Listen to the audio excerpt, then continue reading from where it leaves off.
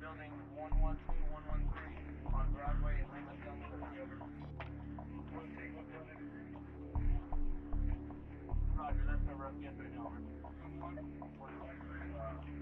Trying outside of building 33. There we go. To answer your question, I don't.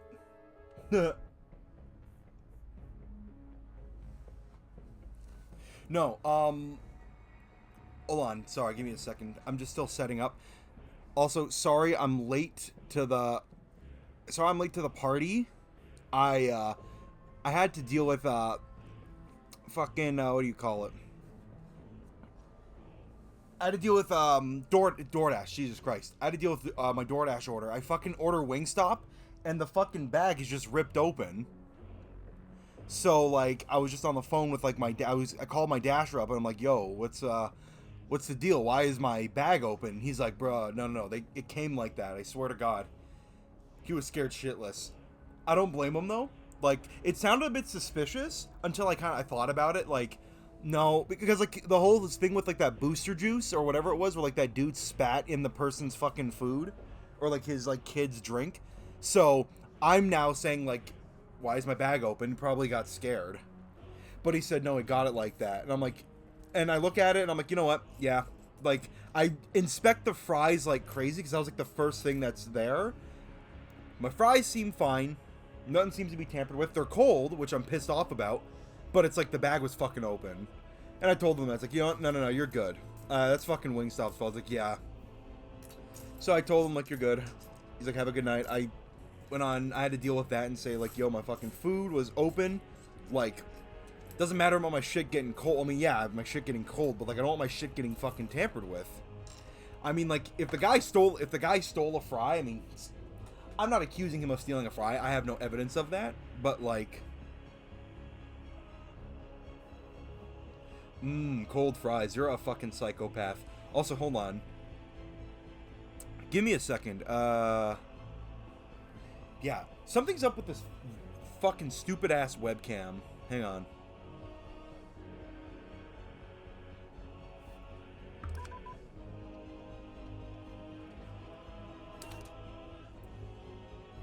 Like, hold on. Give me a second. I gotta fix the lighting in my room. Hang on. I've been trying to deal with this all freaking, like, the last few months.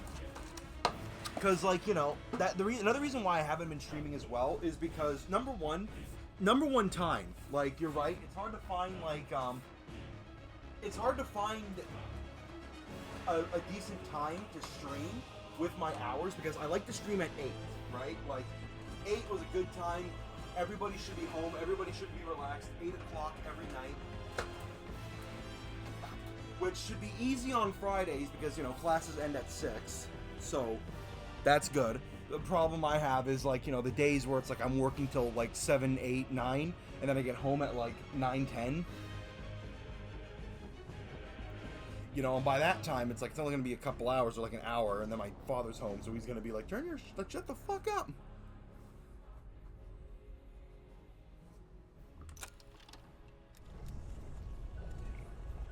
If any of that makes sense.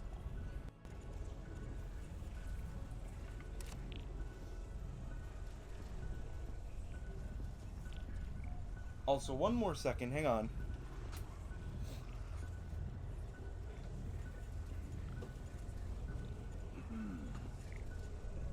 Just making sure. I'm also doing laundry again, as per usual. Every time I do a stream, it's like I want to make sure that my stream looks good. I want to make sure that my room is nice and presentable. And then it's like, oh, laundry. Don't forget your fucking laundry. Because I know I'm gonna forget about that laundry, and then I'm gonna have a problem where like I'm fucking going to work with no fucking clothes. And that's happened to me. Like, I've been using my father's pants, and the problem is my father is way smaller than me.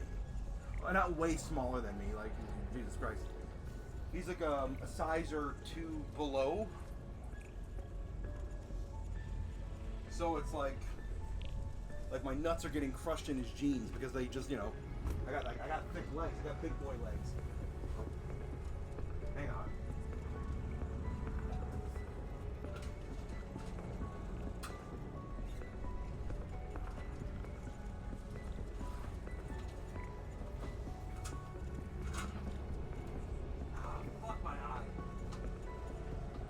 Give me a second. I'm gonna turn on. Hold on. You're always doing 100 things on stream. I know. I should have done all this earlier. I should have done it all earlier. Look, in my defense, I didn't take my meds. That's my defense. I don't give a shit.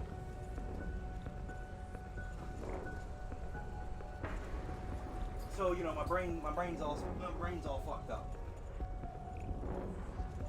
Okay, how's the camera? It's still too fucking dark.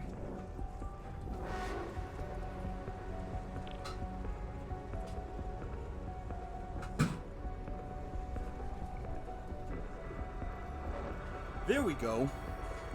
I mean, it's not perfect lighting, but it's better. God damn it, I gotta get new lights and shit.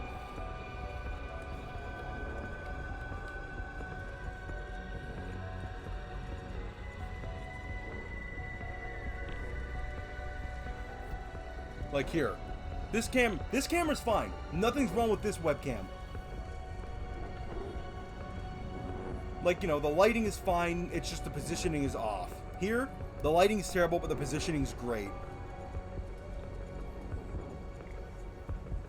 I don't know. I don't know how to explain it. I don't know how to deal with it. I don't give a shit.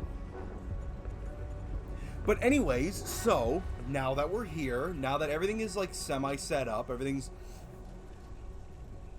fine.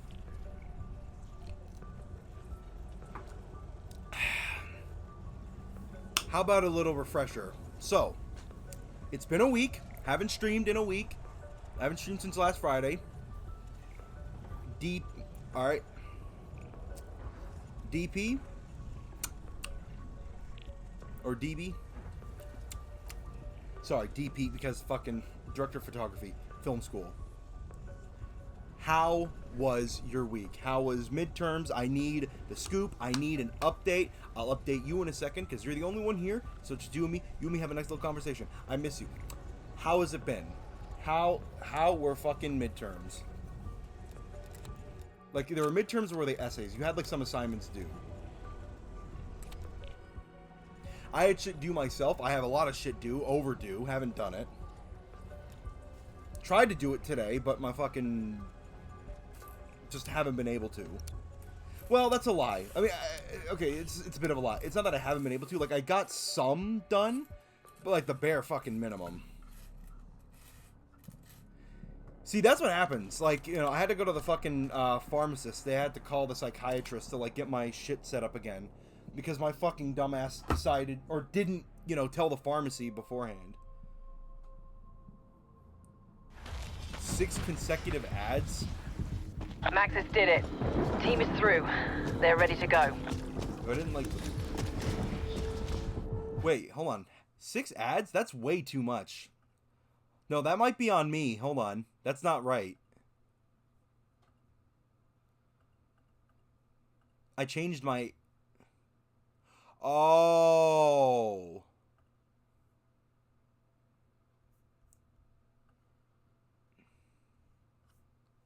Oh, no. Oh, no. Oh. Oh, fuck. Dude. Dude, there were like...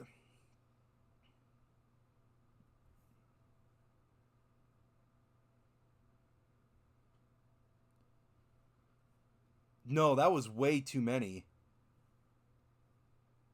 How many video ads do you want to run per hour? So...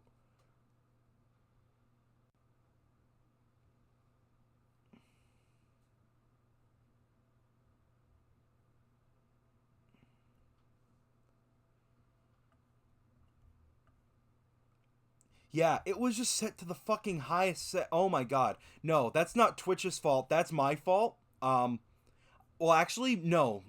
It's Twitch's fault because they fucking changed the ad manager and they had it set to the highest fucking point. No, I didn't do that. No, listen. Twitch did that. Twitch automatically set that up. I don't know why it decided to put it at the highest fucking point. That's fucking stupid. Hoorah! The final battle. Oh, fuck. Now I gotta like, fuck. That's a lot of ads. Holy shit, I greatly apologize for that. Today, the downfall of Omega begins. I'm Get so inside. sorry. I will provide overwatch. Hold up. Sorry, I just realized my gameplay audio is fucking loud. I know. Don't say it. You're supposed to do all this before... Zykov cannot fall into Omega custody. Get him to evac. He's our only chance to stop the Forsaken. Oh my god, I'm a fucking okay, I'm freaking... That's my fucking snow... I put down the fucking blue snowball, not the fucking gameplay audio. I'm fucking losing it. Yes, I'm lucky. I'm so lucky. I'm a fucking idiot. Jesus Christ. I turned my voice chat down. I turned my voice volume down, not the fucking game chat. Also, my webcam is... Okay, now let me repeat my question. I look like shit, by the way, on this camera. I swear to God, I look way better normally. It's the fucking lighting. I gotta... Ow.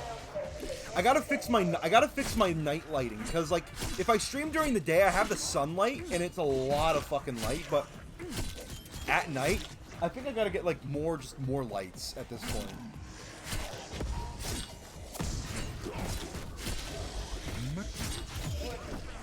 Anyway, now, what I was saying, well, you were getting fucking bombarded with a shit ton of ads. Back off. This is... What I was asking you was, or like what I was saying was, recap. It's been a week since I last streamed. You know, you weren't here. You were doing midterms. I was asking you, how did that go? It was like midterms, or like you had like some essays due or something. I'm wondering how those went. I'll tell you about myself in a minute. Oh, like how I want to hear about you. I want to hear what happened to you. I want to know how y'all are doing. Because I genuinely give a shit for some reason. I'm not even being sarcastic. I love you guys. That's kind of the funny thing too. Like, I've been trying to do like commentary, because a lot of people are like begging me, like, you know, privately, like not like over thing. Look, a lot of people have been begging me to do like life commentary, like just talk about life events, and it's like, my life is pretty boring. I like hearing other people's lives. They're really talking about it, so I kind of gotta, you know... I guess it's perspective, because I live my life, and my life is just, I guess, pretty exciting, so I'm just, like, used to it. Actually, I can tell you how it's pretty exciting. I got racially profiled the other day. Actually, no, not the other day. I think it's, Okay, it's been long enough. Yeah, you had an exam. You got an 89? Let's fucking go! Next week, one more exam left. Hey, let's fucking go! And of course I remembered.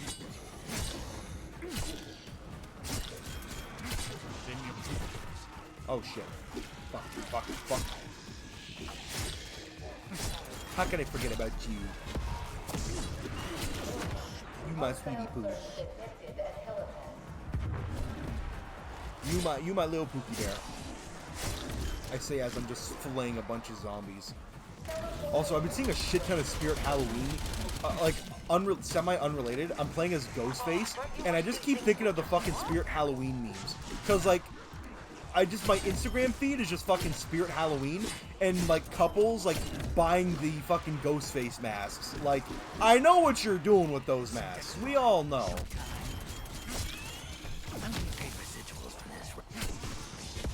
Fuck off.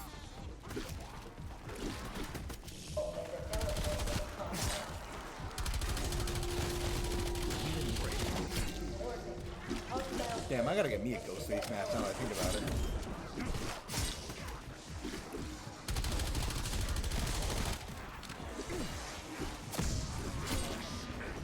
I just focus on work or school. My store is big on Halloween stuff, which I love. Oh, that's... Ah, sweet.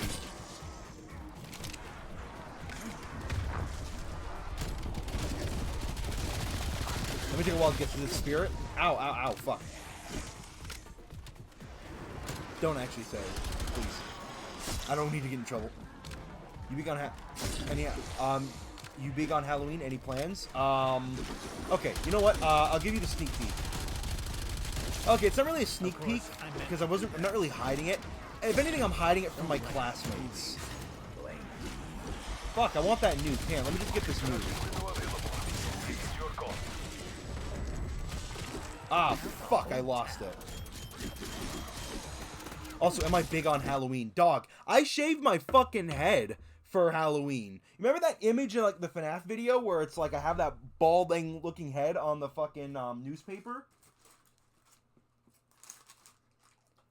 That was my Jason costume. Hold up a sec.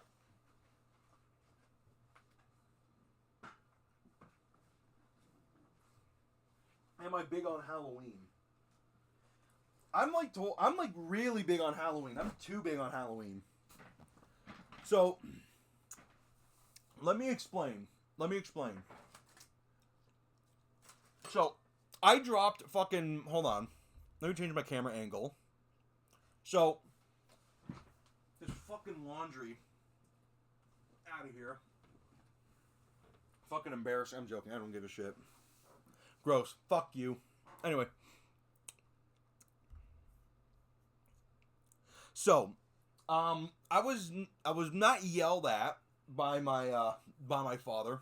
Just sternly talked to about my spending habits because I still need to pay for tuition. So, I dropped like another $200 for this costume, but an X-Defiant, or well, The Division mainly. Right? It's a good fucking holiday. It's the one day where I can dress like a fucking weirdo and no one will say anything. Like, if I could dress like a weirdo all day, every day, I would. But, you know, you can't. Not furry shit, though. Furry, we have a fucking rule. There's a rule. There's a... When I say I dress weird, I mean, like, I like to dress fucking... military style. Like, I like to dress like I'm in the fucking... paramilitary, just military, like, you know what I mean, like tactical and all that shit. Fucking wearing, if I could wear just a Kevlar vest like normal, balaclava or whatever, I would. I genuinely would. I don't give a shit what people would think, but I don't because I'm also fucking I'm 6'3" and I'm black. So if I do that, I'm gonna be like mega suspicious. Like, I was fucking walking one day. I was at, like, the station, and I got stopped by one of the workers. One of those, like, fucking rent-a-cops, basically pretending she was a real cop. Like, you know, a fair inspector trying to, like, you know, saying that my ID was fake. Because she was accusing me of, like, you know, using, like, a student pass or whatever when she's like, "Are you a student?" I'm like, "Yeah." I show her my fucking, you know, student ID, and she's like, "No, I want that TTC one," which I didn't know what the fuck. I still don't know what the fuck it is. But she's trying to accuse me and whatever, and like she's saying I'm faking my ID. She's trying to go through my email and all that, like asking to go through my phone. And I'm like, "Lady, no." Fucking weird shit, honestly. So, also this costume. If you've played, like, you know, X-Defiant, or better yet, The Division, the Cleaners. You know the Cleaners? That's what this outfit is. It's custom, though. It's a little bit custom. Like, it's not based... It's based off of the Cleaners, but it's not based off of, like a character type, like, you know, like a boss type or whatever, or, like, It's completely custom made. It's a bit of a hybrid from, like, the Cleaners from X-Defiant and also The Division, but... This is the body armor. I also put in Caesar's Legion because it's my fucking costume. Also, it's a kick-ass patch, and it deserves to be put on something. That makes sense. I don't fucking know. Anyway.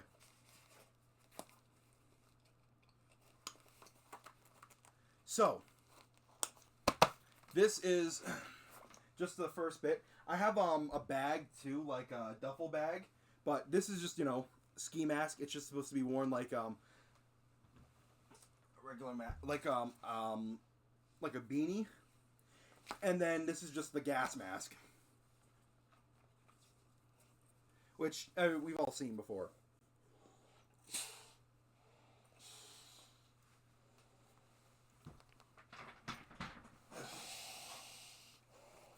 Now, we all know, if I could dress like this all day, every day, that would be fucking awesome. But I know my ass is gonna get fucking jumped. It's gonna get beat up. Like the fucking cops are gonna see this shit, think some shit's going down, and I'm fucked. So, not really a possibility. But yeah, In an ideal world, though,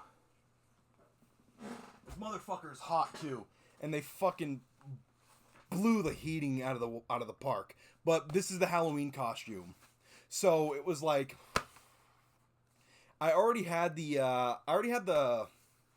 Well, I definitely see the X Defiant inspo. Love it. Yeah, like it's. So this costs around like $50.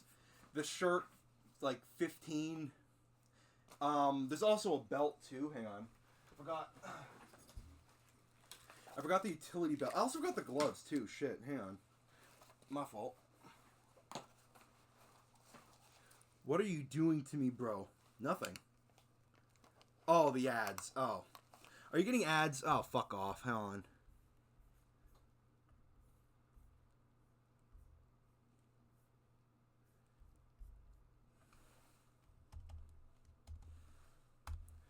Ah, fuck off. Fucking ads. Let me fix that. Man, I'm sorry.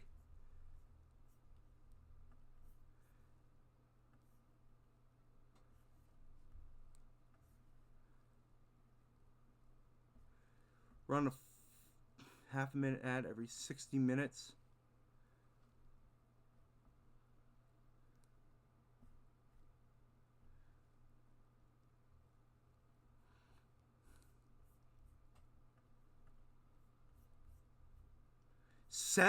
Seven fucking ads? What the fuck?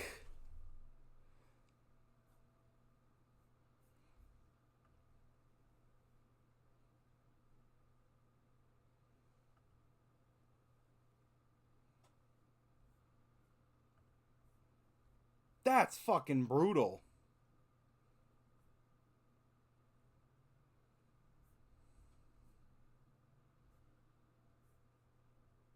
No, I swear to God, what the fuck? Hold on.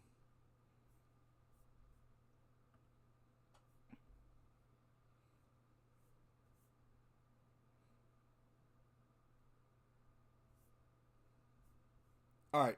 Just tell me when the ads are gone. Oh, fuck's sakes. If you get like 7 ads again, I'm fucking. I don't know what I can do. Hang on. God damn it, Twitch. Why do you keep doing this to me?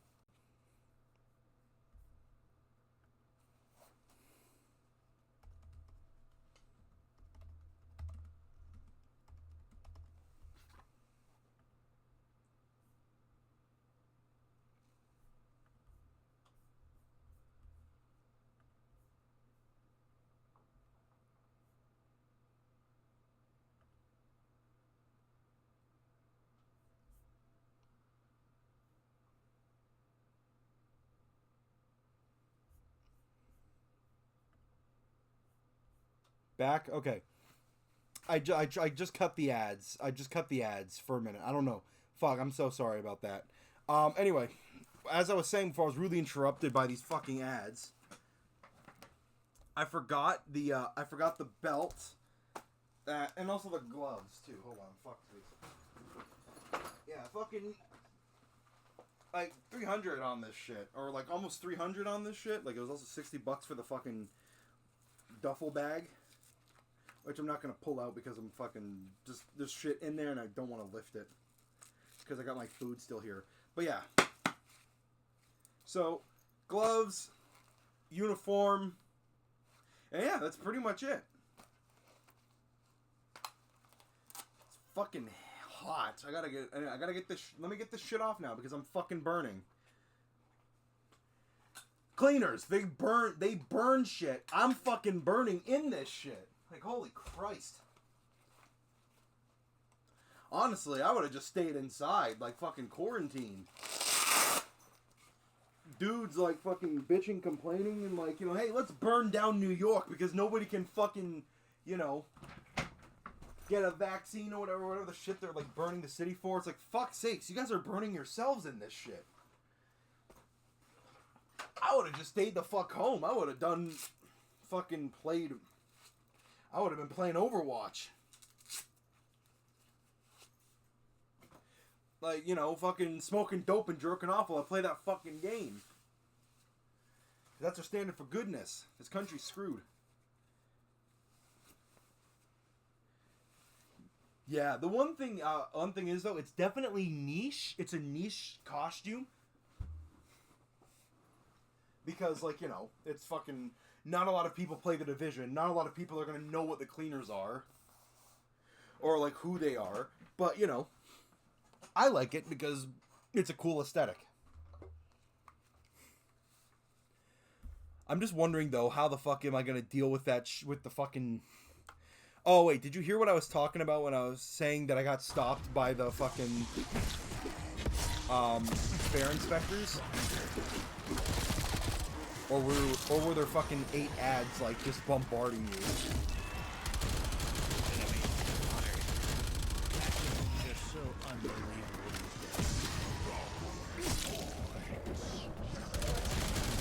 Also, if you get hit with multiple ads again, I might just stop and then restart the stream, because it might not work until I start a new stream. So, like, that's a ridiculous amount of ads, so of course I'm gonna fucking stop the stream. If that's the case.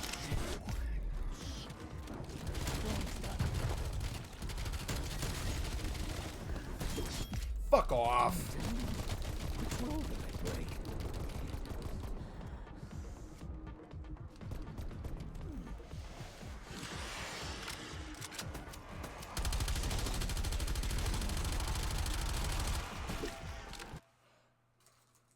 Hold on.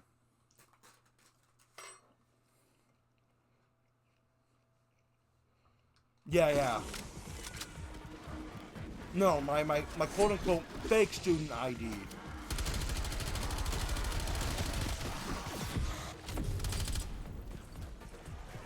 Like, you know, you fucking accuse me of faking, let's see, you accuse me of faking my ID.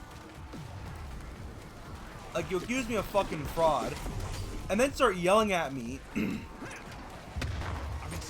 And you're calling me a freaking moron. Well, didn't call me a moron, but it's like, what is wrong with you? What's so hard to understand? It's like, you practically just call me a fucking card at that point. Like, why are you holding back? But, like, you know, oh, fuck, I'm a freaking idiot, I died.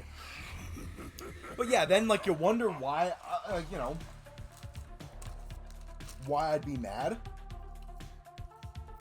And then they're following me, too? It's like, what the shit? Hold up. I gotta go. Nope, fucking catch up. Fuck you, Wingstop.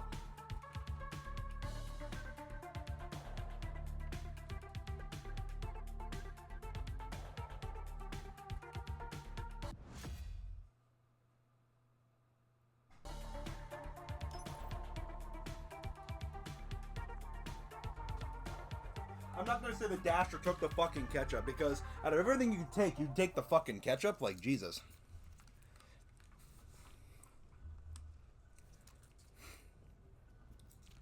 No, but, like, you know, that was still fucking... I don't know if I mentioned... Actually, did I mention this the last stream? I think I did. I don't remember. Well, you weren't here in the last stream, so, you know.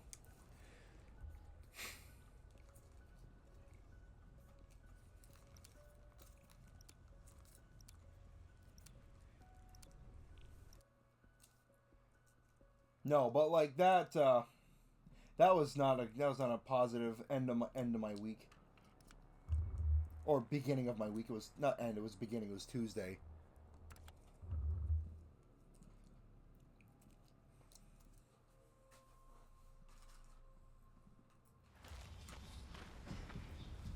Also, too, Max has got him through. Team I'm gonna is die a reaching lot complex. in the fucking,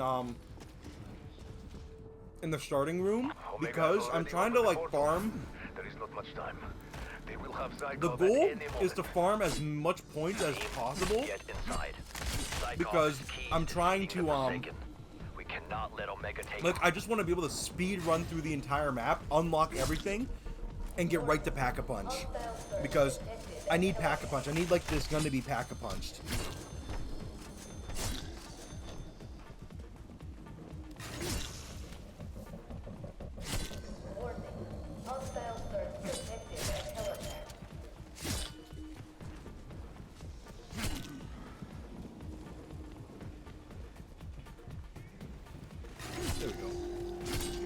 So yeah, like so yeah, that happened. Oh, also speaking of school, because right now next week is reading week, so thank God I might be able to work on some content, you know, finish some assignments.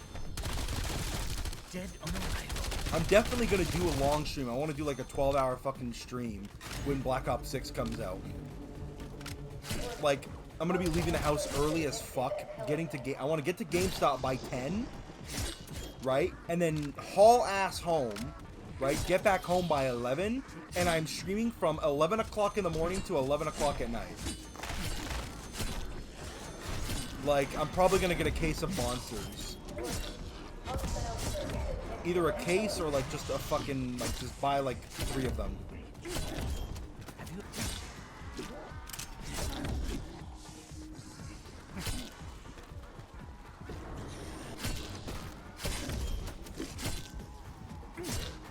Good effect.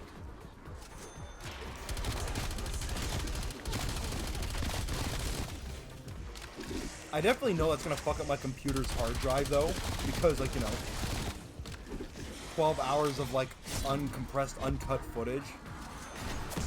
So you know what? Actually, what I might do first, before that stream, definitely, check my hard drive space. Like, you know, go through it, make sure that there's no issues, everything's cleared. Might do like clear the cache and whatever, all the important stuff. Which clearing the cache is easy. Like, because like, you know, I don't want it to fuck up the RAM too, so it's like just reset the computer. Like, yeah, just restart it.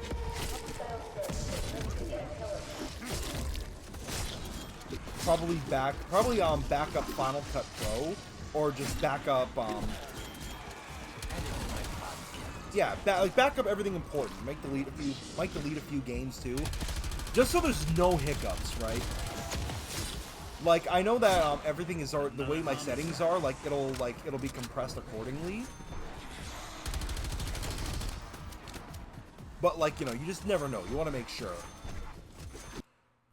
Hold on, let me just also thing too. Are you getting ads? Are you getting fucked up with ads?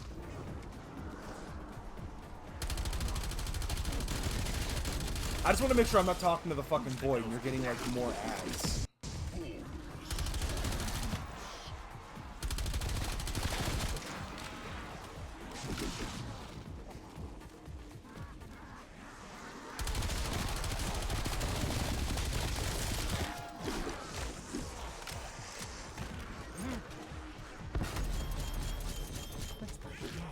You keep coming, and I'll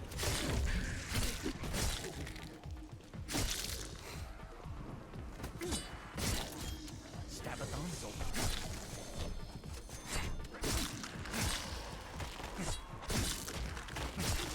From one.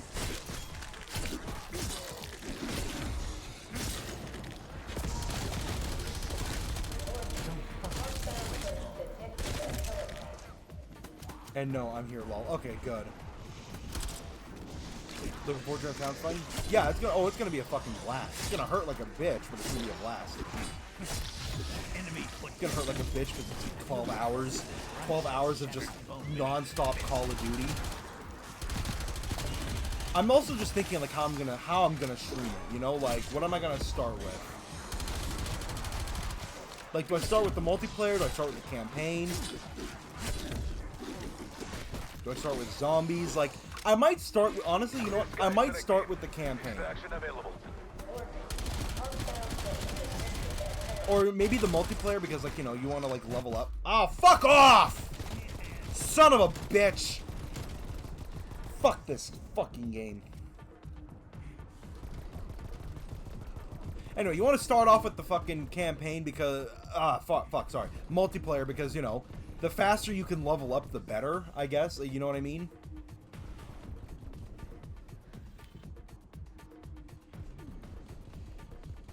Like, you can kind of work your way up Schitt's Creek. Because, like, you know, the multiplayer is, like, you know, and then, too, like, you can get, like, a lot of reactions. Like, the earlier you start, the better. You're gonna, like, fucking sweat your ass. And by the time, like, you know, it's the end of the day and, like, all the, after-work people are getting on, it's like, what the fuck? You're already fucking level... That's what happened to me when I played MW2. I was already level 55 with the gold fucking pistols, and people were like, what the shit? Because, like, I'm in lobbies with dudes who are, like, level 8, and I'm fucking max level. Max level with golden pistols. You know, as much as I shit on MW2, the, honestly, the opening weekend, the opening week, that was probably its highlight. Only because it was, like, you know, it was fucking new. Right? Like, it was new. Like, Vanguard was just... It was good because Vanguard was fucking gone. That's the only reason why MW2 was good. Because it meant that Vanguard was done. And we can finally get back to some good old Call of Duty. Maybe not good, but it was old. Also, too, one of my coworkers said, like, at my other job, like, one of my coworkers said that, like, it's the same game over and over again. I'm like, no, it's different. I mean, then again, every time we always say, like, why this new COD game is good is because it does something that an older COD did.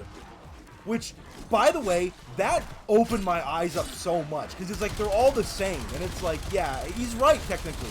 What's the one thing we always celebrate when a new COD comes out? Oh, they're doing something that they did in the old COD. Like, really?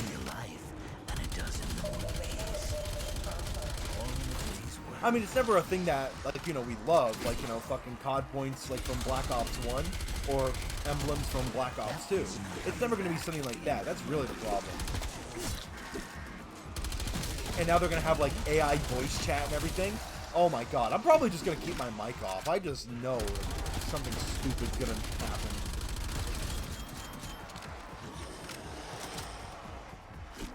Also, if I die again, I might just like play YouTube videos while I eat, just so that way I can finish this food and it doesn't get any colder.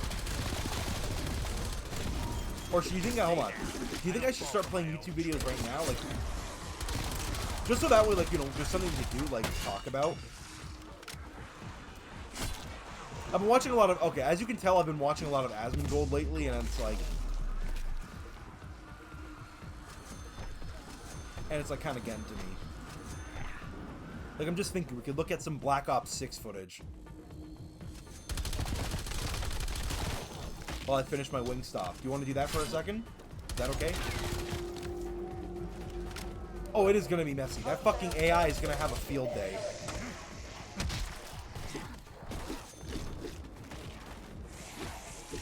Alright, give me a second. But yeah, like, all it is going to be, like, people just screaming the N-word out of anger, and then we're all cooked.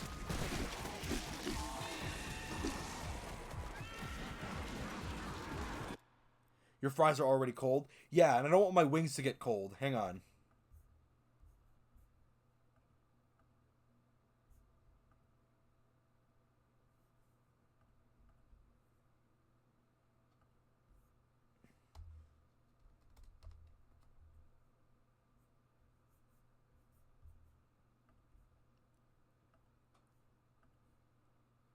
Give me a second.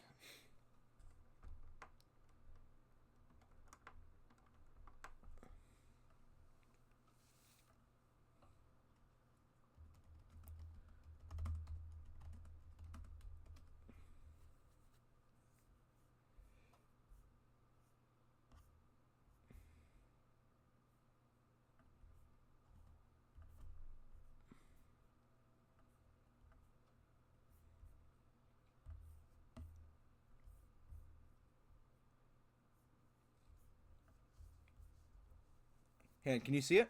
No, you can't. What the fuck? Whatever. Whatever. Hold on. You like Death Note? Yes, I like Death Note. The fuck you talking about? I like Death Note. Bro, I did a whole fucking... I swear to God. I swear to... Okay. I did not... Oh my God. Oh, no. I didn't. The reason... Okay, I know I didn't talk about it. The reason why is because I wasn't streaming. When I started working at the other job that I was working at, every night I would fucking watch Death Note with my father, right? Like, we binged that entire fucking show.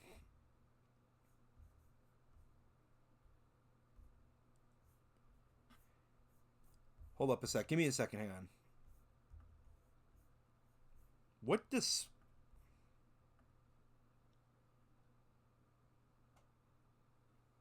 Hold up.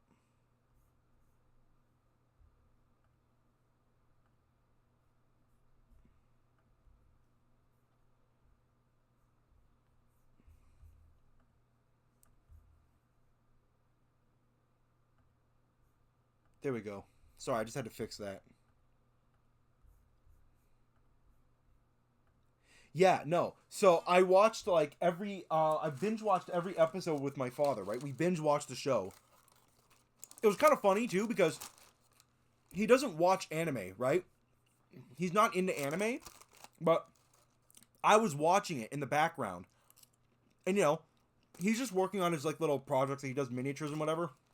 And he's just listening to it. And like when he finishes, he gets up to go put on his pajamas. And he's like, you better pause that fucking show. Because, like, you know, I was getting ready to play the next episode. He's like, no, fucking pause that shit. I want to see it. And we binged it like fucking crazy. Right? And now, like, and he always watches, like, these, like, you know, PAX West or, like, Comic-Con or, not PAX West, Comic-Con. He always watches, like, you know, those, compilations of people's costumes, like, their cosplay at Comic-Con. And he sees like Light Yagami and also Ryuk, and he was like, get the fuck out, get out here. I'm like, what? And he's like, look, it's the fucking thing, it's the Shimigami thing. And it's like, yeah, Ryuk. Because now, like, he even said, like, if he hadn't seen that show, he'd never noticed it before. Like, fucking love that show. They did, by the way, they fucking did Misa so dirty. I'm gonna be honest. Like, at first, I wasn't really thinking much of it. Like, you know, because, like, before I finished the show, I was talking to a friend about it, and he was like, bro, they did Misa so dirty. I'm like, ah, she's kind of annoying. But the more and more I watched it, right, the more and more I was like, what the fuck? They did Misa dirty. Like, you know, this one guy, hold on. Actually, let me pull up his video. Hold on. Give me a second.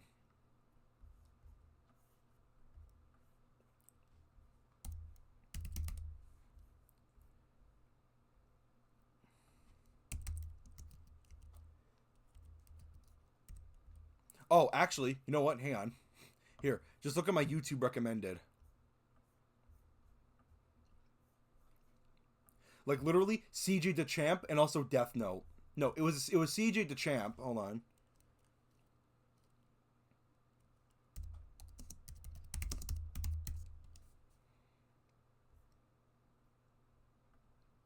Happen after this. This. Now they don't show.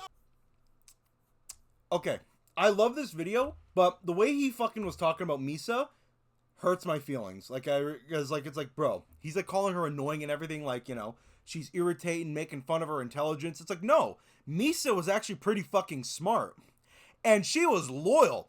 That's her downfall, is that she's way too fucking loyal. You know, but I mean, like, you know, imagine having both your parents fucking die. You know, from like killers, and then this guy like does this and that, and then you get saved by this whole fucking Shimigami. I kind of see it. I can understand why, like, you know, she's like that. But in no way is she dumb. Like, hang on. And just start staring into nothing. And he makes her start killing people again.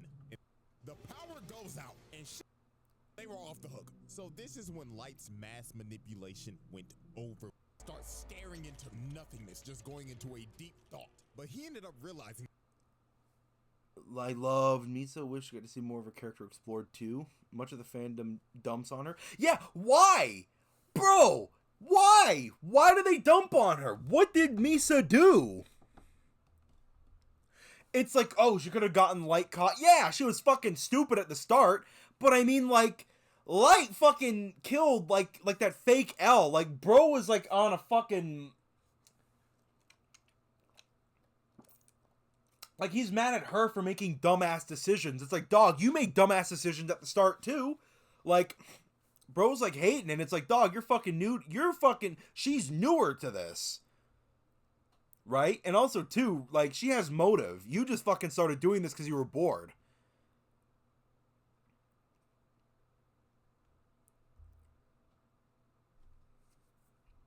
I can't find it. Hang on. The pipe on her ass. Kodak, I really do hate this nigga. But I have to admit, game is game. This man is the best mass manipulator. So that man L says bring. The reason why is because her parents were. Oh, here it is. And don't be acting like I'm reaching. You think Light was cracking Misa? Fuck no, he hated this bitch. Speaking of that, let me go ahead and introduce the accomplice. The second Kira, Misa. Absolute brain dead. This girl suffers from brain rot. And she's just deeply in love with this nigga. And the reason why is because her parents were murdered. And she's not dumb, though. Even Light said it, that she's not fucking dumb. She's easily manipulated, that's for sure. But I mean, okay, you could say she's dumb, but the amount of dumbassery that this guy is giving her is like a little bit too much, in my opinion at least. In my humble and correct opinion. Lo and behold, guess who brought justice to the murderer? Yeah, they were off that nigga. And how she got a death note is even crazier. One night she was walking home and she got approached by some crazy ass stalker nigga. And he was ready to kill her.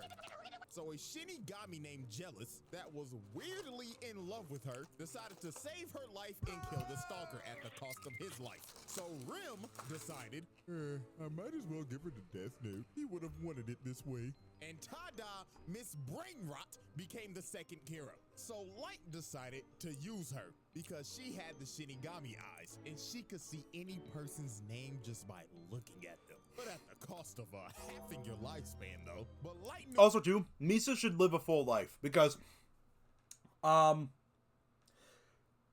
she even though she halved her lifespan, the that dude who sacrificed himself. Bimbify her. Yeah, like, is she a bit of a, like, you know, a bimbo? I wouldn't call her a bimbo. I don't know what to call her. She's a bit, like, you know, a little too madly in love. Me personally, I'm fucking into it. I'll be into that shit. Like, damn. That's a fucking ride or die right there, honestly. That's fucking wife material. I'm gonna pose as your girlfriend. Bro posed way too fucking hard. Like, you fucking had an apartment that she lived in. Okay. It's like fucking Spy Family, right? It's like in Spy Family where it's like, you're gonna pretend to be my wife. She cooks for you. She cleans. She lives in your house. At that point, she's just your fucking wife.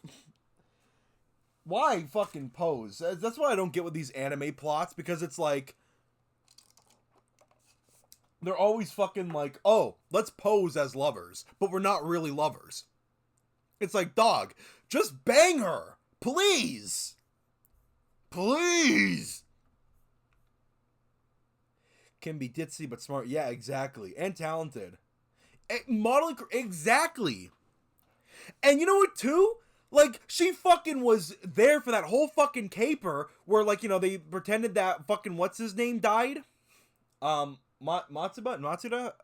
I'm fucking terrible with these names. You know who I'm talking about, though, with Yosuba Group, where, like, you know, they had all the fucking...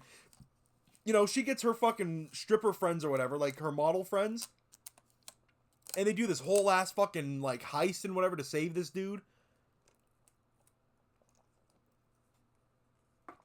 Like... She's not dumb. Like, she's not that fucking dumb. But anyway, point being, Misa gets too much fucking hate. I don't care what people say. And Light gets way too much fucking love, in my opinion. Light and L. Honestly, if I had to pick between Light or L, I'd kill both of them. I fucking hate them both. I'm honestly on Ryuk's side. Ryuk is just like, man, I'm just here to watch this shit. I'm killing everybody in the end. Matsuda, if anything, he was the dumb one. Yeah, Matsuda was fucking, he was on something.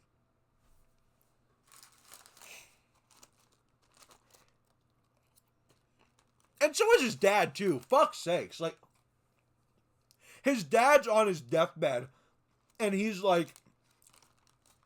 And it's like, you have the chance to kill this motherfucker, make everybody's lives easier, and you don't do it. Like, oh my god. I can die happy that you're not Kira. Ugh.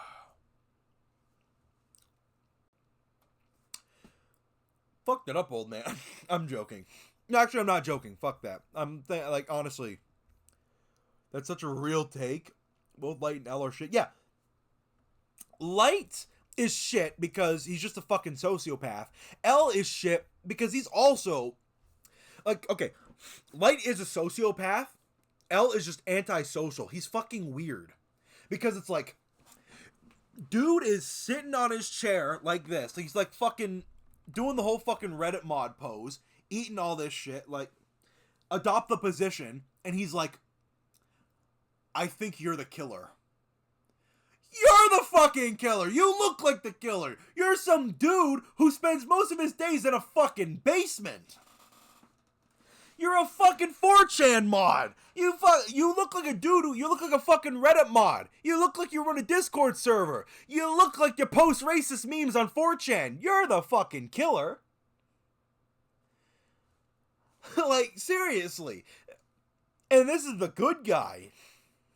This is the guy who we're supposed to be rooting for. Or who are we supposed to be rooting for? Because I'm not rooting for Light, and I'm definitely not rooting for L.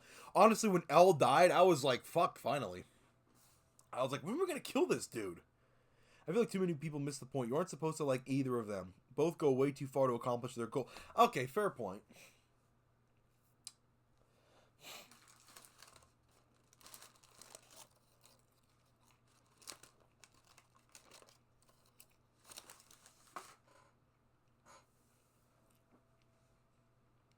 Honestly, though, if Light had less of a god complex, I'd probably be on his side. But if he wasn't such a fucking prick, you know, like... And you know what the thing is, too? The protagonist and the antagonist are both so unlikable. The show is good. I'm just thinking about, like, shows that have, like, unlikable protagonists and antagonists. And it's like, most of the time, those shows are fucking ass. Like, think about, like, fucking, what's it called? She-Hulk. The main character is unbearable, and I'm pretty sure, like, you know, the villains are I haven't seen the show, because it seemed that bad, but I'm pretty sure the villains are also just so one-note, so it's like, I don't want to fucking watch it. The thing is, here, it's that same thing. These guys are so one-note. One's hell-bent on, like, you know, bettering Earth in his own fucked up way, and the other one is just so fucking obsessed with watching this dude jerk off, because why the fuck do you have cameras in his bedroom? He's looking at porn, and his dad's like, I don't approve of this. I hate Light's dad. Fucking... whatever the fucking Yagami Sr., I forgot his fucking name. Honestly...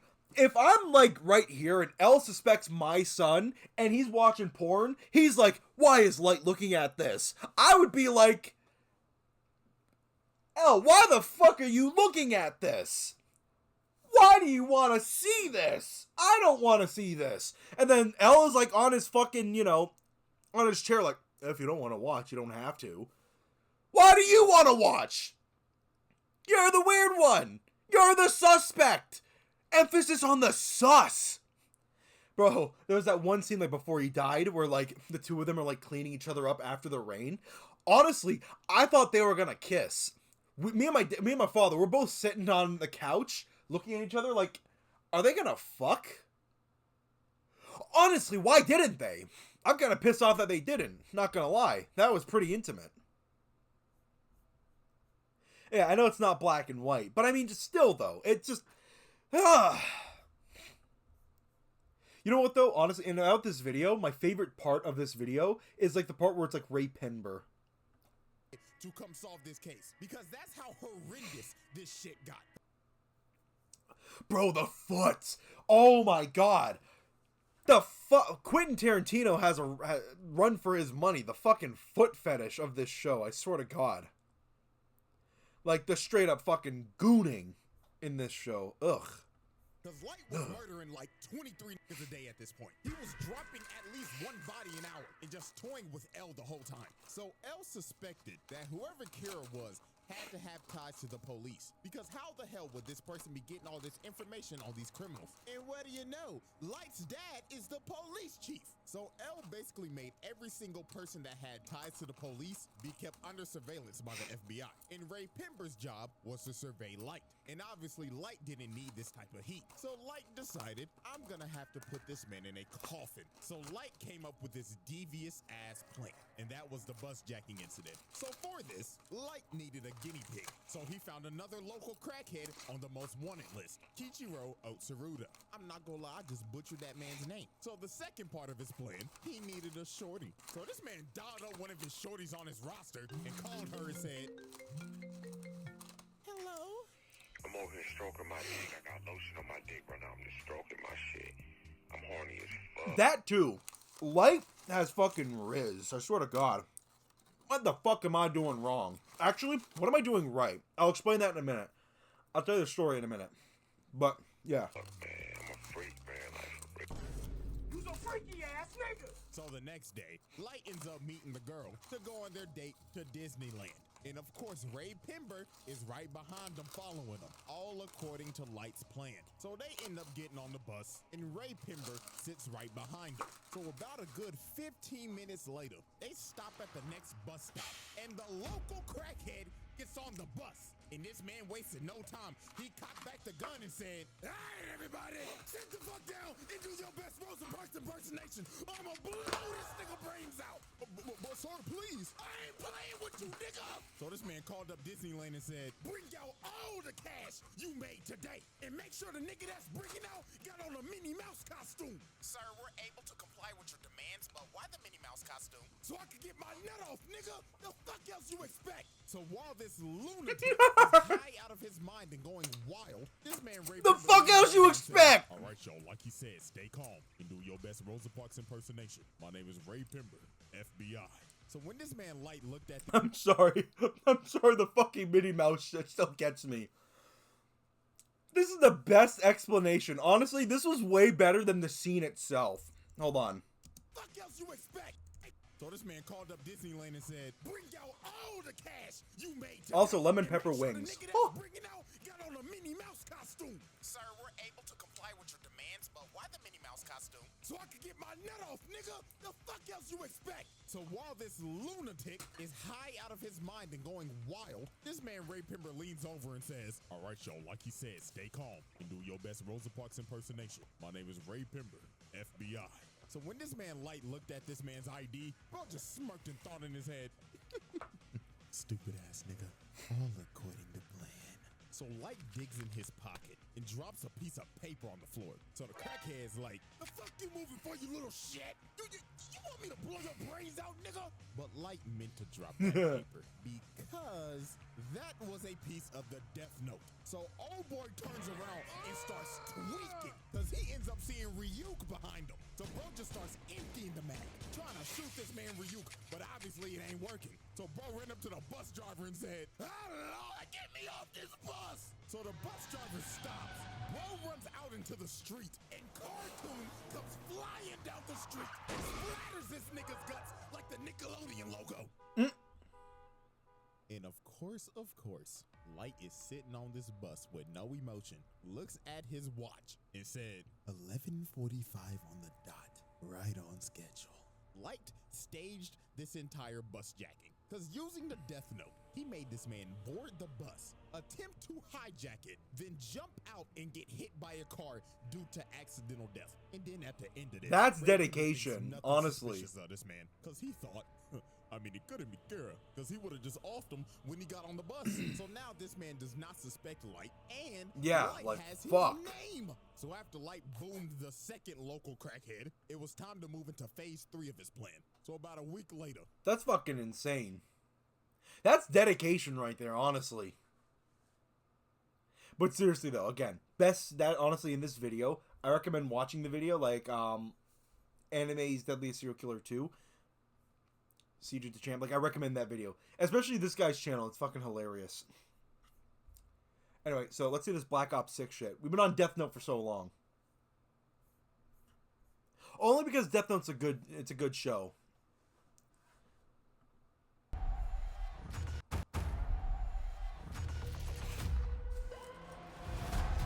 The Cold War is over.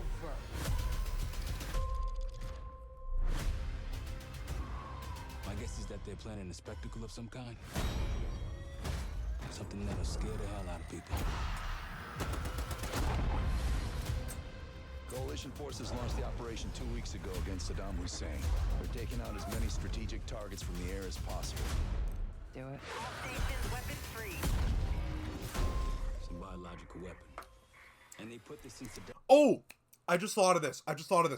Remember when like the memes came out because they were like, "Oh my god, they're going to bring back 9/11?"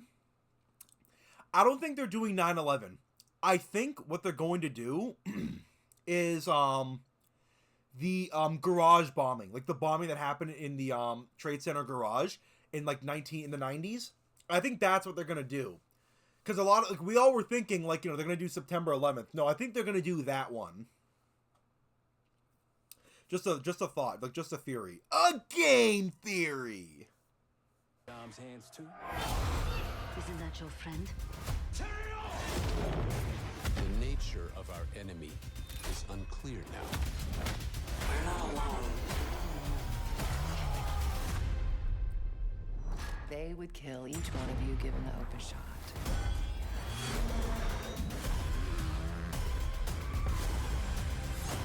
Time we had a chat.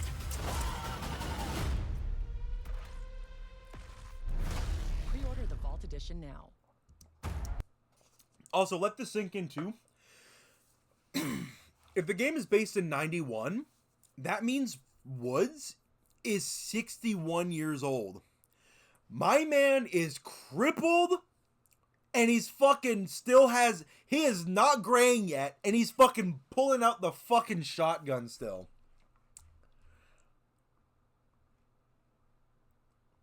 Like, look at that. Not bad. Hold up. Isn't that your friend? Hold on. Isn't that your friend? Isn't that your friend? Is that Mason? Is that Mason confirmed?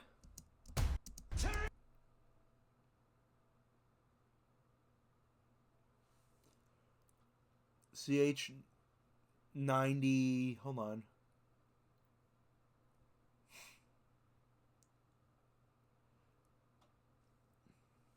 What could that be?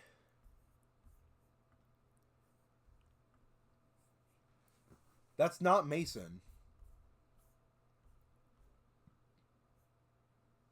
Is it? No, I don't think it's Mason. The nature of our enemy is unclear now. We're not alone. Also, too, who the fuck is Marshall, by the way? They keep bringing out, like, these new characters. Like, now we have to add Adler and all that into, like, where were they during this era? Where were they during Black Ops 2? Which you could probably explain. I think you could probably explain that away. Like, you know, they're doing other shit. Like, they split off. What brings them back? Actually, what am I saying? That's probably going to be the story beat. They would kill you. Look at that. Look at Woods. Hold on. Woods is still fucking jacked at 60. Bro ain't even... Hold on. Like, look at Woods in 20... Hold on.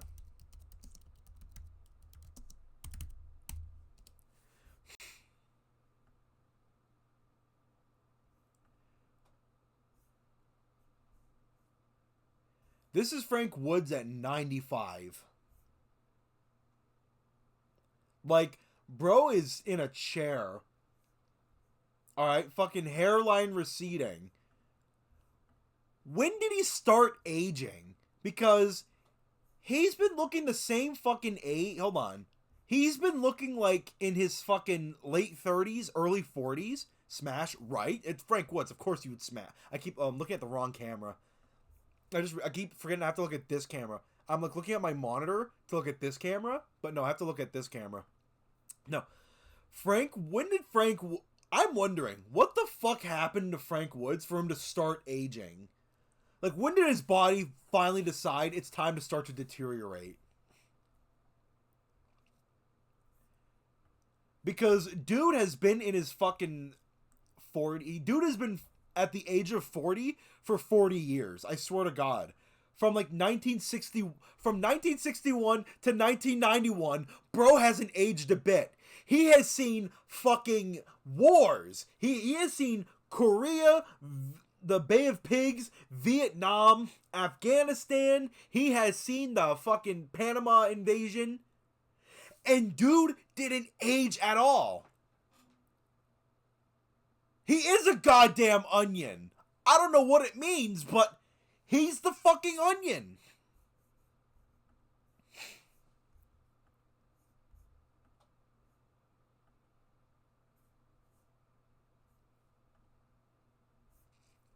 Like, shit, it's impressive. You gotta think about it.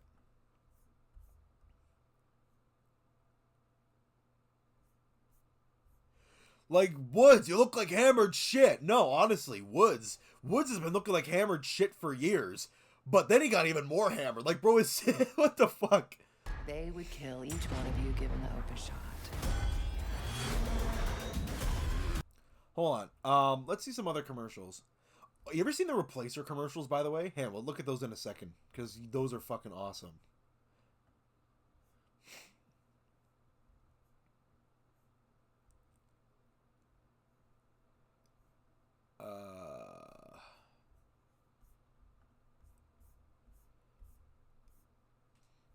Yeah, Black Ops 6, I don't know why in my feed it's been getting a lot of hate. Everything seems to be pretty good so far. Like, there's problems, like the fucking always online connectivity, but that's the only issue that this game has, is that the fact that it's like, it's always online. Which, I'm not gonna like, I don't know. It depends. I'm gonna have to see the game in order to say it. To say what my thoughts are on that. My thoughts are as clear, like, you know, if you want, this game has no future proofing, it's fucked that way. So, you know, I'm buying it because, you know, I get to make content on it. And if, you know, you're fine with the fact that it's not future proof, then go ahead. But it's a good thing to know that, like, yeah, this game is gonna die in, like, 10 years. Or 5. It depends on when, like, you know, they want to kill it off. Like everything, campaign and all.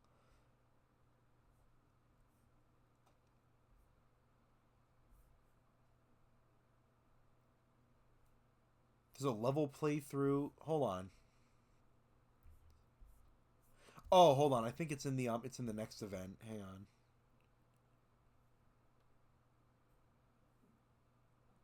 Because there was a thing talking about the campaign, like the safe house and all that. Hang on, let's see the Replacer trailer, actually. Hold on, let's look at the Replacer trailer. Where the fuck is... There's so many ads! Holy shit! Oh, hold up, you wrote something. Smash, that was me. Sucked them dry. Oh! Oh my. I can't blame you, though. I can't hate. I mean, like, listen. I'm not gay. But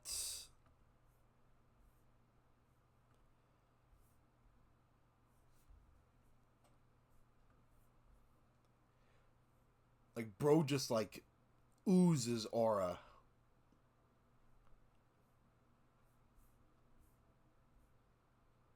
Oh, here it is. Hi, baby. I'm back. He's back. You see, I own the Replacer. I replace you so you can play Call of Duty Black Ops 6. Really good. Where's Dad? I'm your daddy now. Oh, hello, Daddy. I like that. Mittens is stuck again. Mittens, you did this to yourself. Sir, can you please just unlock the doors? Just give me 5 stars. Now get the hell out of my car. Blessings and gifts for all. Your Holiness! Kiss your own baby, lady. Bim, bim, bim, bim, bim. Call of Duty. Black Ops. Baby blessings. It's fucking awesome. No, the Black Ops 4 Replacer trailer. Hold on. This shit's a vibe. Expecting someone else. Well, I'm afraid he's absent right now, so you get me. That means canonically, Donald Trump was playing Call of Duty. The Replacer. It is my job to fill in for you while you enjoy some well-deserved Call of Duty time. Unfortunately, there's only one of me. And with all of you spending so much of your precious time in Black Ops 4, I must admit things have gotten a little out of hand. The government shut down. The stock market plummeted 800. The administration served fast food. Yeah. Ew! You locked the back door, right? What kind Oh no! Question is that? What? Hey! What are you looking at? Kickstart my heart, hope it never stops. New Jersey today. And next we have John. Who are you? He's not here. I'm his replacer. You're replacing John. I would like to say fuck you to you all. All right, I'm done. No host for one of Hollywood's biggest award shows. These are growth hormones. You just add 1 drop for every gallon of water. Clear? Yeah.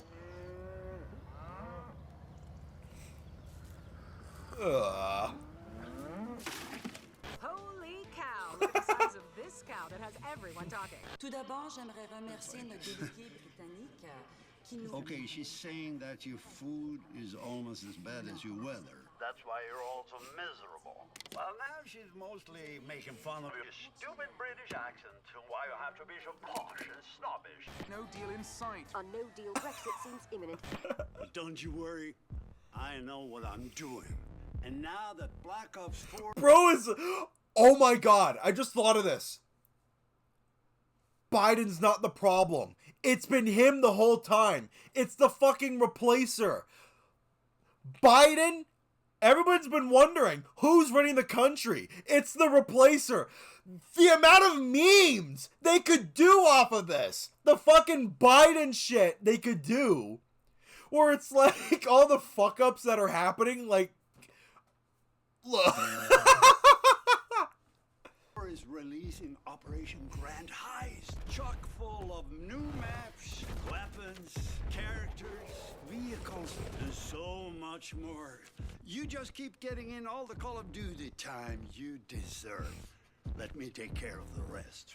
I'm sure everything will be back to normal soon. What is this? Kickstart my heart! God, that fucking song gives me a fucking boner! Woo, yeah!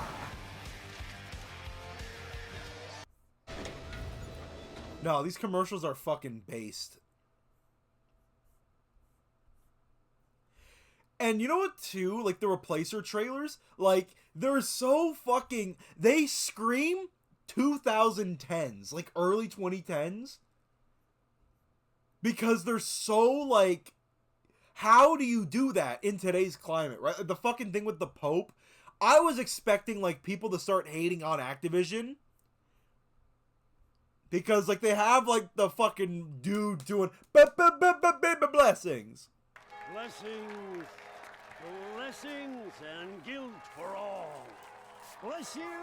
Bless And you. guilt. Bless you. Blessings and guilt for all. That's fucking horrible. Blessings. Blessings and guilt for all. Bless you. Bless you. Bless you. Your Holiness! You kiss your own baby, lady. Bim, bim, bim, bim, bim. Bless you. Bless you. Bless you. Hey, I'll put in a word with the big man. Bless you all. You're all forgiven or whatever it is you want. Stay righteous, y'all. Just stay righteous. Stay righteous, yo. Just stay righteous.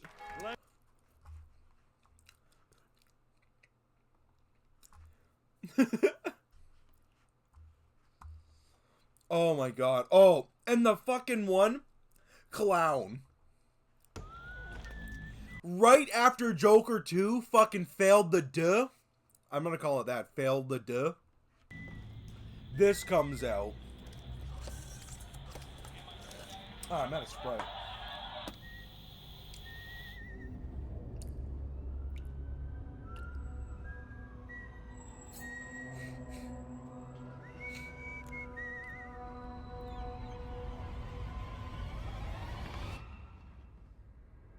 Joke's on you.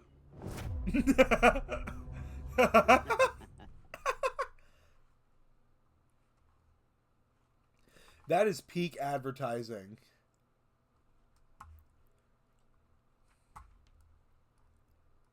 Like, just on the ads alone, like, thank God. I know the game's probably going to be trash. Let's be honest. The game's probably going to be trash. But, like, it screams mixed messaging, right? Because you have this fucking, like, your trailers will have that crass humor, but then it's like, in-game, you're going to be banned for it. You know what I mean? Like, it just screams mixed messaging. Like, oh, old ads, old Call of Duty, is that Call of Duty feeling is going to be back, and then they'll come out with something stupid. Delivery! I need a signature. Hello? Well, I'm not coming back.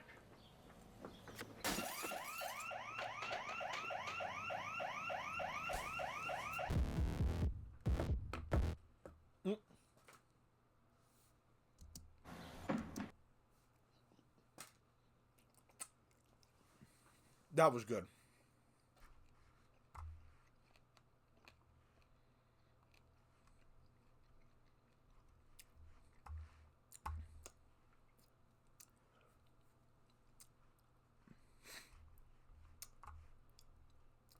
Hey, and I wonder, what is my fucking YouTube recommended looking like?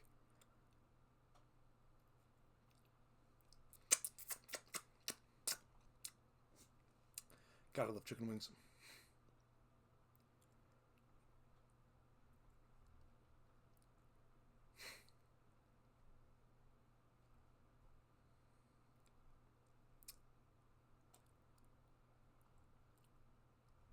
God, my YouTube recommended is just so...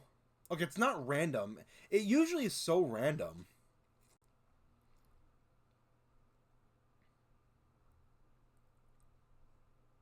Huh.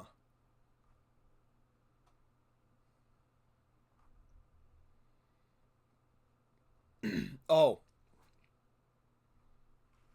Oh, these are my favorite. The fucking Reddit ones where it's like Reddit relationship videos. Those are my favorite.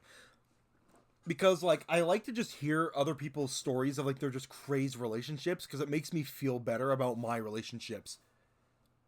Which, my relationships never ended well. Well, actually, that's a lie. That's a lie. I haven't really been in that many relationships, but the last one ended pretty much, ended fine. But some of the stories you hear on these are like, holy shit. You know, and it makes me appreciate more. It makes me appreciate the relationships I've had at least a little more.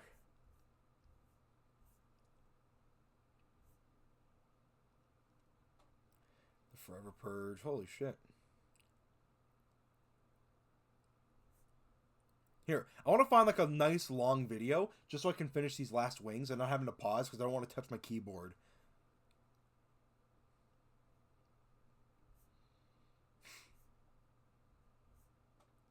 Wait, what's this? Men are slowly giving up and nobody cares. Should I just do that? Should we have a reaction? Favorite kind of brain rot? Exactly. It's so weird. It's like, it's a sickness.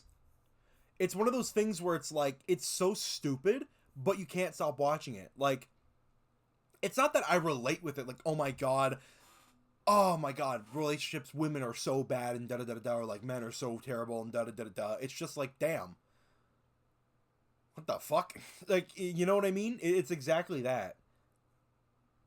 Also, hold on. What's this one? Giving. I saw this one. It was in my like watch later. Hold on. Increasingly, more and more men are giving up on relationships, careers, and society as a whole. Resentment is growing, unemployment is becoming rampant, and keeping your head above water seems almost impossible for many men today. This is leading to more men than ever dropping out of society entirely. And it's not just that, men are becoming infantilized. With terms like adulting now becoming normal, it's clear that something ugly is happening that needs to be addressed. Okay. The term adulting is ruined. I used to say adulting, like, you know, adulting as a meme, like just to be funny.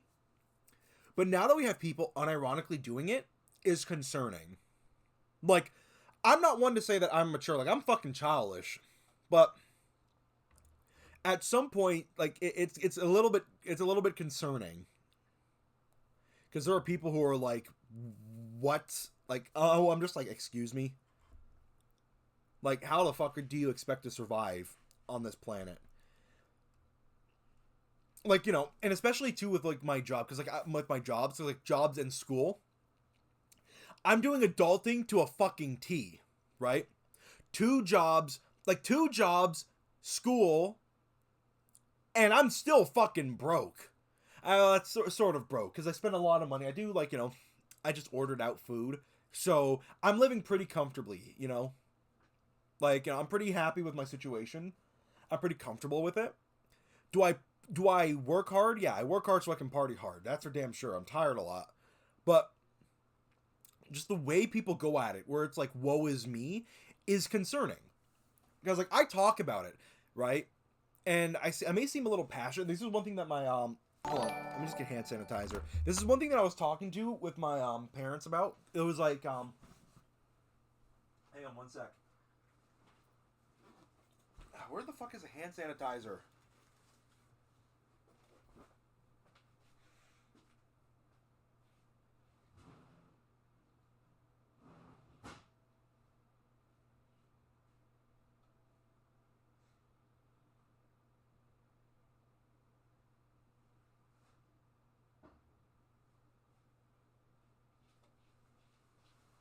Sorry about that. Sorry, I was getting hand sanitizer. I couldn't find my little bottle of hand sanitizer.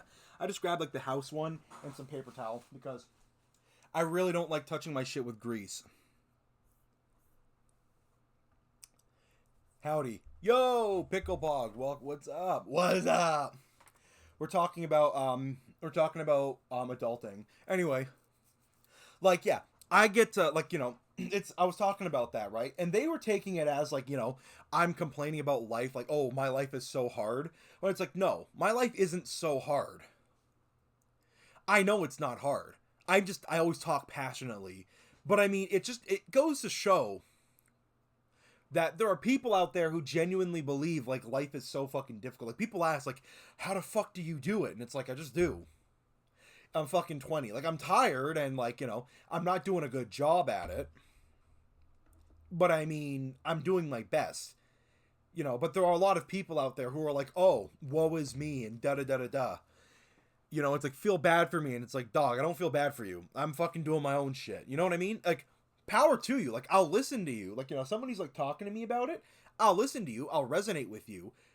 But I think some of these people want genuine, like, fucking appraisal. Like, huge appraisal. Like, you are him for doing that. Like, you know, they're like, no, that's not how it works.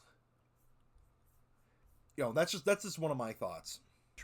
We live in such a strained, unnatural environment that is bound to start to wear on society, but men in particular are battling to keep up and are slowly giving up on dreams, giving up on trying, and giving up on doing anything constructive. And for a large part, it's really not their fault, as this trend isn't just a personal struggle, but a societal issue that we must urgently address. So why is this happening? And why has it gotten so bad in 2024? On the surface, People are busy dealing with themselves. You can't look for others to solve your problems always. Exactly. And you know what? This is kind of a thing that's like, I think this is only something that's on the internet.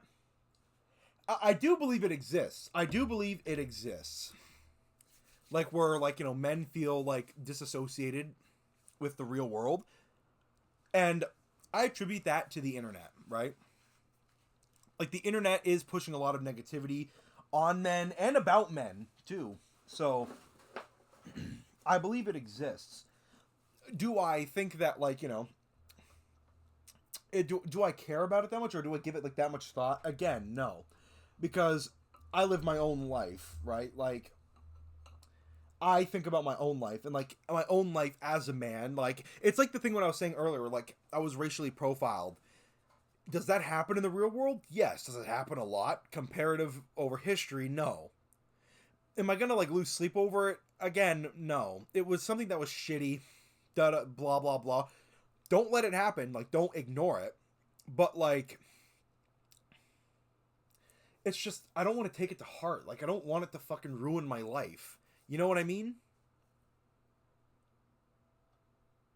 Like, that's kind of the way I see it. It's like the same thing with, like, you know, with men. Like, yeah, men are getting, like, you know, fucking, a lot of people, like, you know, hate dudes, but, like, fuck, like, at some point, you gotta kind of think to yourself, like, is this really what I want in my life? Like, if you are living your life thinking that everybody hates you, maybe you should start getting away from everybody. Find people who like you. Actually, no. That's also a problem, because then you're going to be stuck in, like, those... Then you're going to be stuck in an echo chamber where it's a bunch of dudes who feel like they are all hated, and, yeah, then it's Fight Club. Don't talk about Fight Club. Jesus Christ. I hate college. It's a long and complicated story. Life has never been simple for any human, and objectively speaking, for men in the West today, it's never been better. We have all the technology we need, food delivered to your door with the tap of a finger, dating readily available to anyone with a simple swipe. Any products, items, or experiences that you want can be had with the tap of your phone. But over time, all of these comforts of life destroys the importance and necessity of struggle, without any value placed on higher goals. Where there just is no reason to care, means there's no reason for people to properly live or have the will to achieve greatness. Which is probably why 40% of young men aged 18 to 45 meet the criteria for depression, and 49% of 18 to 23-year-olds have had a thought of passing themselves in the past 2 weeks alone. And we're seeing the symptoms of this problem everywhere. The sapping away of our vision and ambition permeates in all aspects of modern society today. Our culture, architecture, relationships, bodies, and minds. You know, thinking about the dating scene, right? Like, or like online dating. I talk a lot, right, with like a lot of like, you know, a lot of my friends. You know, a lot of them, like, you know, suggest like, hey, go on Hinge or whatever. No, I don't want to go on Hinge. That's a personal thing. I'm more like in the old-fashioned way. Like, you know, I want to meet somebody through mutuals. I want to meet somebody on the street, I know it's weird like that, but I mean, I just don't like dating apps. I just don't. I think he's right about that, where it's like, you know, how everything is just so easy. It, like, it makes life kind of, it makes life boring. Another reason, too, why I love the fact that I have 2 jobs and I work a lot of hours, like, that's why you won't hear me complain a lot about it, is because now I have something to do and I have nothing to complain about. That's also another reason, too, why I don't really associate with a lot of the points in this video, I think, personally, because of the fact that I work all the damn time. My entire identity is work. Like, getting work done, making money, you know, and then I'll, like, fucking hang out with my friends and all that stuff. Might stream here and there, like... I look at the positive aspects in my life, and I think that's the problem with a lot of, at least a lot of men nowadays, is because, like, it's hard. Like, people need to find hobbies, right? They need to find, like, a good, like, video games is one thing, but, like, I don't know, like, it can't be your only thing. You know what I mean? Like, I actually love video games a lot more nowadays because of the fact that, like, I don't play them that much. I don't play them that often. right? So they've been more fun for me as of late. Like usually, like that's why it's also been hard for me to write videos, is because, you know, it's easy to make a funny video where like you hate the fucking game. But if you're really enjoying yourself, it's really hard to write a video because you're too busy playing the fucking game. You don't want to stop and write about it. You don't want to think about it. You're just playing. Our civilizations before us have always placed their emphasis on beauty, wisdom and logic for all the population to see, with great town squares, bustling with art, life and community. These things were placed above all else as the bedrock of their societies, laying out a code of honor and struggle in its people to achieve greatness. Comforts were shown in art and culture, but as an aspiration for achieving something great, for following your mastery. But today our cities are mostly devoid of all of this character, and instead they're marked out by the most cost-efficient, bland and sterile designs to facilitate a simpler self-motivated purpose. It's why people flock all over the world to a handful of remaining cities that retain their centuries-old charm to feel and experience the character of bygone societies that were motivated by higher ideals. Ideals greater than our modern two-dimensional ways of thinking. With a prioritization of comfort, lust and opulence and flashy materialism over individual excellence and greater community, we're now reeling in the aftermath, becoming instead a generation of mandated mediocrity. And does this explain why men today seem to struggle more than ever while seemingly having more than ever? America in particular is not actually in a recession. In fact, on paper, the economy looks like the best it's been in a while. Unemployment has dropped, GDP is up, but what the people are actually experiencing is a completely different story. We can see this in a study by the University of Michigan on consumer sentiments, which gathers data based on how consumers feel about the current state of finances. In 2022, it dropped to an all-time low. Prices of our average daily needs like gas and food have increased in unbearable percentages. In contrast, salary increases do not match, putting a high strain on budgets. Inflation is showing no signs of slowing down as Americans pay over $1,000 a month more. You know what? I'll say this. The economy is doing good. People are buying shit. Oh, also, Pickle, thank you for the subscribe. I don't know why it didn't notify me. Thank you for the subscribe. I just saw it said like 10 minutes ago. My apologies for not announcing it. The economy is good. People are still buying shit. It's just hella fucking expensive. Yeah, no, it's only good in perception. Let me finish. It's good because everything is so hella expensive. People are still buying shit, but they're buying shit more expensively. But they're buying... I don't know how to explain it. Like, okay, let's raise the prices of goods. You will make more money at the end of the day if you raise the prices. People are going to be buying less, though, so you raise the prices even more. And those people who are still buying ends up paying that premium. You know what I mean?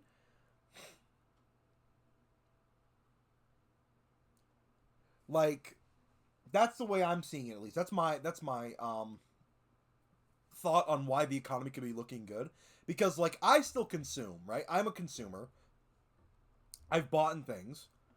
However, it's overly fucking expensive. But, I mean, I need to fucking eat, right? Like, I need to eat. So, you know what I mean? Like, yeah, on paper, like, you know, the grocery chains are making more money. But it's still expensive, and I'd probably be buying more if it was cheaper. Actually, I probably wouldn't, because for what I know now, like, I'll buy what I need. I won't overspend. But you know, like, there's a lot more to it. The same essentials we were buying 3 years ago. Nothing's changed but price. The latest consumer price index for March shows... Yeah, exactly. Years ago. Nothing's changed but price. The latest consumer price index for March showing basic necessities like our food, housing, and gas are all continuing to cripple Americans' wallets with higher prices. Our wages are actually down against inflation since Biden took office. So not only are prices soaring, but you know, our wages, at least if you measure hourly wages, are not keeping up at all. Keeping your head above water has become the new normal instead of owning a home with a white picket fence. The rich are becoming richer and the poor are becoming poorer, with the middle class disintegrating completely. All the knowledge of the past of just going to college, getting a job, and buying a home immediately is just completely irrelevant for anyone working and living in 2024. Universities have skyrocketed in prices to absurd levels. The housing market is in a complete giant bubble. Everyone's sending out job applications more and more, all while using these automated testing systems, applying up to 100 jobs a day and still not getting anywhere. All the while major companies repeatedly tell us that they can't find any workers for their companies. And the results of this are You know what? Sorry. I'm doing all this. That's why I don't like eating on stream. I'm doing it anyways because fuck it. But the fucking job market is a fucking sham. It's a complete fucking scam. I know it's a complete fucking scam because I actually talked with, I'm not gonna, this is why I don't like talking about where I work, because what I'm about to say, I don't want to give too much information because I don't want to get anybody in trouble. Nobody told me anything directly. This is just stuff I overhear, or I'll hear, coworkers say, managers say, etc. Even from what I saw in my application, they will use AI to read your resume. That is a problem. Like, you want to tell me that you can't find workers?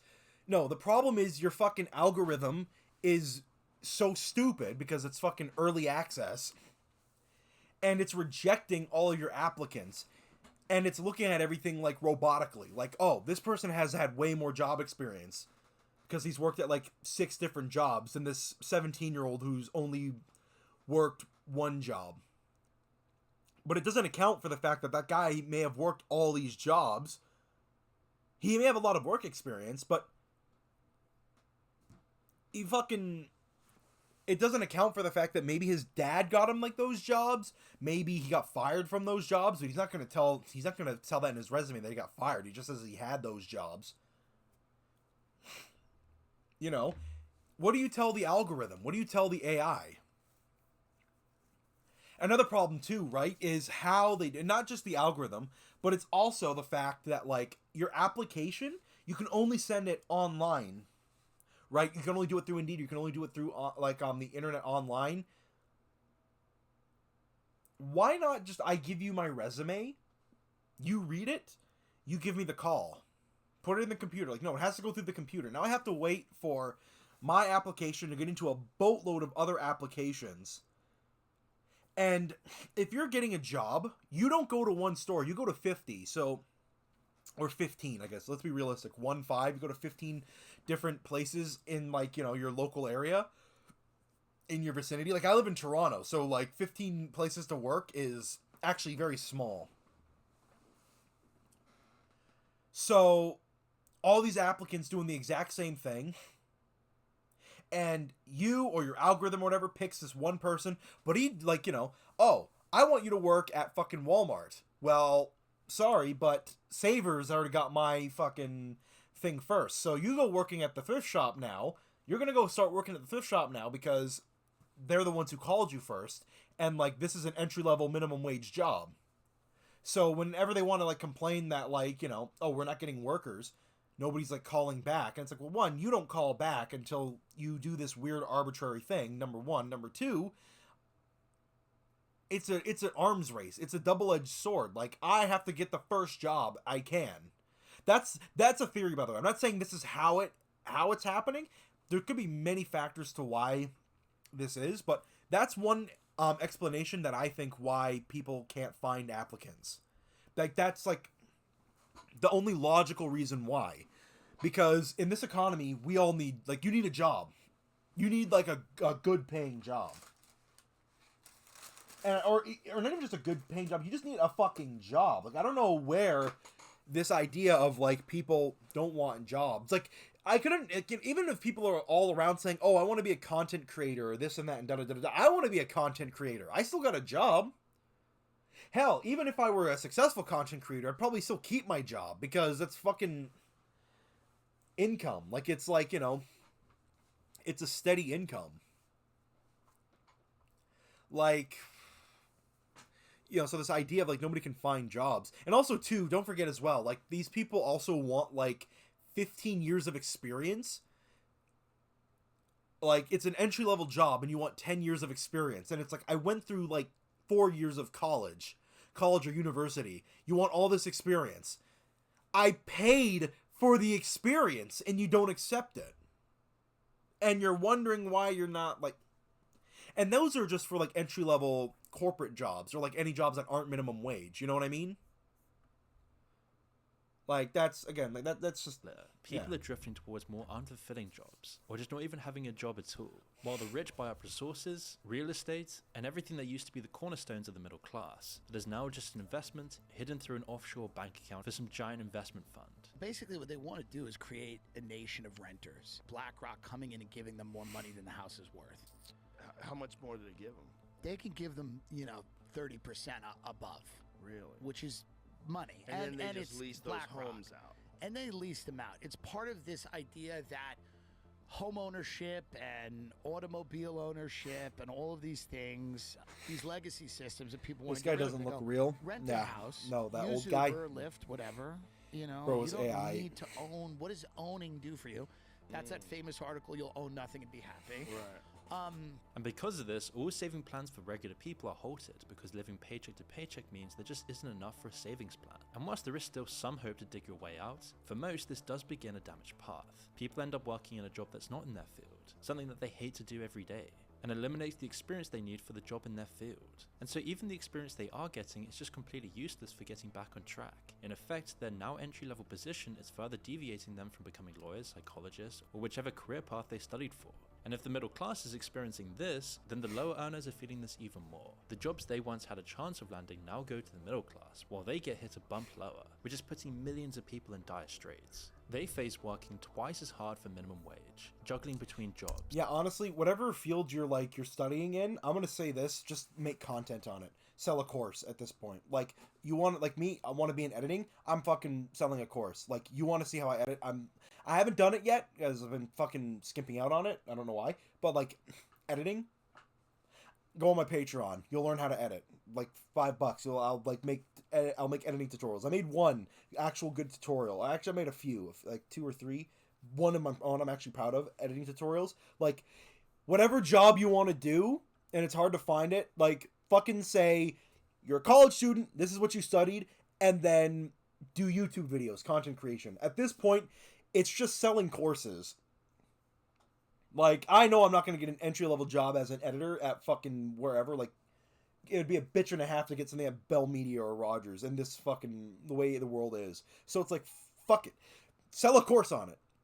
Like, do something to make money, to make the money back on it. That's just my thought. Partaking in the gig economy with absolutely no security, all with an extreme pressure to keep up with daily expenses in a completely overpriced megacity. And the truth is, both middle and lower earners are now taking a huge hit to their egos. They feel disrespected through no fault of their own, as no man wants to feel like a failure. They don't want to feel like they're not providing or on their destiny. Imagine putting in the hours and effort to get a degree and then having to take a job that's not even within the field you studied for.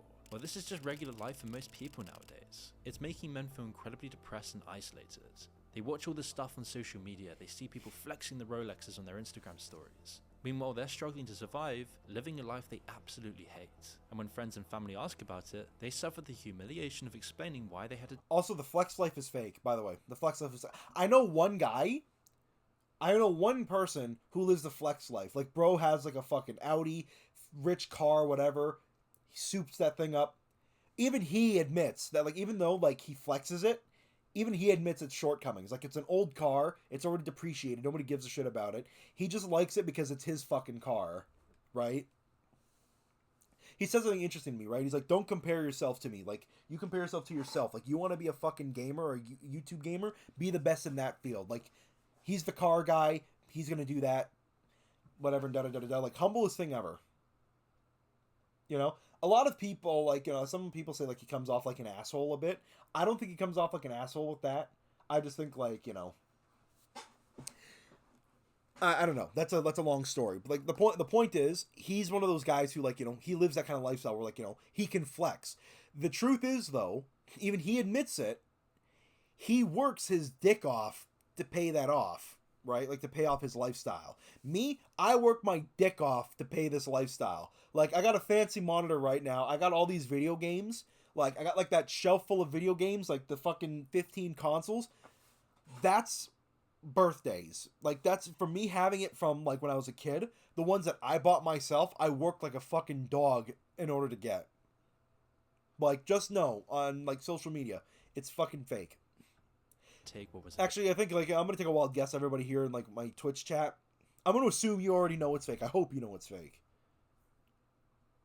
Available. Even though it isn't humiliating at all, and they're doing what they can to survive, Like, it they're definitely renting takes that a shit. huge effect on their mental health. Especially as it wasn't that long ago, where it was actually normal to enter the workforce with a mentor who would show you the ropes and encourage you and push you to learn more. Starting at the bottom didn't seem so bad because there was an opportunity to grow and reap more rewards, but this imperative step is slowly slipping away. Companies of prestige have forgotten the generation with no experience, and for many companies, this is what they want. This is actually the ideal scenario, where they have people so desperate, so in need of experience, that they can treat their workers like absolute trash. Since the 1980s, testosterone levels have dropped more than 50%, and yet That's another thing too as well. Know your worth. Like, that's one thing that I thought of, because like the job I work at is really fucking good. It's really good. It's a good job. I love it. They treat me well. But one thing I always have to tell myself, and I have to remind myself, this is not the field I'm in. I should be allowed to, I can get up and walk away and find another job. Like, if you get treated like shit at a minimum wage job, just fucking leave.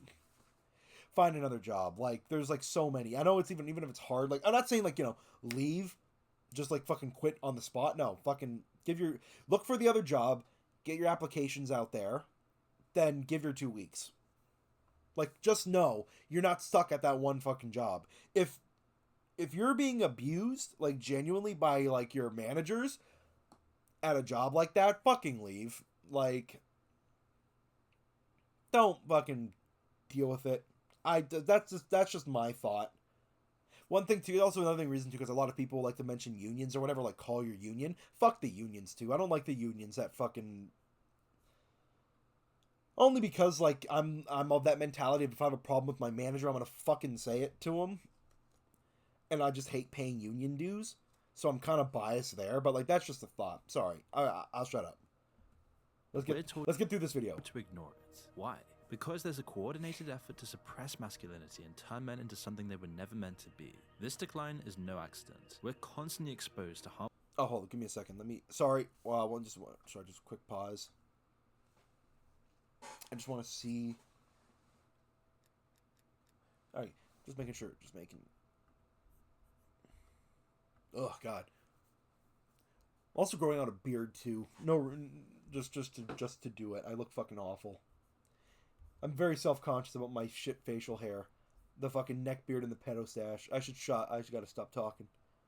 Harmful chemicals in our food and everyday products, bombarded with estrogenic chemicals from plastics, junk food, and sedentary lifestyles, which is why testosterone levels have been declining for decades, with a 17% drop among 60-year-olds in 2004 compared to 1987. Sperm count and strength in men are also decreasing exponentially, with a 32.5% decrease in mean sperm concentration in the last 50 years. Keep weights on you. But here's the good news. There are ways to fight back. And one of the most effective solutions that I found is our sponsor Black Forest's Testosterone with Tonkat Ali. This supplement is packed with two of the most powerful natural testosterone boosters available.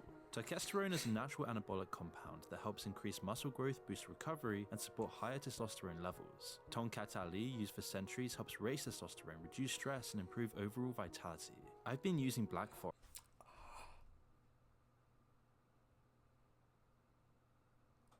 Eat steak and jerk off.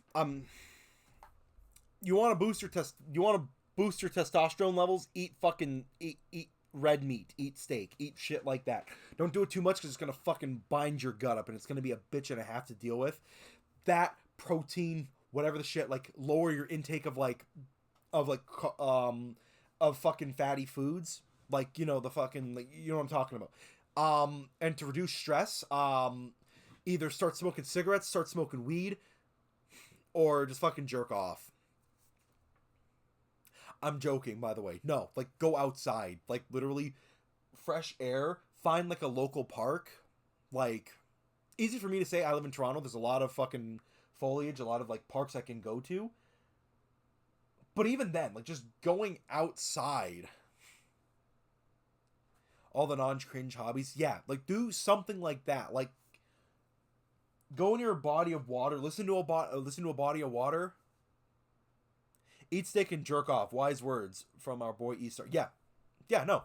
Eat steak and fucking jerk off. If you're concerned, like, that, yes. Don't spend money on this. If you want to, go ahead, but, like, that's just my opinion. Powerful natural testosterone boosters available. Testosterone is a natural anabolic compound that helps increase muscle growth. You want to increase muscle growth? Fucking, lift weights. Like, lift weight. Actually, it's so bad. I always lift with my right arm, so my right arm is bigger than my left arm. And whenever I show people, like, my arms, it's like literally, I could be flexing, like, you know, I could be flexing my left arm, and it's like, just, you know, nothing that impressive. And then I flex my fucking right arm, and it's like, we know your jerk-off arm. Like, you can tell which one's the fucking jerk-off arm. Right, always lift with your right. Right. No, because every time when I'm, like, you know, doing something, like, I'm just lifting a weight just randomly, I'm always lifting with my right arm. So my right arm is bigger than my left.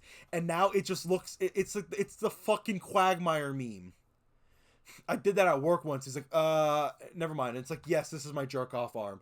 It looks bad. It really does. It really, really does. Like, this arm is just embarrassingly weaker. I gotta fix that. Recovery and support higher testosterone levels. Tonkat Ali, used for centuries, helps raise... By the way, trust the bulk. I know I look flabby still. Trust the bulk, I swear to God. You know what's funny? Hold on. Let me grab some water, because I'm thirsty. I'll be right back. Let me grab some water. I'm thirsty. Also, I can throw this food out. But give me a second. I'm gonna tell you a story real quick. Hang on.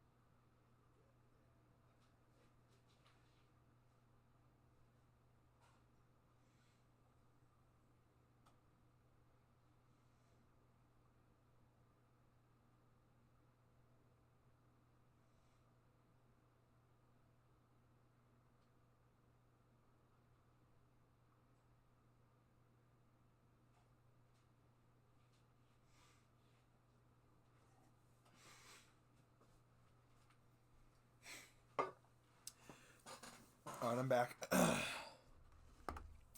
So as I was saying, I was telling a story. It's actually kind of interesting. I was at work, and it was like, we usually do these meetings like before, like, you know, we open the doors. And I was walking down the stairs, like, I'm always wearing double XLs, right? Because, like, I used to wear double XLs because I was bigger. But now, I'm not. Like, I'm 230 now. You know, like, because, like, I was wearing this shit when I was, like... Because, like, I was fucking always, I was always heavier. Like, I was, like, 260. Like, that was my heaviest point. 260, 268. I don't remember. I was heavy. I was big. I was fat. But now I'm, like, 230. And most of it's now becoming muscle. A lot of it's still water weight. So, it's like, I don't drink enough water. I gotta fix that.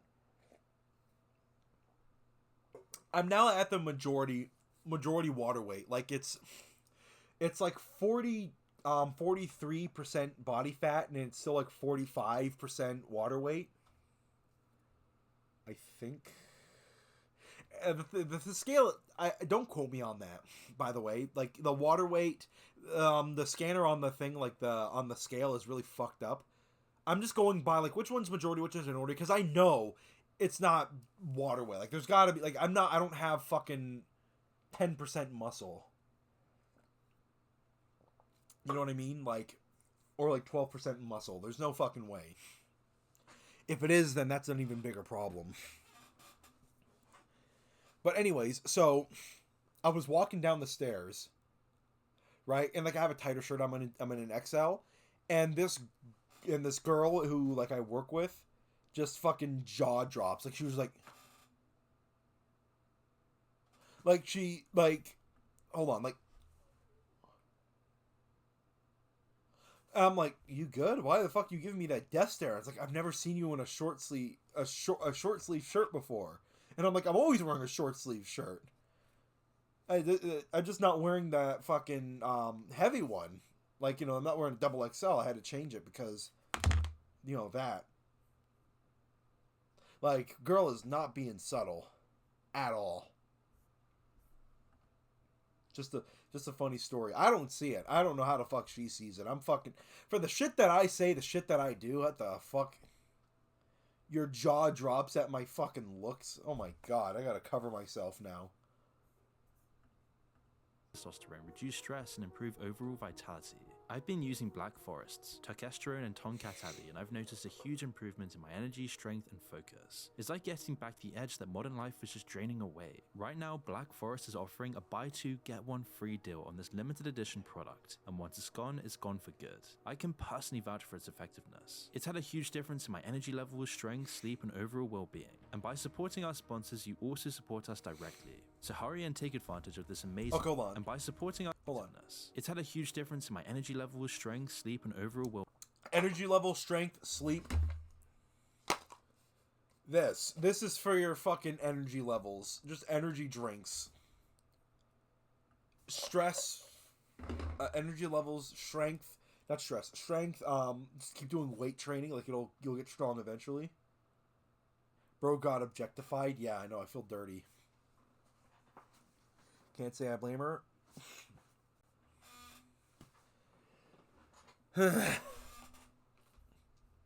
But also, in terms of sleep, I can't help you there. I have shit sleep. I downed like a monster today. I drank a monster today. A monster and a pumpkin spice ice cap at Tim Hortons. So much caffeine, I fucking fell asleep on the train home. I don't like my brain.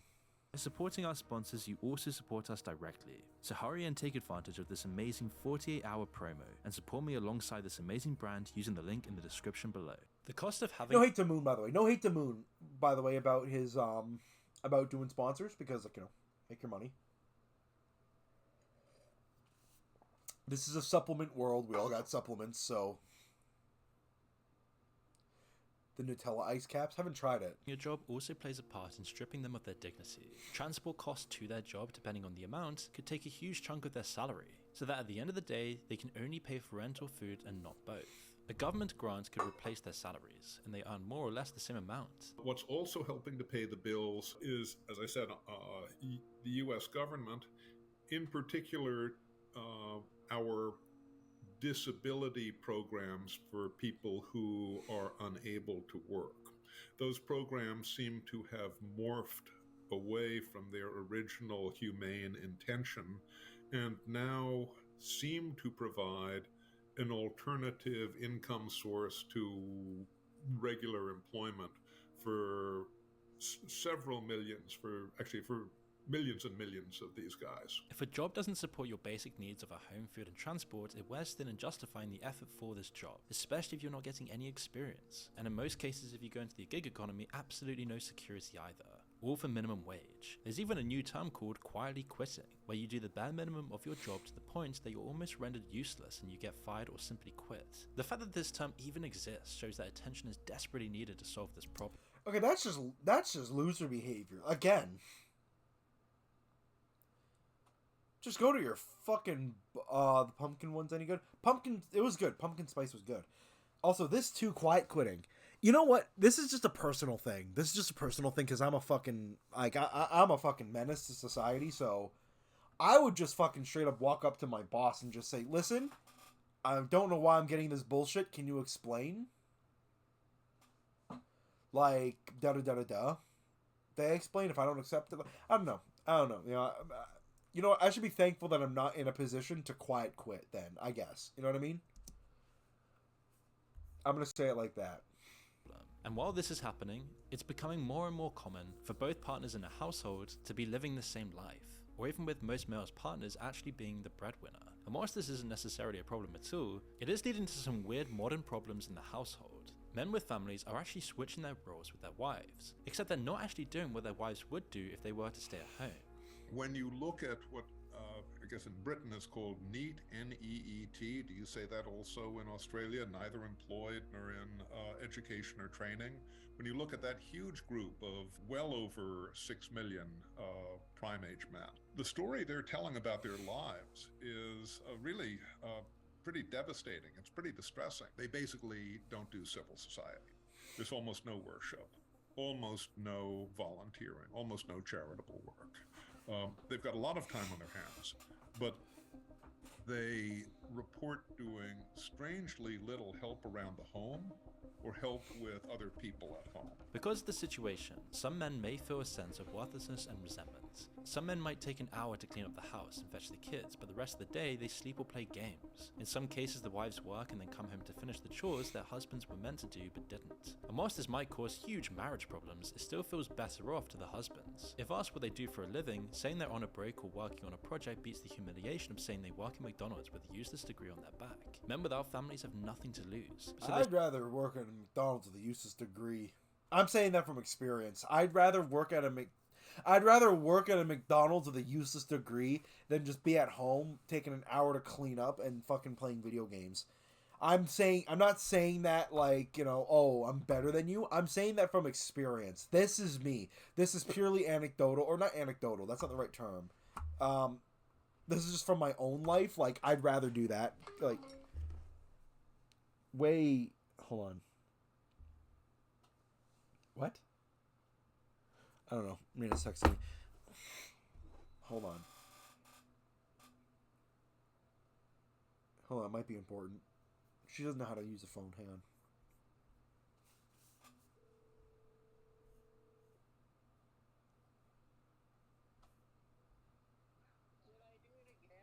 Yeah, are you trying to call me?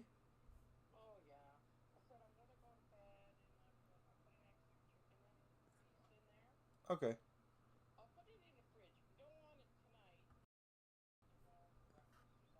Yeah.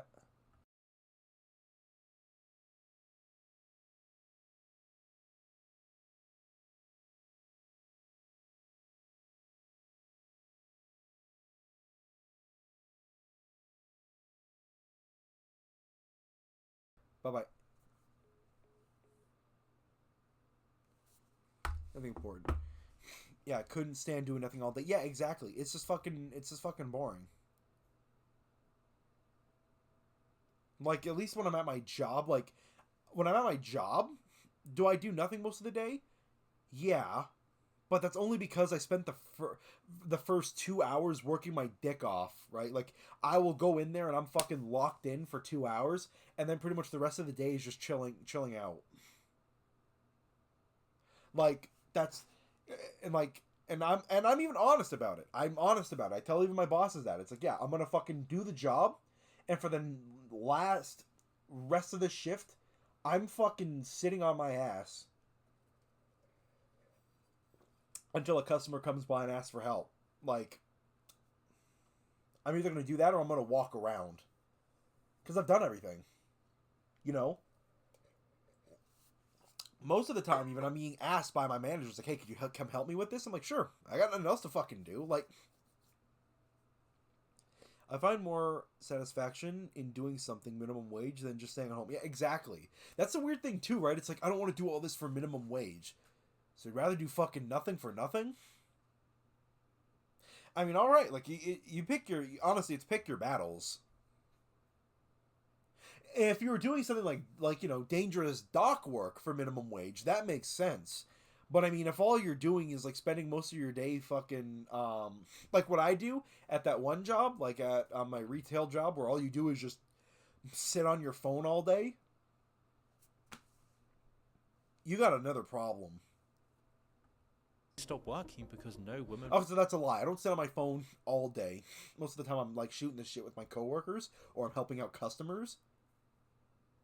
But, like, you know, it's relaxed, right? Like, I don't have to be locked in all the damn time. Maybe that's just because I'm a good worker, too, I guess. Like, even that, like, the managers glaze me. Like, this one manager really liked him. He's gone now, but, like, really fucking loved him. even he was like, we want to make sure that you stay for a long time. And I've been getting that same sentiment with all the other managers. Like, they kind of enjoy my work ethic, and it's like, why? I thought I had the worst work ethic here. Even that, too, like, a lot of my coworkers are like, bro, don't say that, don't say that. Like, you're gonna get in shit. And it's like, no, I won't get in shit. Because my managers watch me all the damn time. I know they watch me all the damn time. You know, like, I don't have a problem with it. Because I already was honest with them from day one. Like, yeah, you guys give me a job, I'll do it. And once it's done, don't fucking bother me. Like, don't be on my ass and telling me, like, oh, I'm fucking lazy or whatever. It's like, no, I fucking did all this. But they haven't done that. Like, they've actually said, I work a lot. I work really hard. Which is like... But, that's just me. That's just me. Would even want them anyway. They can't afford to date, they can't afford a family, and since their own families are supportive, it somehow justifies them giving up and staying at home, rather than facing these societal problems head on. With prices rising, getting hired becoming harder and harder by the day, and inequality becoming rampant within society, most men are just deciding... Also, not being able to afford to date, honestly, this is why I only date fucking alt nerds. Like, dating for them is really fucking cheap, because all you have to do is probably something you're gonna enjoy too. Like, fucking, you're gonna go out, you're gonna go like fucking go to the mall, shop at Hot Topic, and eat the fucking food court dinners. Like, you're gonna get dinner at the food court. Expensive, but it's not a fancy restaurant. You're gonna go see a movie? Yeah, it's gonna be fucking a good movie. Like, fucking, you're gonna watch Terrifier 3. Bro, I know Adam's watching that. I know he's fucking loving the fact that I mentioned Terrifier 3. I saw Dead Meat's video on Terrifier 2. Fucking awesome. I have to see the movie. The fucking gore looks amazing.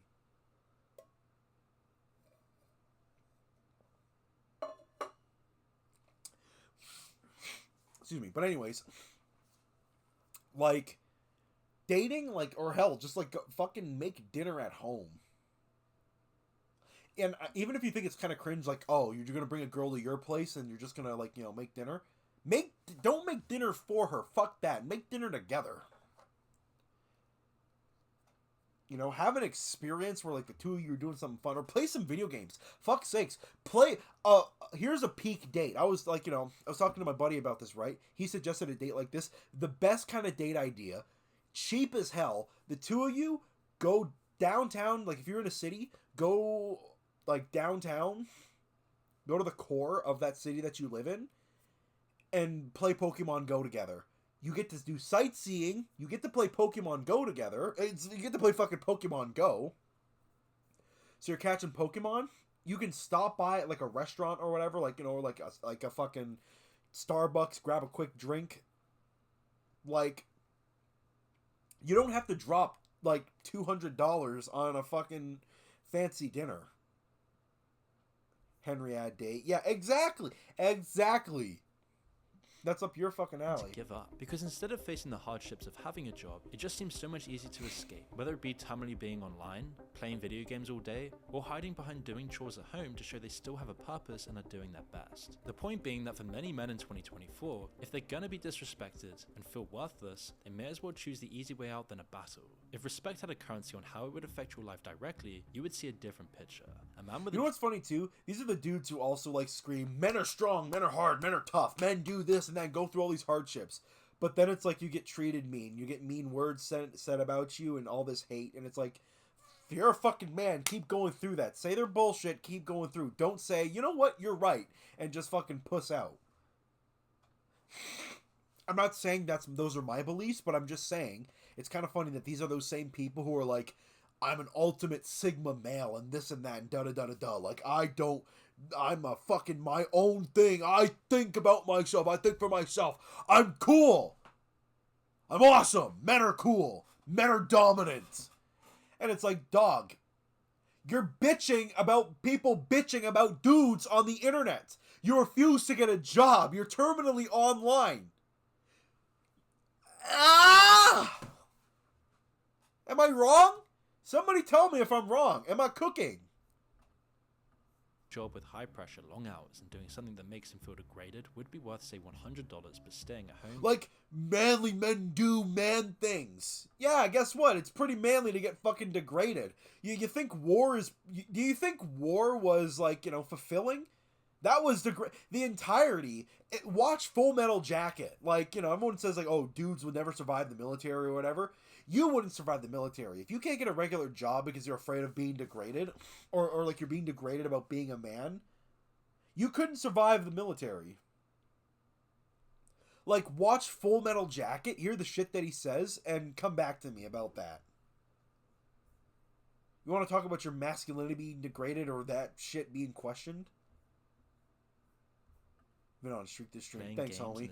I'm always on a streak. Being with the people he loves is probably worth $200 because of how it affects him. This explains why more and more men are deciding to drop out of society rather than face it head on, as it just seems to be the easier path. Like, taking the easy path isn't the manly thing. And again, I'm not saying these are my beliefs. Like, do whatever the fuck you want. I'm not gonna say I'm taking the hard path. I'm taking a pretty chill path. I'm not taking the hard path. You know, my life is pretty, like, for what it is, compared to a lot of other people's lives, it's pretty easy. Comparing myself to, like, you know, when I was 17, pretty fucking hard. 18, pretty hard. Like, 6 months ago, pretty fucking hard. If I compare myself to how I was before, life has only gotten harder. But I've adapted, and I've, you know, like, you know what I mean? Like,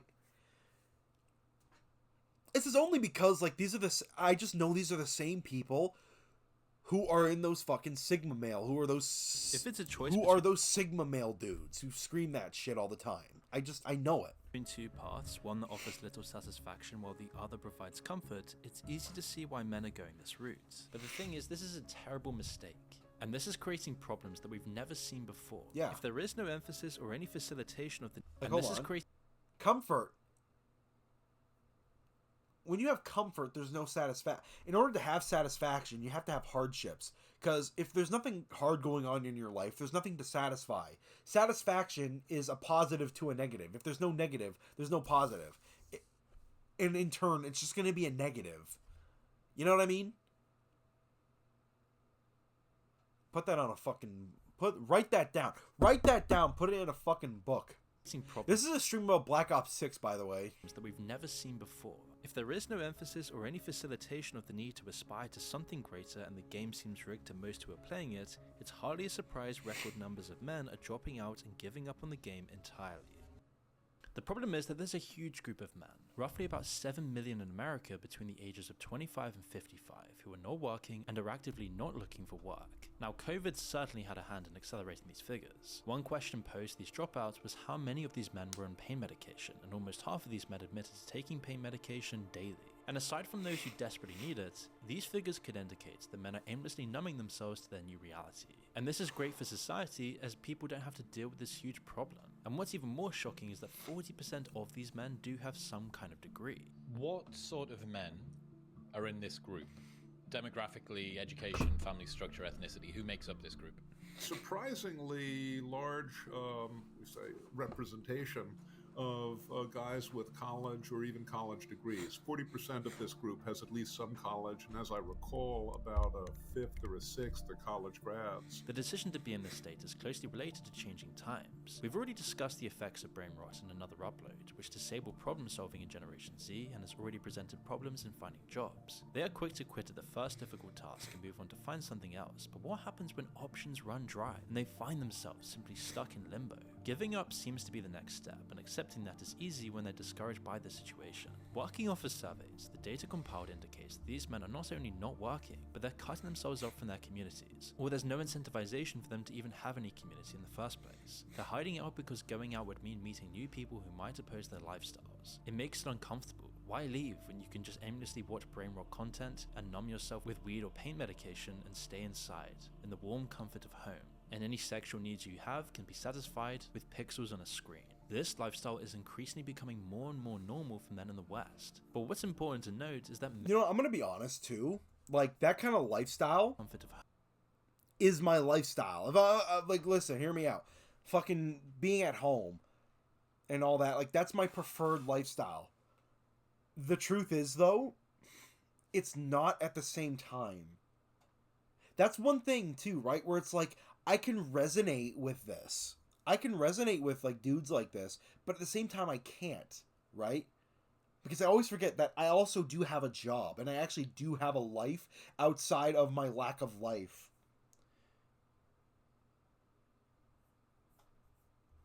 Maybe that's why I also just don't, maybe that's why I also feel a little disassociated with this, like, or I don't see it as that big of an issue, because, like, it's my life, it's not a problem for me. I don't know, that just a thought. Home, and any sexual needs you have can be satisfied with pixels on a screen. This lifestyle is increasingly becoming more and more normal for men in the West. But what's important to note is that men don't want to be this way.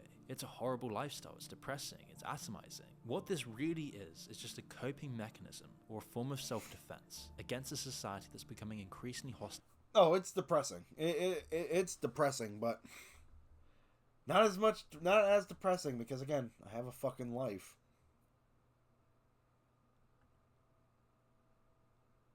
I don't know. Maybe it's just I don't care. Apathy? I'm apathetic towards it. To these men. Up until recently, the problem has been invisible. These figures weren't shown in any statistics or surveys because they slipped through the cracks until very recently. So why did they slip through the cracks? Well, it's easy. You know what? It's like this. My life is so active. I've done a lot of things. I've lived a lazy lifestyle. I've lived an active lifestyle. I've lived, like, you know, I have the business lifestyle, the creative lifestyle, the average 9-to-5 life, like that kind of struggle. Like, I've done so much in my life. You know, I've had the good parts of life, the bad parts of life, the struggles. Like, I guess it's easy for me to resonate with everything to a point where I resonate with nothing. That's probably it. Damn. Men are so, maybe I gave up and nobody cares. That's the hardest shit. Easy to see. They simply don't fit the victim criteria. Some have degrees, they're in the prime of their lives, and it was their choice to quit. It's easily overlooked and only comes to light as the numbers rise. Nicholas Upstart wrote a book called Men Without Worth, and has since exposed and addressed the problems in his book. He says he is trained to look for hidden in plain sight problems, which is how he stumbled upon this issue. You see, these men are not causing trouble, at least for now, and they don't seem to be drawing any attention to themselves. On the contrary, they keep to themselves. So surveys and statistics just don't include them at all. They don't even register on the scale, and people in society think this is a joke issue. And it's also reasonable to conclude that some of these men may work, but in the underground economy. Work like formal cash jobs, or even shady legal ways of making money. But of course, this is just a minor portion of these men. We need to address the problem head on. How is the situation getting this bad? These men have completely lost their purpose in life. All of their duty, their hopes, their responsibilities, their own dignity and value. It's being completely decimated at the moment. And we're seeing this with the form of radicalization online, growing hatred and division, and a general apathy towards society as a whole. And the longer this is ignored, the harder it's going to be addressed down the line.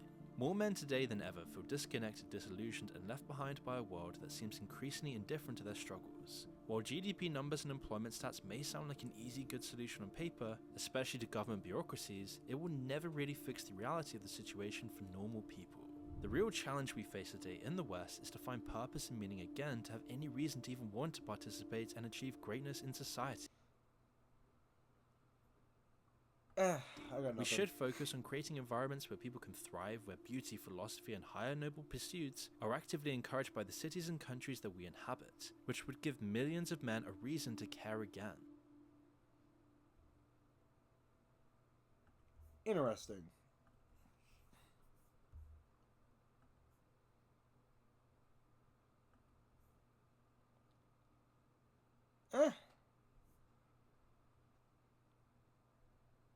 I don't know. I like it, though. I like the video. I think he makes some good points, though. Like, you know what? I agree with a lot of it. But it's probably hard for me to kind of, like, you know, see the problem because I'm living it currently. And it's my life. And it's like, just, I don't have time to worry about it. You know what I mean?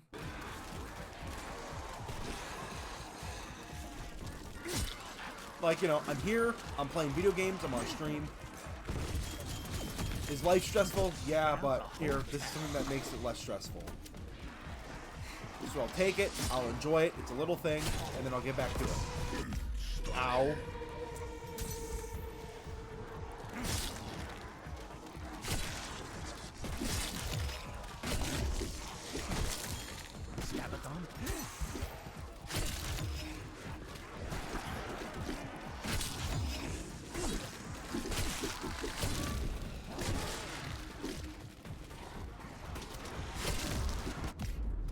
Oh shit.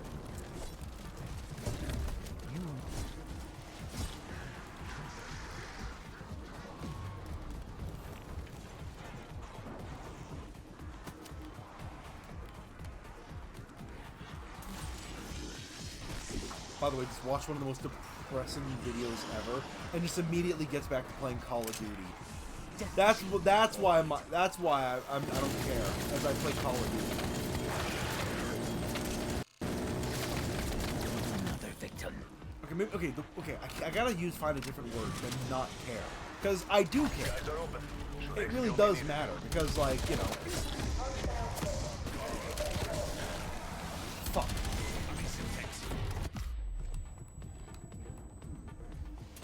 Because, like, you know, I'm a guy, and I can see myself in a lot of these guys.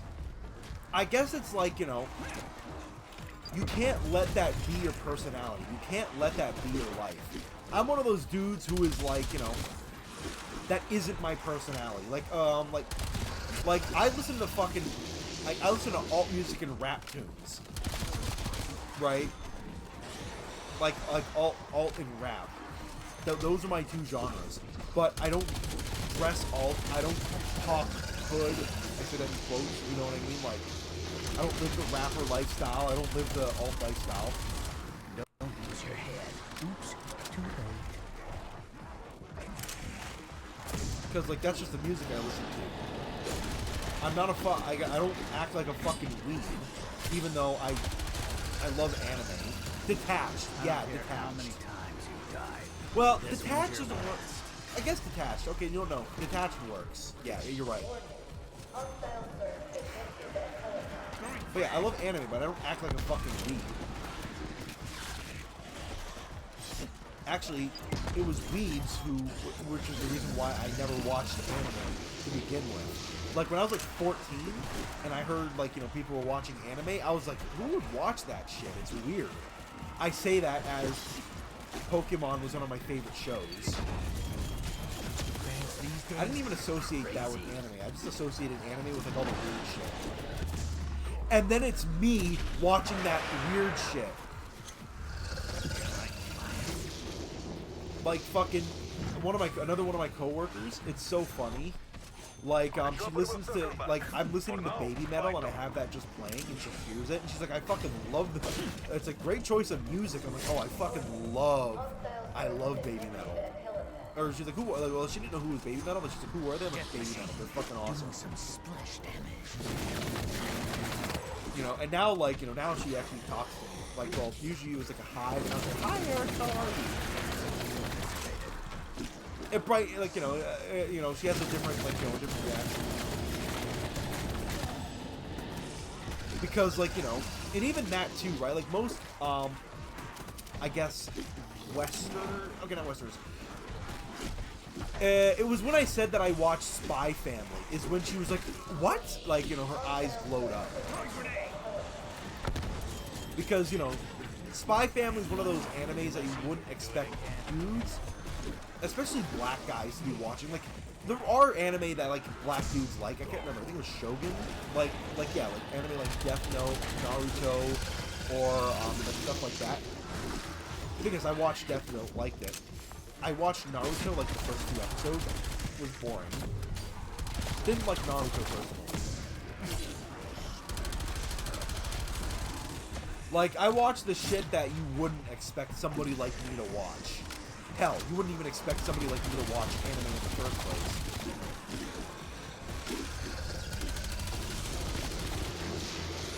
Like, unless it was Dragon Ball Z. But then here I am watching, like, Spy Family, like, watching the weeb shit. But again, not a weeb. It's because, like, you know, it's not my personality.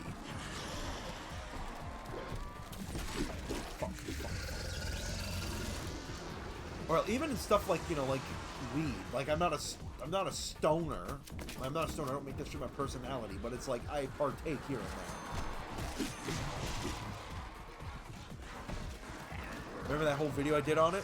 You see the memes about the Mexican cartel watching? Yeah. Oh, it's not even memes. It's just a fact. Like, it's just like on the news. Like, you'll just hear about it. It's like, you know, new Dragon Ball Z season comes out. Crime in South America is expected to go down. Like, dudes will be shooting each other until the next season comes out. Like, there will be truces.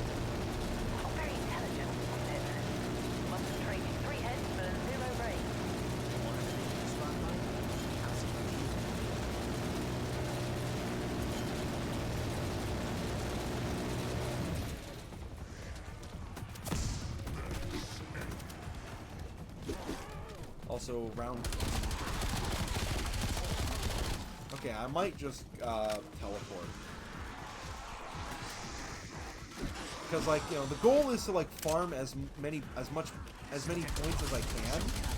I don't want to, like, I already explained this, but I'm going to explain it again. Like, I just want to farm as many points as I can, so that way I can just unlock the entire map, get all the perks, and pack a punch the gun, because I have to pack a punch.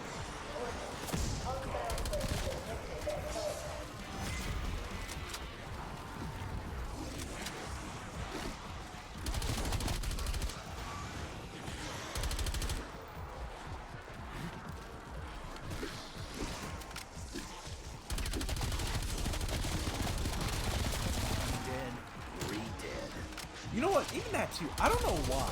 Like,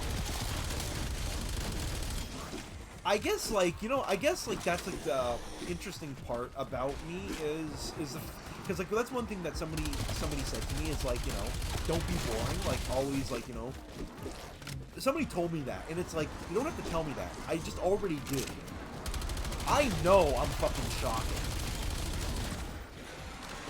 Right? Like that was one thing too with like one of my exes. She lived Disney. She lived, well, not ex, like this girl who I dated. I don't want to call her an ex, I guess. Like, but like she loved Disney, and it's like I love Disney too. Not as much as her, but like I love everything. Actually, no, that's a lie. I hate everything, but I also simultaneously love everything. Like, I can talk about Disney and all their, like, movies because I watched that shit as a kid. But it's like, you don't expect that to come from me. Like, you know, me getting genuinely mad about, like, you know, a fucking Snow White sequel, like the Snow White reboot. Because it's like, why would I give a shit about Snow White? And it's like, I do. Because I fucking love Snow White. Hell, even my stepmom was shocked once. Actually, a lot of people, even at my job, right, at work, I was talking about books with people. And they were like, you know, like they did not expect me, the dude who like fucking plays video games, they did not expect me to read. And they're like, wait, what books did you read? And I'm like, as a kid I read like, my favorite books were like, you know, Oliver Twist and Huckleberry Finn. It's like, you don't expect that. Which honestly is surprising to me, that you don't expect that. But then again, the more I think about it, it's like, yeah, those are like the famous books, but like, that's the thing. Those are like the famous nerd books, right? Like, you have to be a bookworm to read those books. I read the bookworm books. Huckleberry Finn, like Tom Sawyer books and all that, and Mark Twain.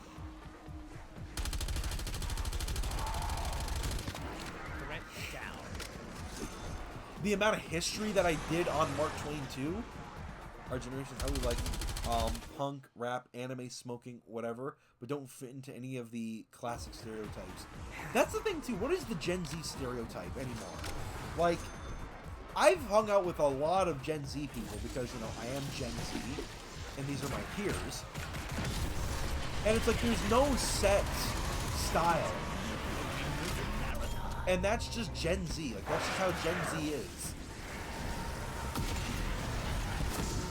Like, nobody, like, fits into, like, this one. That's why I don't get it, where it's like, oh, Gen Z did this. Or, like, when Eminem made the song, he was like, Gen Z me, bruh. And a lot of people in Gen Z were like, what the fuck are you talking about? Because he's talking about, like, that easily offended Gen Z. But the Gen Z who I hang out with aren't easily offended. They're easily offensive. But I hang out with COD players. But there's a lot of generations that are, everybody in every generation can be easily offended. Like, hell, the fucking Gen Xers who are fucking, you know, putting on the fucking X's on their face, they were easily offended because they were crying about Gen Z. I drank from a garden hose when I was a kid. You guys can't handle shit. Ah, it seemed to strike a chord when we did nothing. You got offended at literally nothing. You can't whine. I'm not saying that we get offended at literally nothing. These people got offended at literally nothing. Like, people get offended over mean words. You guys just got offended by alleged mean words. That's even worse. You want to talk about which one's the bitchiest generation?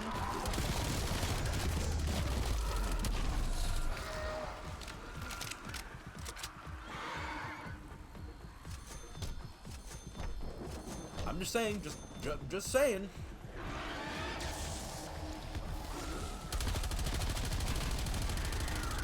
Alright, I'm gonna, oh fuck. Yep, okay, time to teleport.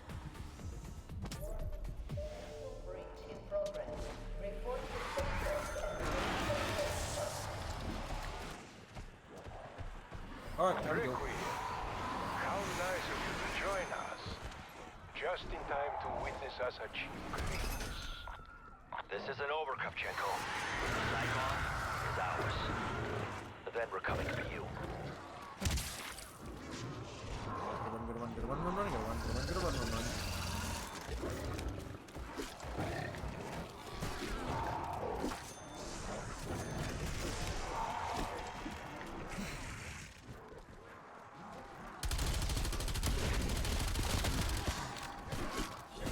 Ow.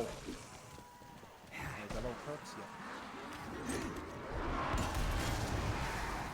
Look at that supply. Syntax Prime. Check the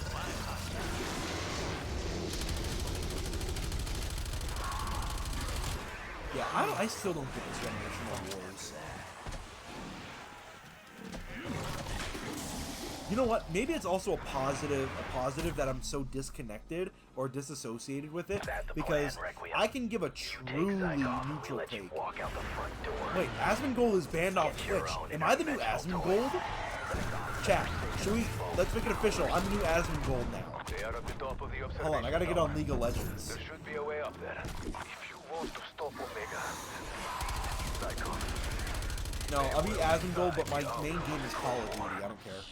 I'm not doing League. Barring the Forsaken from entering our world. I actually want to live my life.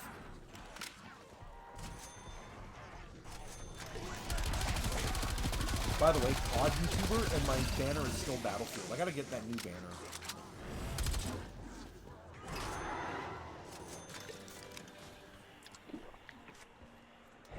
Fools. The most powerful weapon of all time. And you can't think beyond destroying it. Also, I almost have this gun gold Viper. I've been just like slowly getting everything Plague Diamond. So right now I'm on SMGs. Where he is hidden. Or suffer the consequences. What is going on with the equipment in this place? It's all in bits. Equipment sucks.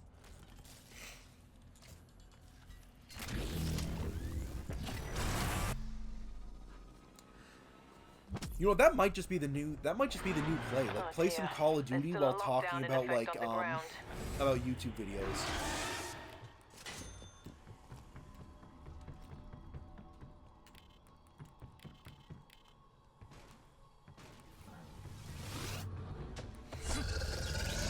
Fuck off already.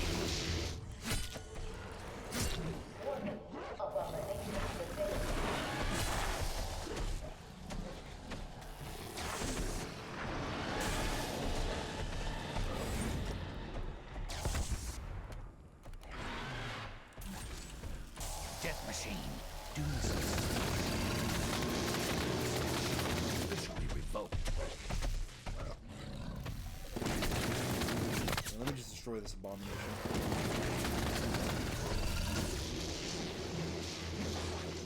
How the fuck is it hitting me through the wall?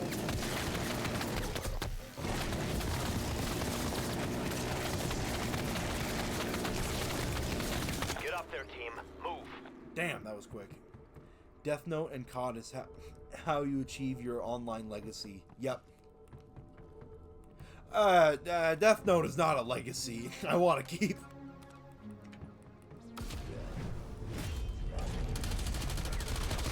That just sounds fucked up. Okay, not like the show, no, but it's like, just imagine like you know what I mean. Fuck. Light Yagami wanted to keep his legacy was the actual. I forgot the joke. I forgot where I was going with this. Just forget about it.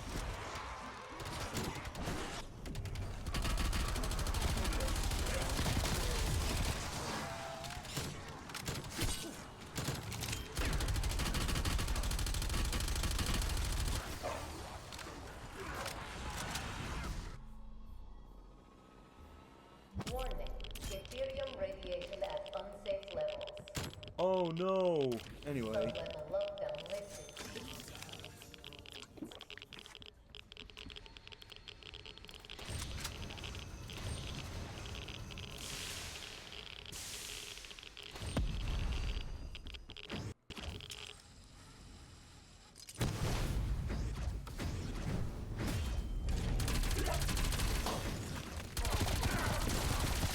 Almost so close. I just have to get this thing to level.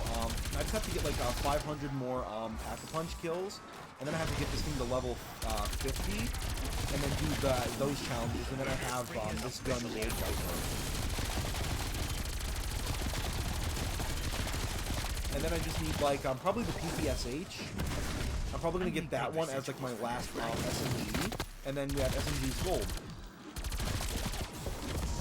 Oh, look, we have SMG's Plague Diamond.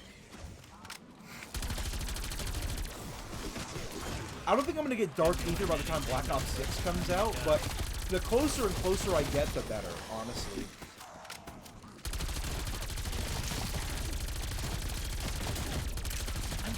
And even though I don't have it, like, Plague Diamond itself is like my favorite camo out of the Mastery camos. Using decoy.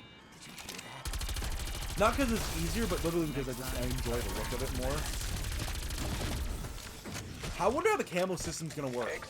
I hope it's not like Black Ops Cold War's camo, or Black Ops Cold War MW, like, I hope it adopts the new system, like the Modern Warfare 2 and 3 system. Because this is fucking ridiculous.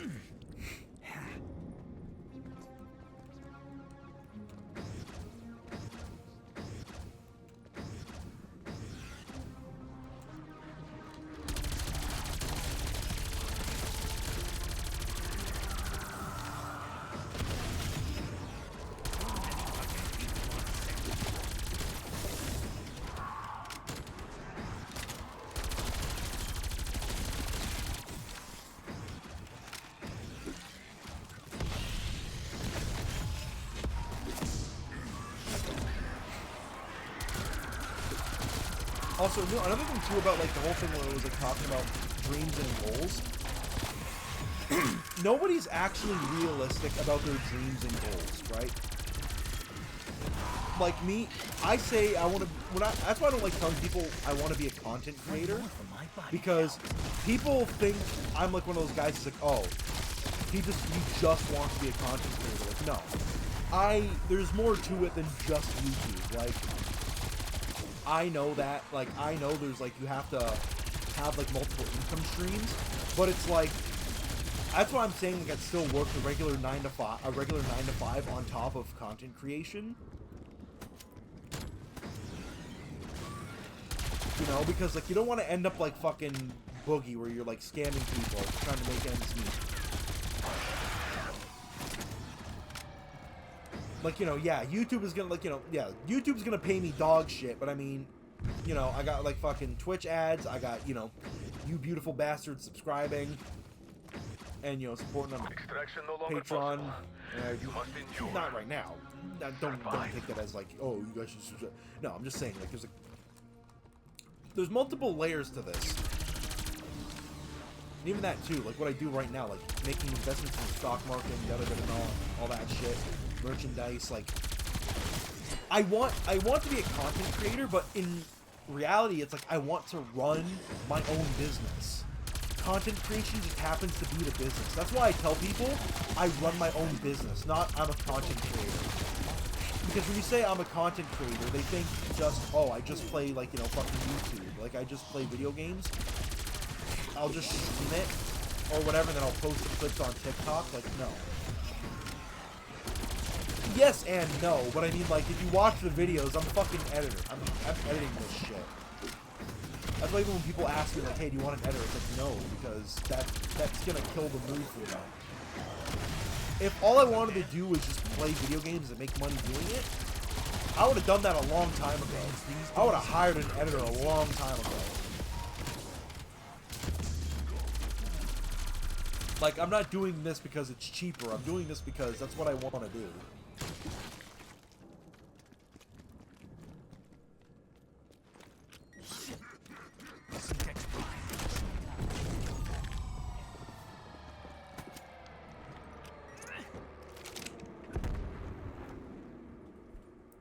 Okay, so...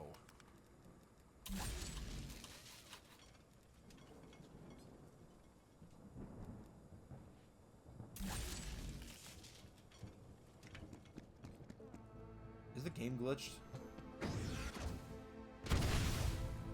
Oh. That happened to me once, where the game was entirely glitched, no zombies were coming. I fucking love when that happens. Like, if you ever play, like, old zombies, like, old COD zombies, like, I'm on Kino. Hold on a scale of 1 to 10, 10 being the worst, how shit are your spending habits? You know what the thing is? I say my spending habits are shit. Right? I say they're shit. But the truth is, like, I'll say I live paycheck to paycheck, right? Because every time my next paycheck comes, like, I'm always, like, you know... Hold on, wait, what just dropped? I missed what it said, hold on. Because I just dropped 200 on a chair. I wouldn't do that. I wouldn't drop 200 on a chair. I'd probably drop, like, 50 bucks. Like...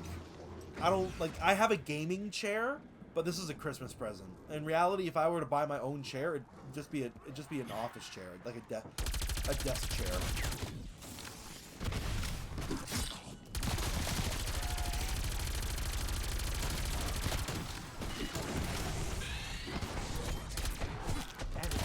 You know, unless, or like I'd get a chair that would be specifically made, structured for my back problems. Which even then, it's not because, like, you know, oh, it's a gaming chair. It's because it's a medical thing. If you're spending 200 and it's medical, that's not a dumb purchase. That's just smart. But, like, most of the time, these gaming chairs are just expensive because they're games. They have the word gaming. It's like gaming foam. I saw, like, fucking Liam Manley Reviews do a video on that, on gaming foam. When it's like, no, just spend like fucking 50 bucks and you get like all these wall panels.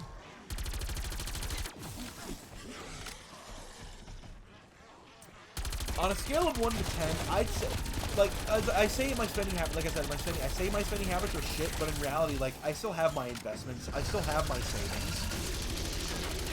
Like, I make my payments. Like, do I have,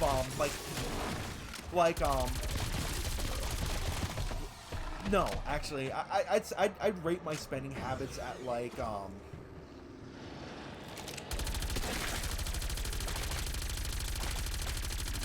a 7 or 8 out of 10. Because, like, I should have bought, because the thing is, I spend, but, like, I don't overspend, right? And I don't, like, go over limit. Like, I'm not, like, in fucking credit card debt. You know, buying shit that's stupid. You know what I mean? Like, I spend at my means, like, you know, I don't have a lot of money left over from my paycheck after I go through it every 2 weeks. But the thing is, though, like, I still make my payments. I still make my, like, you know, I still pay my bills. I still fucking, do my investments. I still make my, towards my emergency fund. Like, I'd say my spending habits are fairly average. So, like, maybe not an 8, maybe a 7. Yeah, 6 or a 7. War Machine. 7. No, I can't say it's 6. Because I've been watching a lot of Caleb Hammer. You ever seen that, by the way, like Financial Audit Caleb Hammer? Or do I have to show you? I think it's very interesting.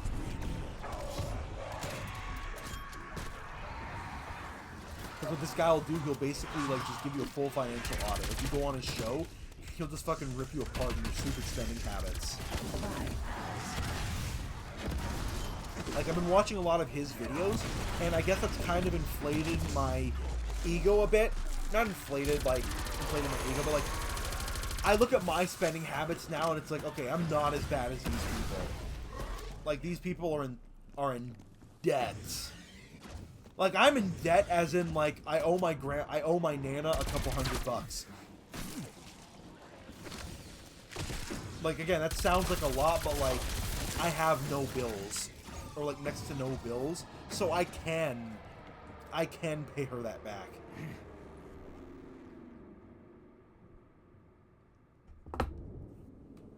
And actually, too, I wouldn't owe her, because I would have probably put that money on my credit card and just paid it back. The problem is, like, my fucking credit card, like, I've been having some bullshit with it.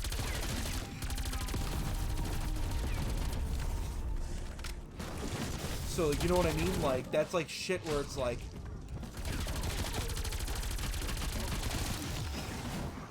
I'm most definitely fine. Anyone can die.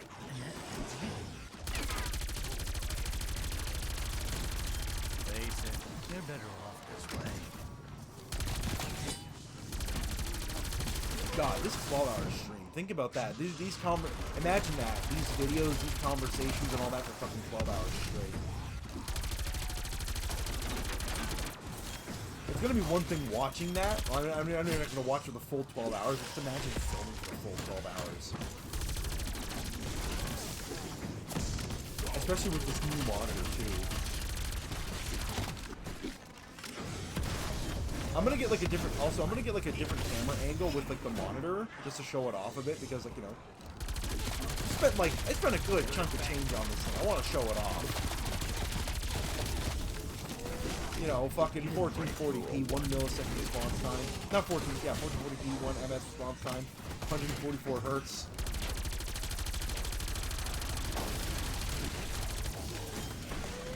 How many kills? Now is the time.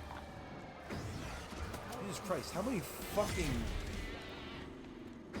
I swear to God, I got all the kills. I just need to level this thing up. Should have run when you had the chance.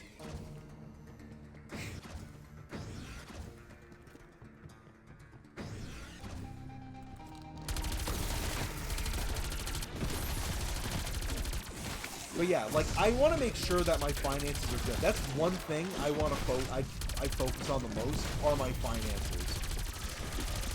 I mean, hell, if you like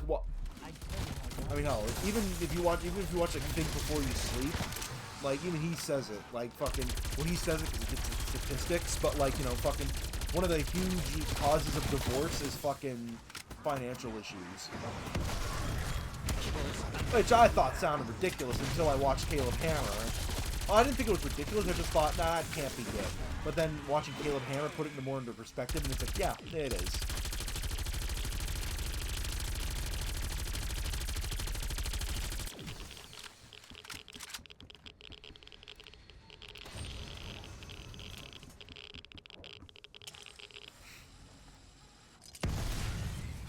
Might grab another.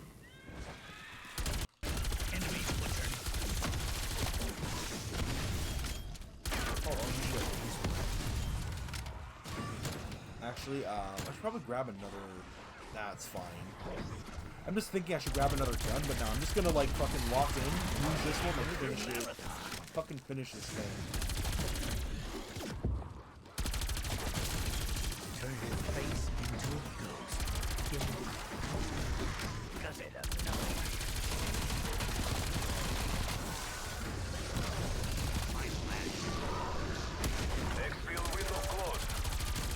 Holy Christ.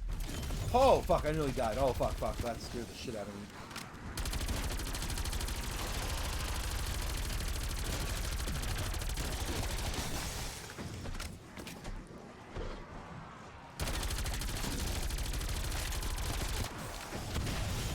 Anyone can die.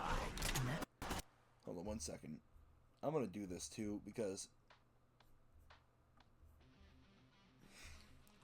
There we go.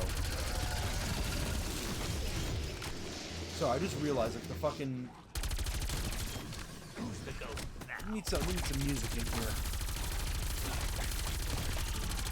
Oh, that's... Oh, God. I have to tell you... fuck, I keep forgetting. I have to tell you about fucking work. Some of the reactions I keep getting...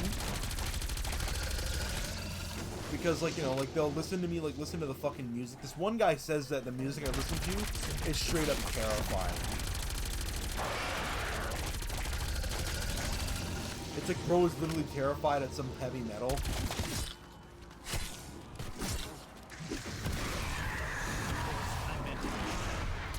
You know, and this one girl, like this other girl at my job, like, she's like saying, like, why don't you listen to, like, you listen to, like, Ice Spice or whatever? And it's like, shut the fuck up.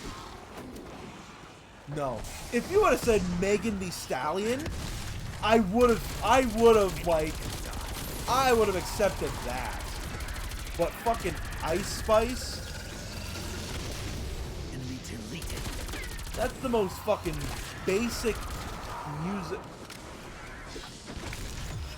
I don't like saying that, like fucking cringe terms like NPC music, because it's like, it's just fucking weird. Like somebody says, oh, NPC music,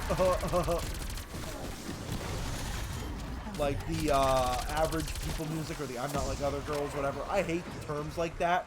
But then I hear shit like that, and I sometimes think to myself, like, you asked me, somebody who is listening to fucking Bring Me by the Horizon, Bring Me to the Horizon, whatever. Murder. You're asking me if I listen to Ice Spice. Come the fuck on. There's a reason why I stopped listening to hip-hop. It just got worse. It's because of people like Ice Spice.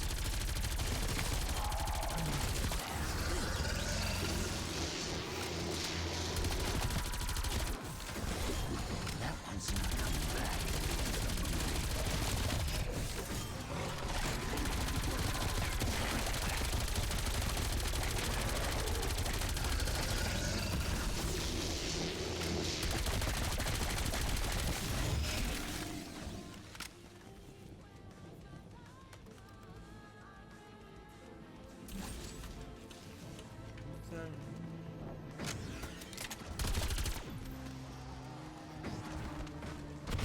God, that song still goes hard. Bring me 115! Another casualty on set.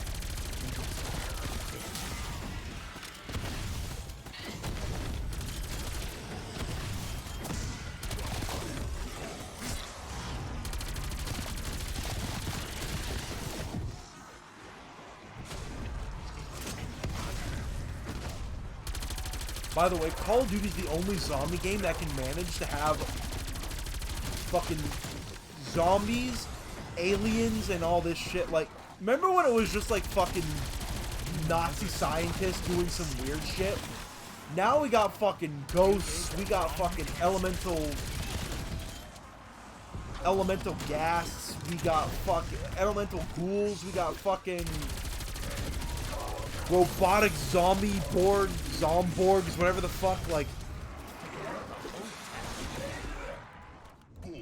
I miss the days when zombies was a little bit more grounded. Which is crazy to say, which is weird to say, because zombies itself was so ungrounded. I see. You don't got double digits, you're no one.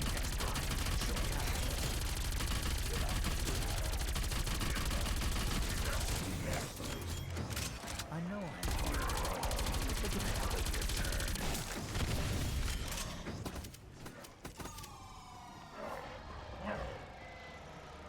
You okay, buddy?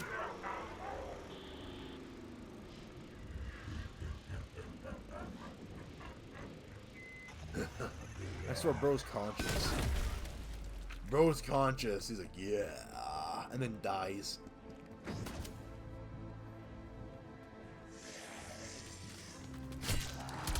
That mango knew something I didn't. Dead on arrival.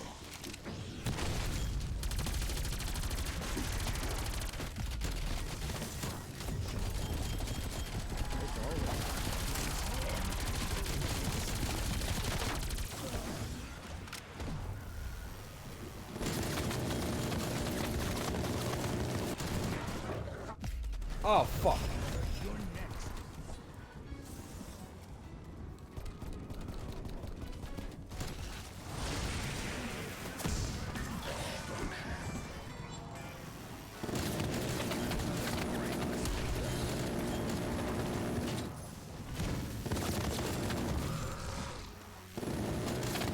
I don't care how many times you die. You're last.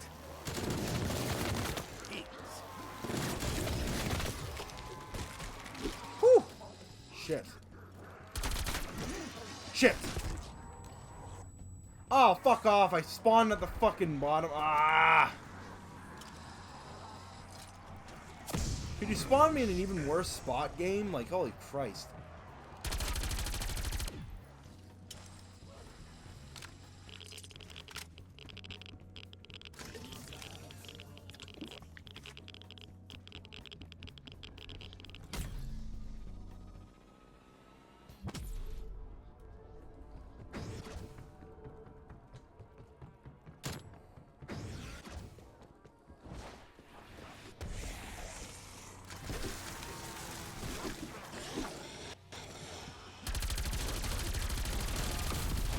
Welcome to my murder party.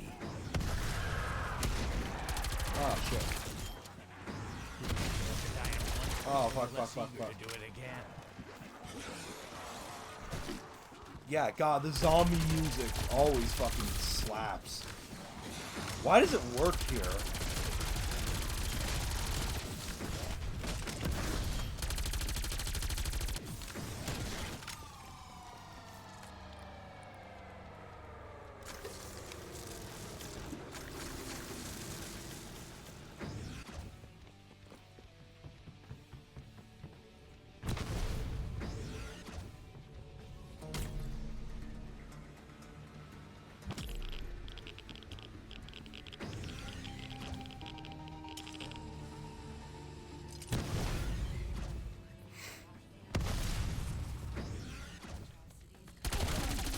Another homicide.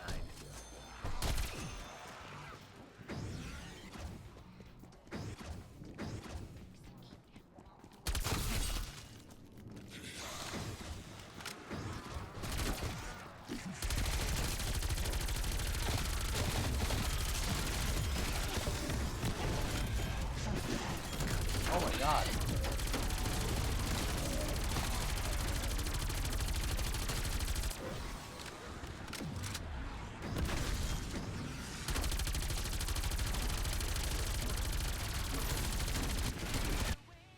Hold up.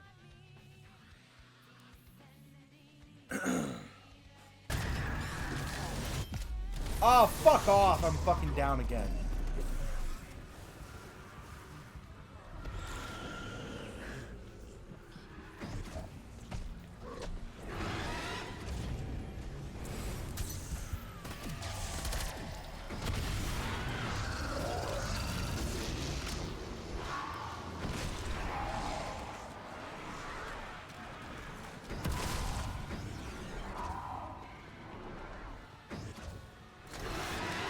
What the fuck?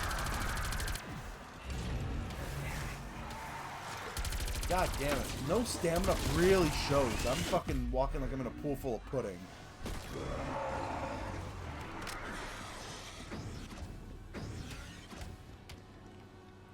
Like I gotta heavily rely on fucking PhD.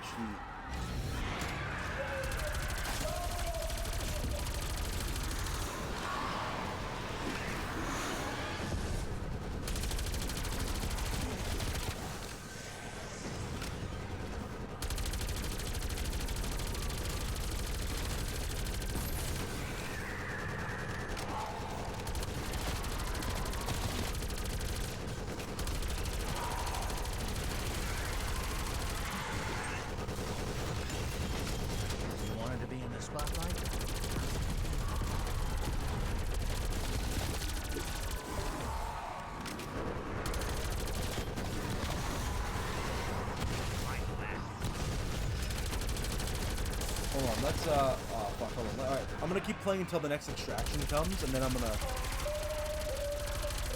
exfil.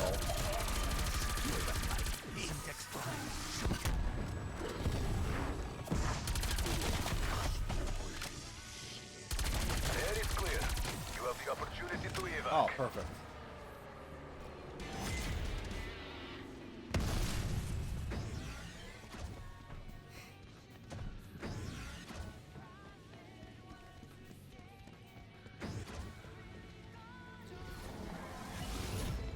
Send exfil. We'll finish this with the sequel. Damn. Okay, let's regroup. Raptor 1 en route for exfil. Fuck's sakes, I'm still running like I'm in a fucking pool full of pudding.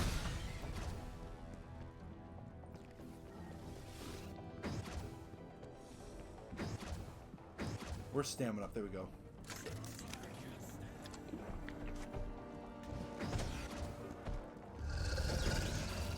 Raptor 1 is in position. Let's get skids up before we get knocked down. I hope it doesn't do that fucking glitch. It's been glitching lately where it's like, there's like, oh, it says there's still one more zombie, and it's like there's no fucking zombie.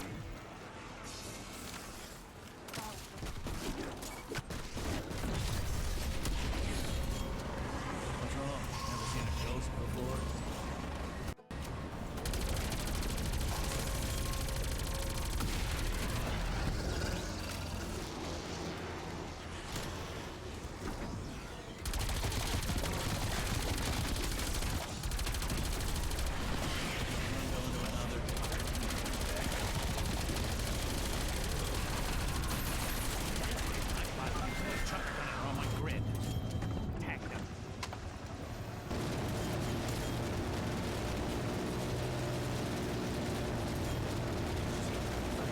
God, I love my job.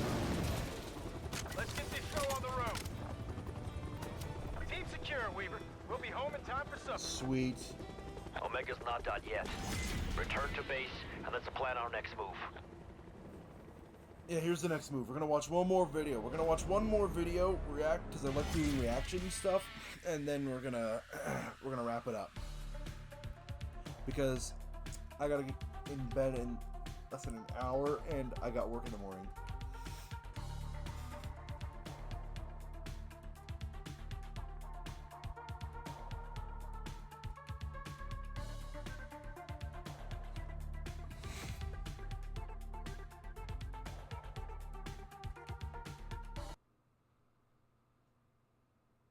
Oh. Oh. There we go. Jesus Christ, Prestige 14. Holy fuck. I should have had double XP tokens. Holy crap, that would have been fucking awesome. Ah, I should have done that actually. I could have made leveling it up so much quicker. Level 47? Are you kidding me?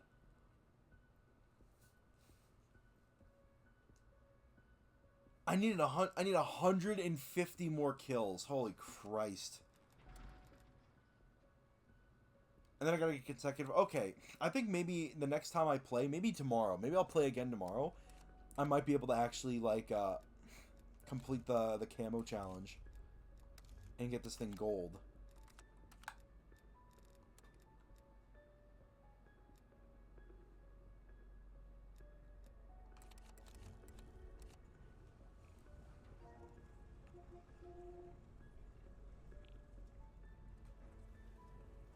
Yep.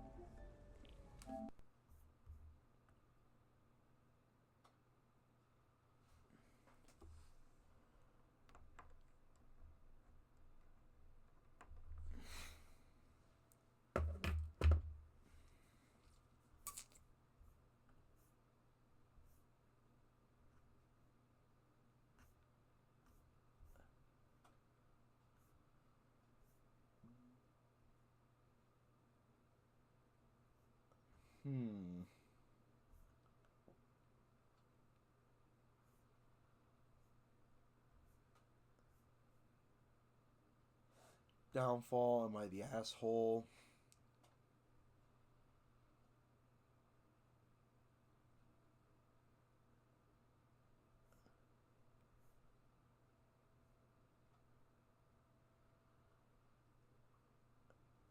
Finally, my online friend gone wrong. The worst Asian influencers.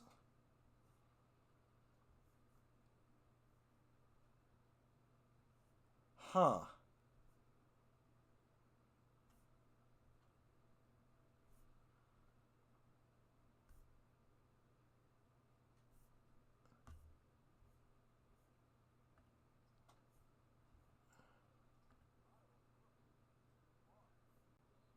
No, maybe not down bad dudes.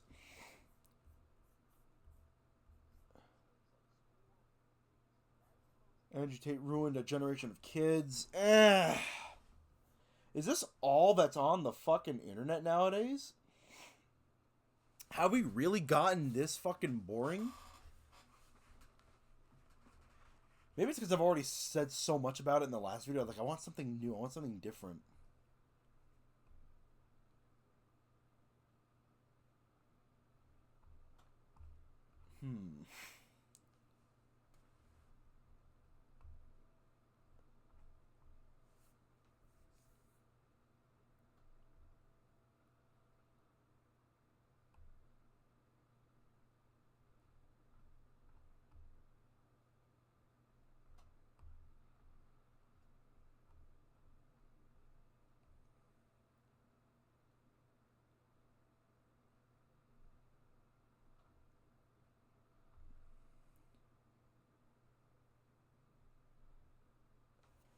Huh?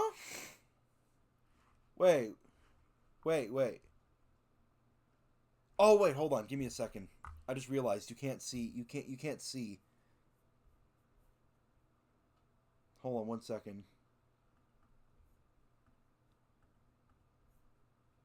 I've been scrolling this whole time. You couldn't see what I was scrolling. You couldn't see what I was looking at. My bad. Hold on. Don't handle rejection like this. Hope you have fun with all your cats, you fat cunt. Cat fat C word, fat. You ever seen this guy? If I had He'll just run back and forth with a fucking red flag or a green flag. Should we see that? If I had Don't handle rejection like this? Is that something that interests? Hang on. I'll just put it to the side and I'll wait for your response. If that sounds like an interesting video.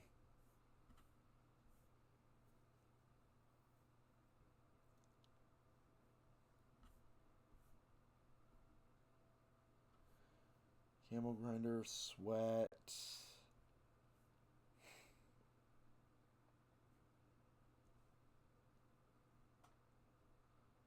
I see the clips on. I see the clips. Yeah, that guy. Oh, that guy. Yeah. Do you want to see it, or do you want to see something else?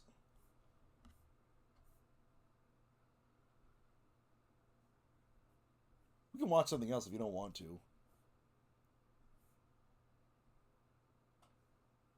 Like, if there's anything here that looks interesting. I don't want to do reaction videos to reaction videos. Like, you know, Donut Operator, because it's weird. Not weird, it's like... Then again, this is a reaction to a reaction, because he's reading. Let's do it? Alright, fuck it, let's do it. If I had a parchment scroll... Hold on, 1 second. Hold that thought for a minute. Let me just go to the bathroom real quick. Let me just go to the bathroom and also heat up this brownie.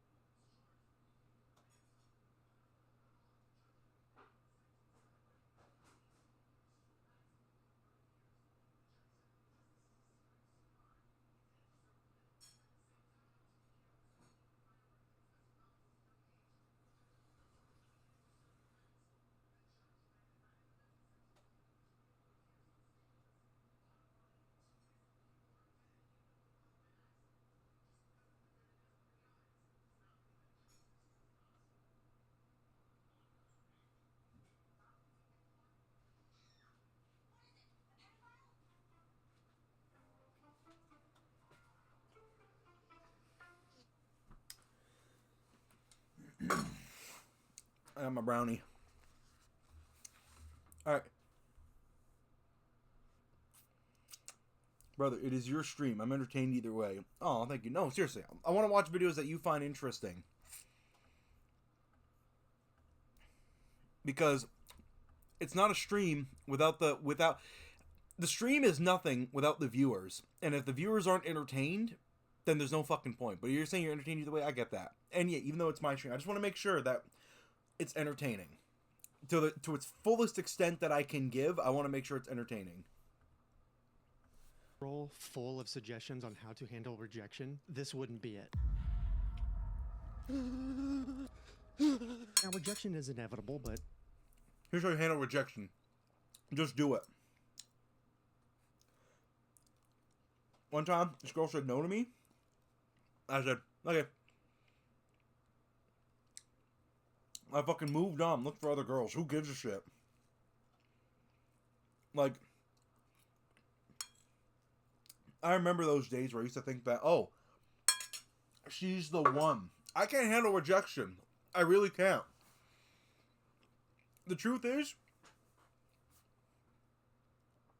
go in there expecting to be rejected. Go in there expecting them to say no. Go in there rejecting them. Always be toxic. Always have a toxic mindset. It's like, you said no? Okay, you're fucking lost. I really don't give a shit. I gave you the chance to date me. You said no. Go ahead. The girl who I asked out used to date an old friend of mine, but he was a fucking asshole. That's why I asked her out, because I don't give a shit about him. He's a fucking dick. I asked her out. She said no. It's like, okay, come on. You can. I don't know if she's dating that guy, but it's like, you want to date him? Go ahead. Like, all power to you. I really don't care. Don't take it the wrong way, though. Like, I see a lot of these dudes who are like, you know, they'll get rejected, and then they'll message like, okay, fine, fuck you, stupid bitch. Nobody likes you, and I hope he beats you up. It's like, no. I think he's an asshole, right?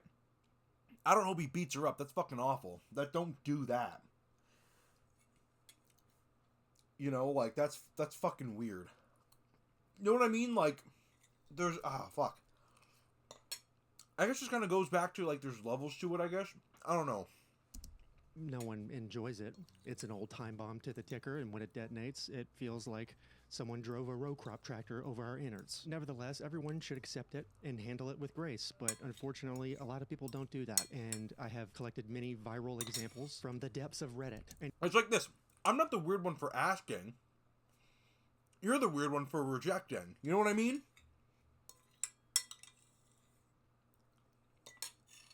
That's the mentality I have. You know, like, oh, you rejected me? Okay. Because who gives a fuck? Like, really? Like, oh, you could have had all this and all that. It's like, yeah, they could have, but they don't want it. Like, I'm not going to pretend to have a lot to offer, so I'm going to fuck off. Like, I'm a dude who wants to play video games and watch TV, right? Are you somebody who also likes video games and watching TV? Perfect. You want to go out? She said no, so it's like, really? Really? Damn, alright then. You're fucking... Alright. I mean, that other guy, too. Like, he liked playing... Actually, I don't even know what the fuck he liked. He was just always miserable. I don't know. I guess it depends on the situation. each one gets increasingly aggressive. Okay, on this first one, these two were texting with the intention of dating. At least the woman was. Judging by the first text, this guy had just gotten finished watching something gross. He starts off with a very cool one-liner and says, "Oh, baby, I'll service you and your car from now on." She says, "Ha ha ha ha ha ha ha ha. Let's go on a date before I get serviced." And then he says, "I'll be there Saturday, lol. I'm actually staying the night there too." I mean, how is that a red flag? It's kind of funny. It's cringe. It's kind of funny. I love cringe shit. How's that a red flag? I can service you. Ha ha ha. Let's have a date first. Yeah, it's a joke.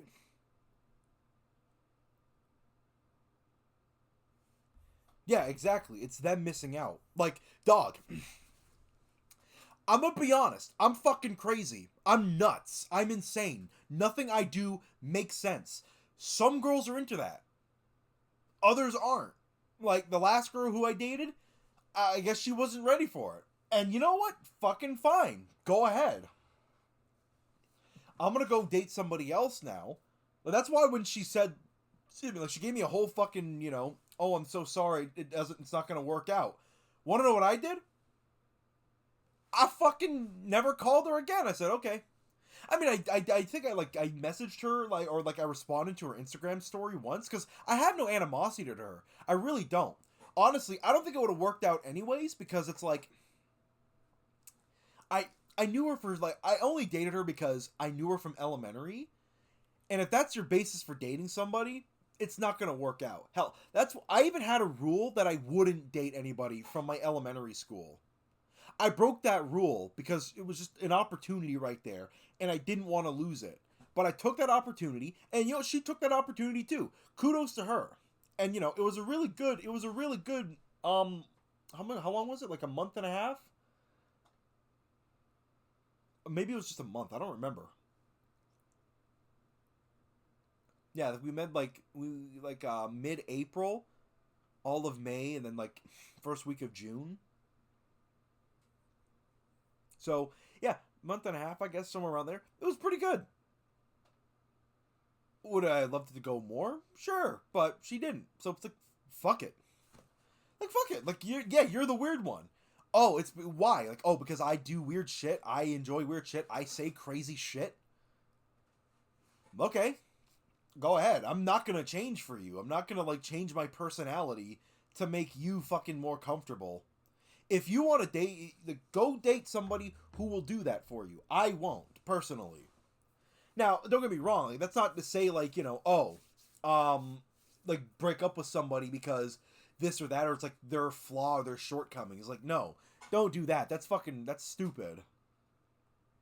Like, you accept somebody for their shortcomings.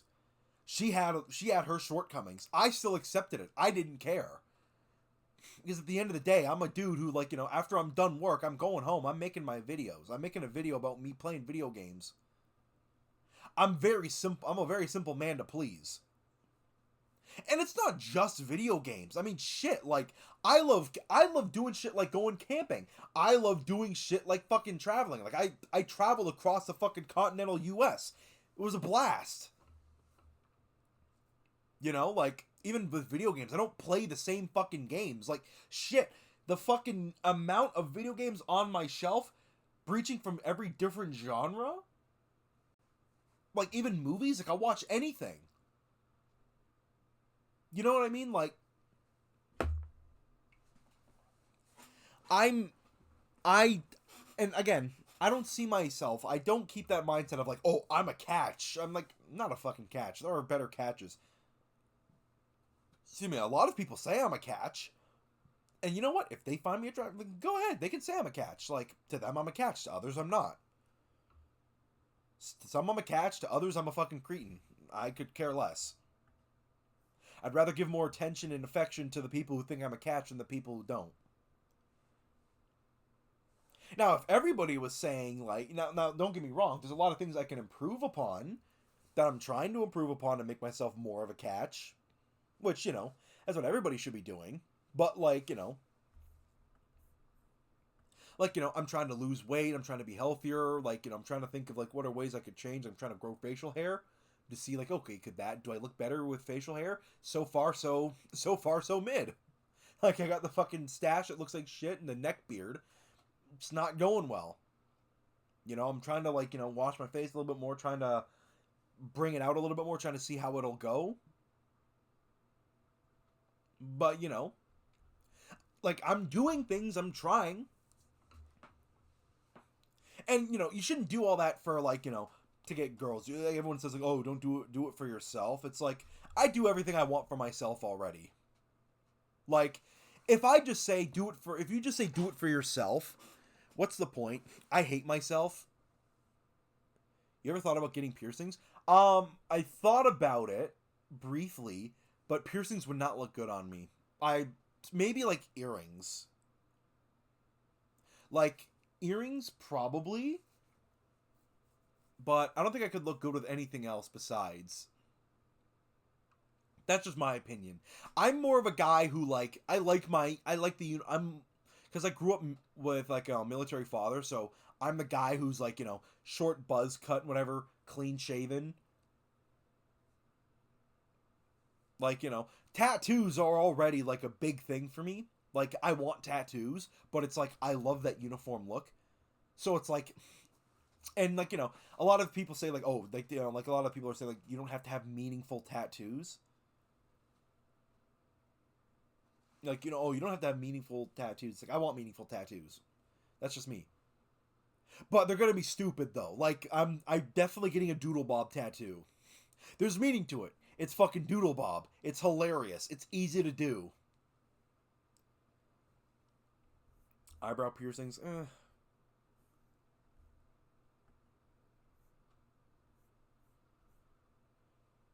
I don't know. It's one of those things where I like it's just not me. It's not my personality. It's not my visual personality. You know what I mean? It kind of harkens back to like my nothing makes sense, because like, like if you listen to the music, if you hear the music I listen to, it's fucking emo. But if you look at me, I don't look emo. You know what I mean?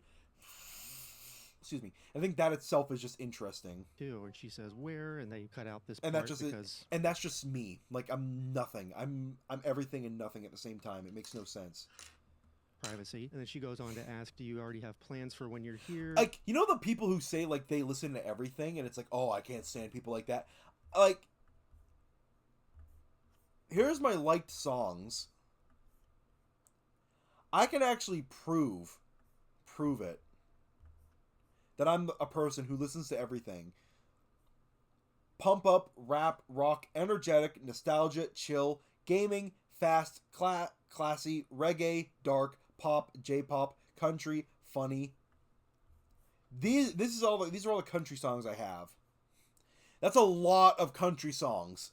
Because usually when somebody says like, oh, I listen to everything, and it's like, oh, country, everyone loves to bring up country as like that gotcha moment. Like that, I got you. You don't listen to everything. No, country's on here. It's not like 1 or 2 songs. That's like fucking 8 songs right there. And you know what's crazy? It's actually missing songs. I know it's missing songs because like I know Waylon Jennings should be here. I probably took it off the list.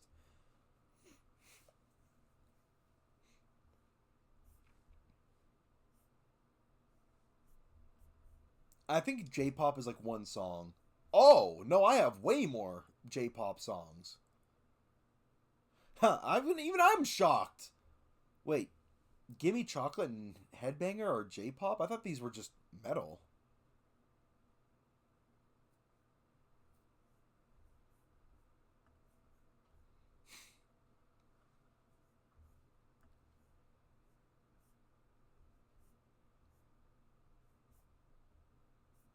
That's a lot of fucking rock. Holy shit.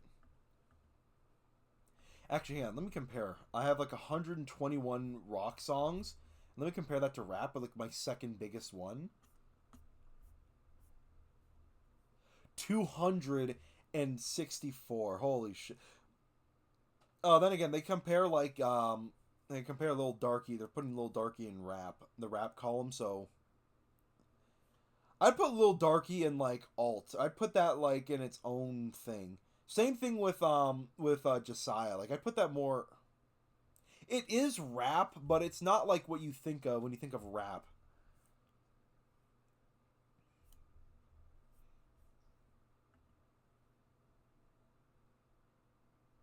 Still, but anyways, like that's the point I'm trying to get at. Like, my father, when he was my age, he was a metal. Well, actually, when he was my age, he was in the military.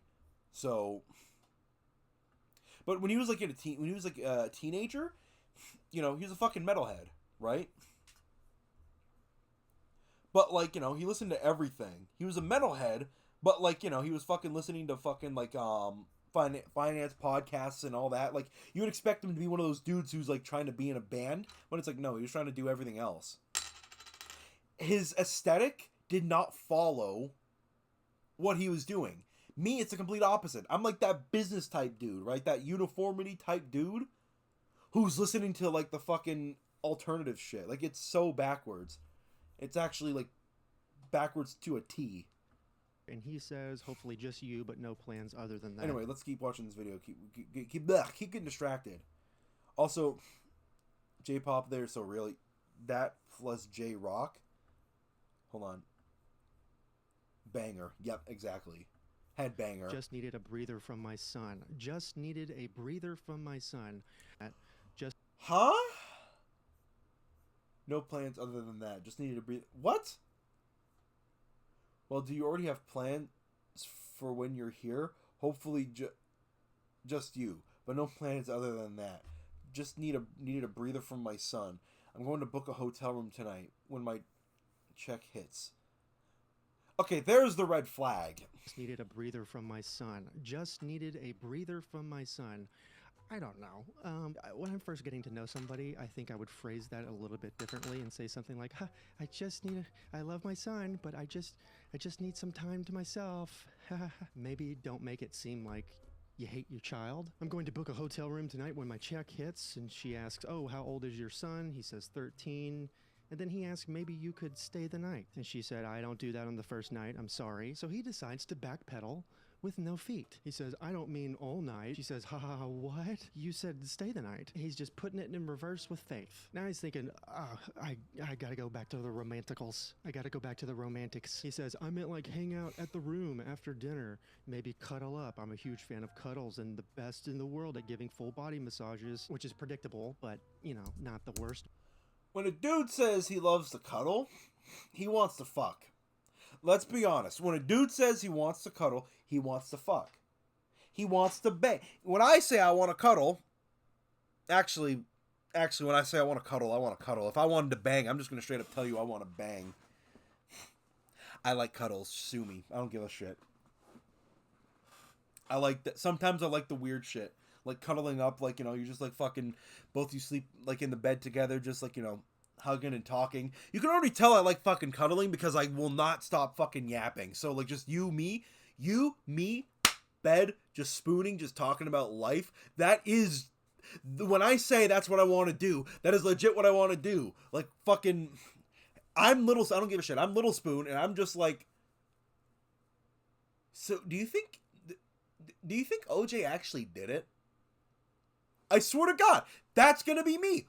I swear to God, that will be me. Like, I'm just gonna be fucking, just you and me in bed, and I'm just gonna be saying some weird out-of-pocket shit. Like, fucking, even if I'm Big Spoon, it's like, hey, I'm gonna be honest with you.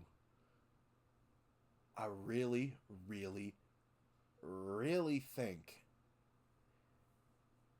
Diddy did it. Like, I just really, like, I'm not lying when I say, if I say I want to, all I want to do is cuddle. That's all I want to do. I just want to fucking, I'm trying to sleep. Stop making me giggle.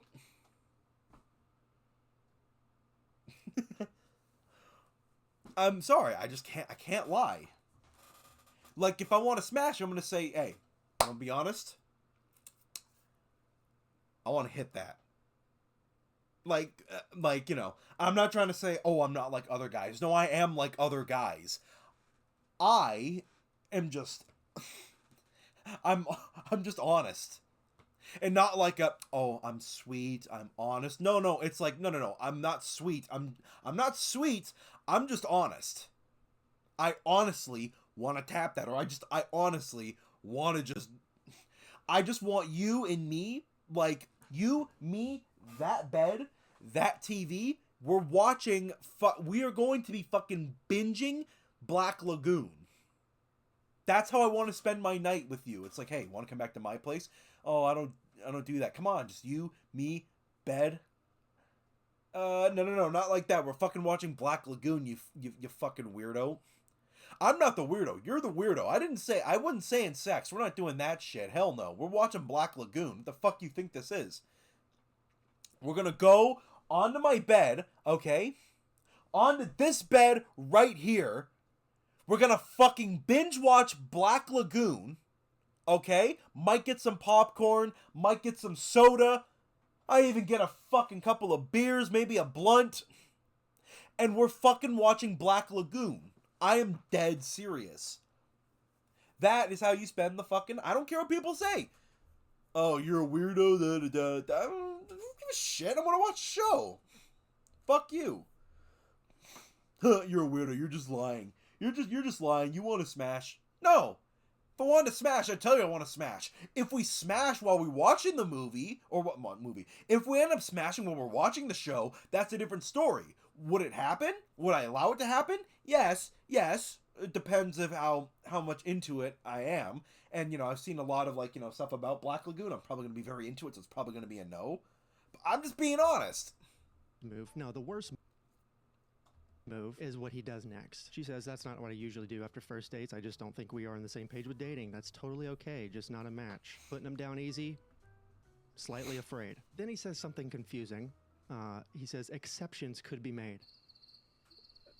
What? Lol. What do you mean? I mean dinner, hang out, and eat between your legs like a Sunday lunch buffet after dinner. Clap them cheeks too. What? Yo! No!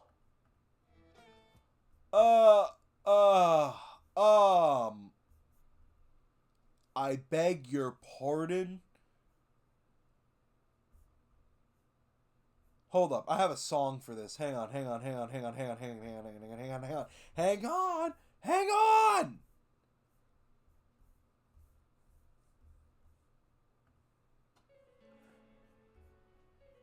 I beg your pardon?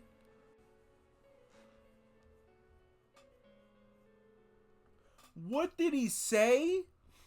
I mean dinner, hang out, and eat between your legs like a Sunday lunch buffet after dinner, lol. Clap them cheeks too.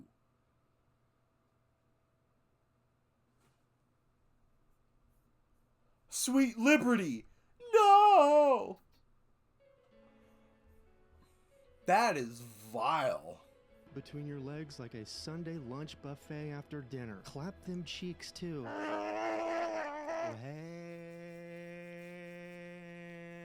Doesn't make sense. Lunch after dinner. You can tell how nervous he is because what he just said doesn't make any sense. And he's lucky that this lady just ended it as nicely as she did. You know it's bad when the wife rejects her own husband, and that's exactly what happens in this next one. It's very kind of disturbing. The context is this woman is frustrated. Oh, he said the next one. Thank God he said the next one, because I would have thought, like, I'm sorry, what?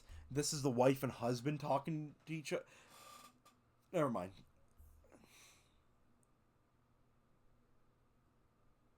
Okay, the thing is too, right? Listen, here's the thing. I would have said something like that. I would say something like that. However, you know I'm just going to say some out-of-pocket shit. Like, if it's already established, like, no, that's not going to happen, or I'm just memeing, like, you already know, like, I just say crazy shit, like, it doesn't fucking matter. I'm just fucking pumping shit out like crazy. Like, in reality, like, the shit that comes out of my mouth is not really going to be the thing that's going to happen. I would say something like this, but in reality, it's like, dog, I just want to like fucking hang out. You know what I mean? Like, I just want to, like, I would say something like, if I say this to you, you know, in reality, all I want to do is actually just like play some video games. But not everybody's like that. I think this guy is just seriously, like, fucked up in his brain. Maybe he's not. I don't know. But at the same time, too, even if she's saying, like, no and all this and that, I don't know. Is because what he just said doesn't make any But that was fucked up, sense. what he said. And he's lucky husband, and that woman is frustrated because her husband will not stop talking about her body and trying to initiate sex all the time. And he says that if they just have more sex, everything will work itself out, which is just based. What? And that's a 12-year-old boy's response. Something's off, and you can tell from the jump. He says, "Are you okay?" And she says, "I'm tired. I'm gonna go lay down. I need my meds." And his response is, "I fuck you." What?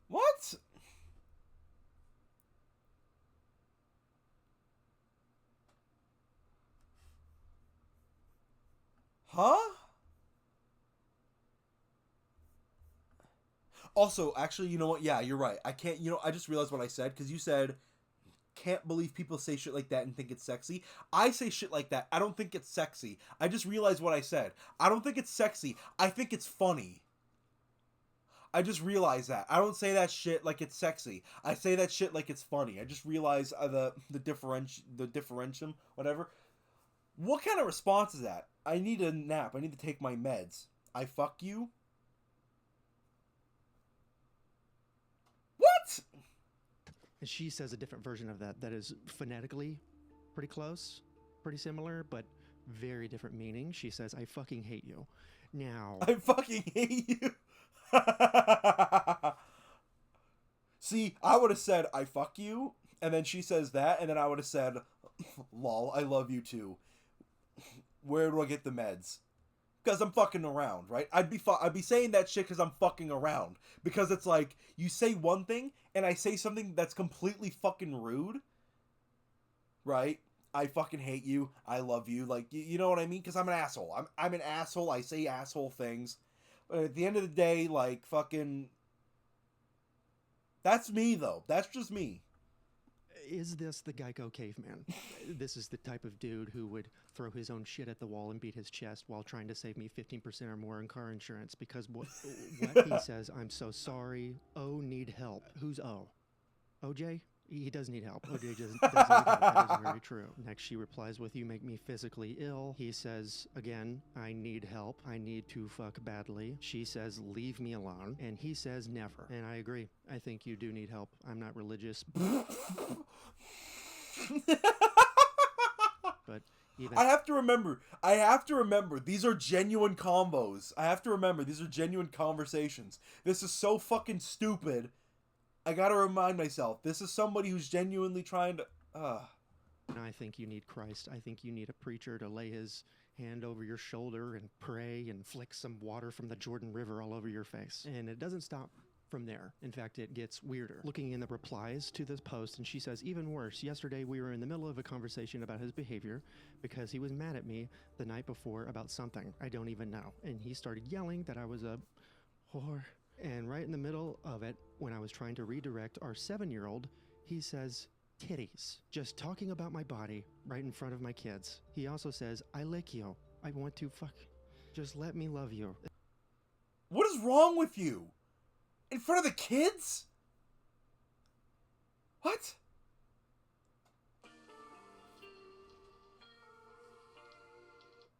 I gotta oh god, no way somebody can be genuinely like this. Etc. All unprovoked, unwanted, and rebuffed. He never changes, and it's always out of nowhere. To me, it goes beyond blatant disrespect. This feels infantile, because can you imagine an adult male, a human adult male with a wedding ring on his finger and a child and a mortgage and a 401k just out of nowhere dropping everything and just being like, sex. Boom. So I started thinking, I was like, there has to be some kind of like drug related issue or brain damage or a tumor.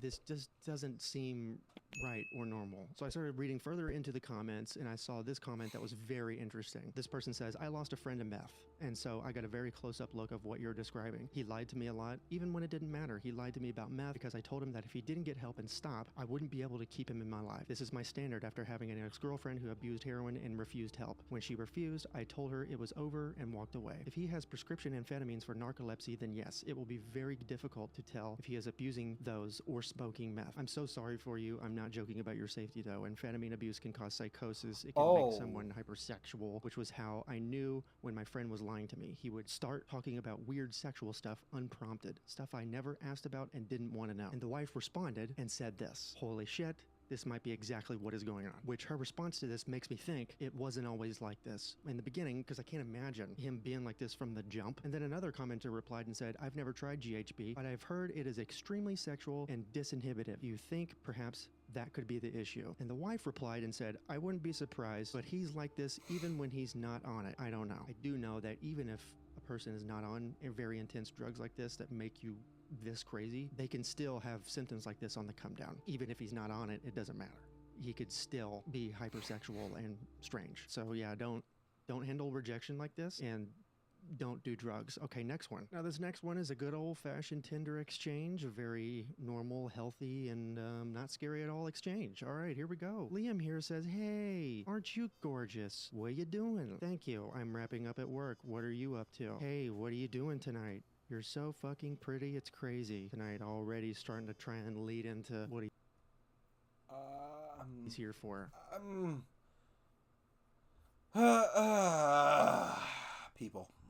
All right. I had a pretty chill night in. How was your night? He says, it was okay. Getting through life, you know. You want to hang out tonight? I'd love to actually meet you. She says, I'm seeing this a little late. I'm already headed home from work. And her last message is just a little cut off here, but she says, are you asking like a date? Giving him a chance to be like, you sure you want to do this? Well, I work Monday to Friday, but I'm off Friday at like 5 until Monday. How about you? Also, I should be 100% honest. You live in Lancaster, 26 miles away, and it's really far. Not even far. Not even that far. I want to FaceTime with you, and you make me come. That's... That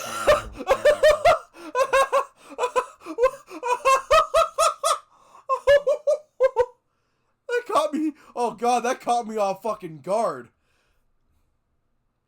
Oh, shit. I'm just like... I'm just like sitting here like, what? And then I just hear come. And I'm like, huh? Oh God, what the fuck?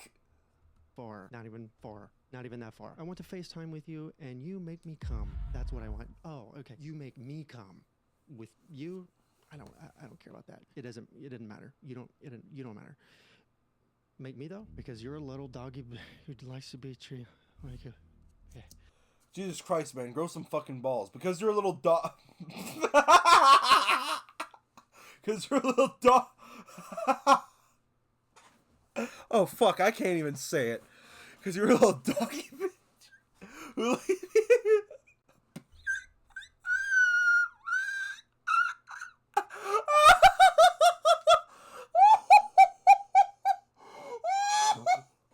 Because you're a little doggy bitch.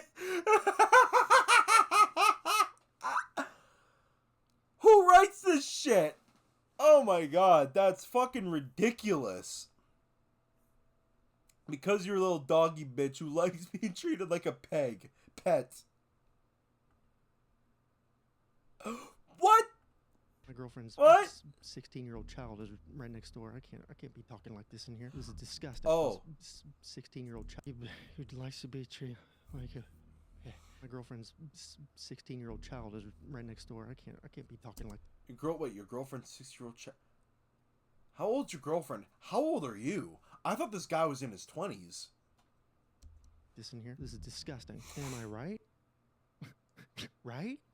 Of course, she replies, are you serious? I work in LA, so it wouldn't have been difficult at all. Thank you for letting me know early that you're disgusting. It's kind of funny because I would have fucked you if you treated me like a fucking person. And he heart reacted it, which, okay. Of course, he's going to temporarily backpedal, and he says, look, that's the dirtiest and weirdest side of me, and the truth is I should have just gone out with you and treated you like a person. Repeating exactly what she said, no effort. All right, do you have any thoughts like that? Immediately back into, okay, because some part of me feels like if I hadn't just fucked this up, that you would be okay with that, as long as I take you out and hold your hand and play you guitar and eat with you and make you laugh. Part of you feels that way. She said that. Have you ever thought about being somebody's pet? And then she goes scorched earth Armageddon on him and says, listen, if I wanted...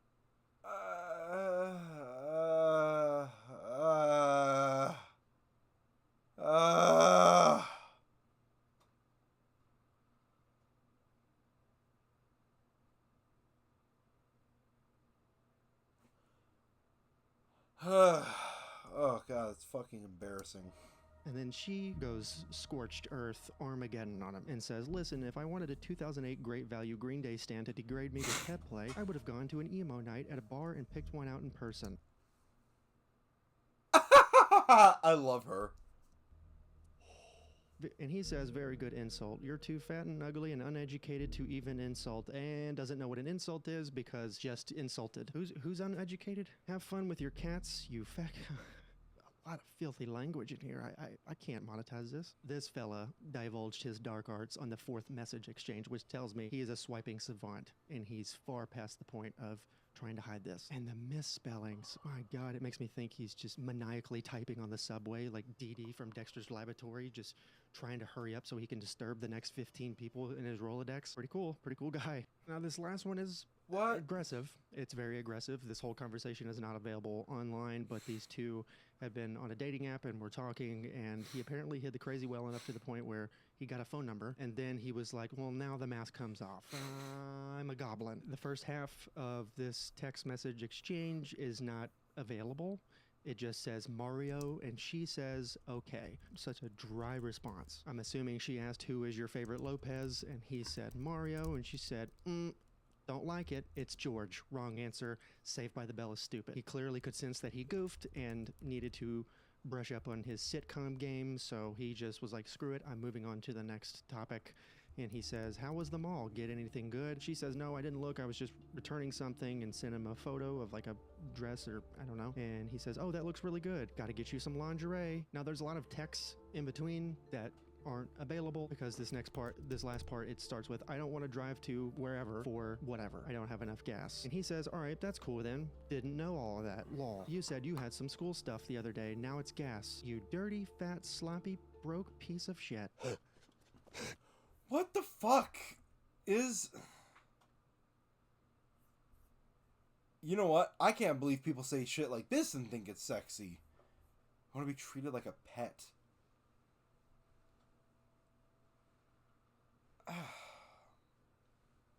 You don't fucking pull out the king shit not even day one, convo one. You got no gas, but got gas to go to the mall window shopping. Thanks for making my morning. And too many excuses, and he caught her. It's a photo of her, I think, and it's just bleeped out. He says, yes, this shit is funny, lol. Fat ass bitch. God, I really sound really white when I'm saying this. You pushing what? Almost 190, 200? Which of course is a defense. He's tremendously sad and horribly confused. He can't stop thinking, why do I keep getting shut down, dude? How do I get a phone number and then immediately fumble it within a few text message exchanges? It can't be me. No, I refuse to believe that it's me. It has to be women. They're so indecisive and picky. There's no path from point A to point B. It's just women teleporting me all over the place without rhyme or reason. And I'm frustrated, and I'm so sad and alone, but I can't show that because that's demeaning and horribly embarrassing and just way fucking too vulnerable, degenerates. especially to somebody that I don't know. So I will get aggressive instead, way too aggressive, because if I can't be happy, I can at least be feared. Anyway, while we're on the topic of frustrating and aggressive, watch this video of this husband yelling at his wife in the grocery store. Okay, see you next time. See you next time. Good video. Interesting. It's fucking weird. What the fuck? 15 minutes of red flags. Women expect too much. I don't want it to just be like watching the dude's videos.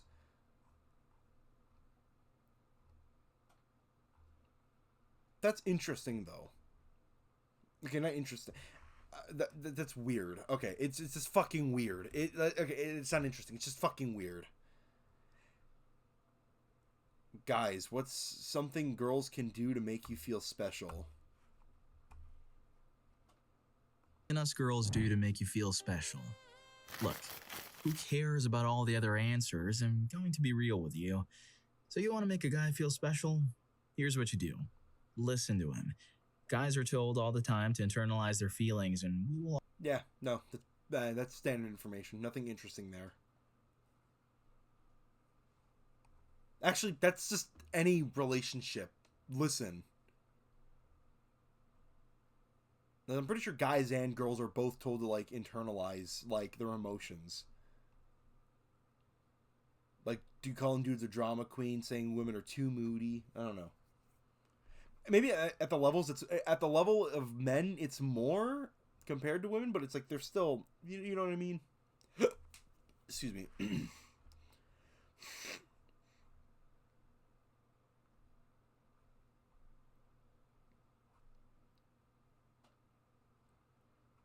Men, what do women think is okay but is actually creepy? Craziest drugs. TikTok's in serious trouble. Perving on men. So many times in the workplace, I have heard women say what they would like to do to a certain man, almost drooling in public. If a man said the same comments, they would be fired. Speaking possessively about their male friends and claim men that they see, most often when they think men can't hear. HMU when you're 18, to young guy models and whatnot on social media. Any guy would be torn a new a-hole if he were to say that, yet it's totally acceptable. Yeah, standard shit. Nothing new.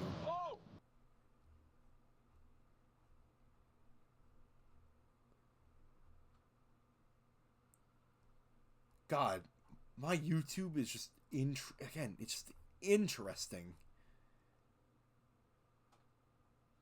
But it's like there's just so much shit where it's like it's not enough to like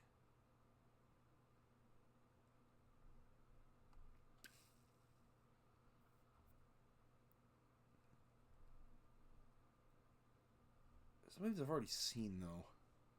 Apparently, I don't know if I've seen half of these.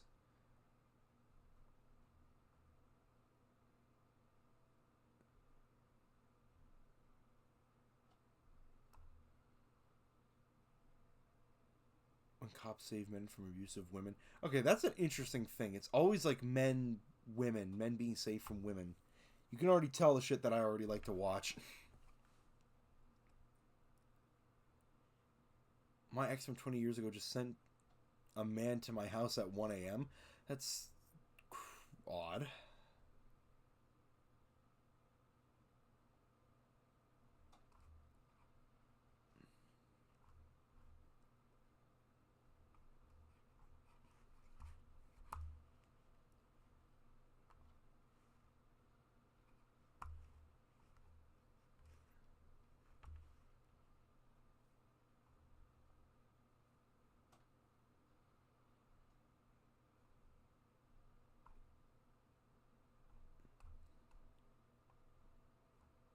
Wait, hold on. What screams I'm too immature to date someone?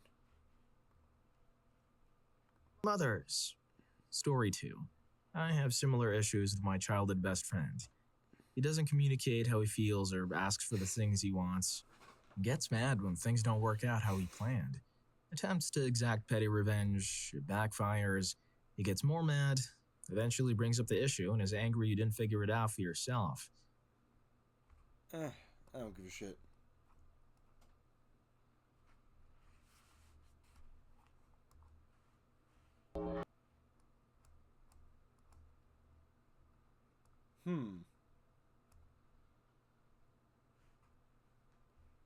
Guys, what's a good sign that a woman is just using you?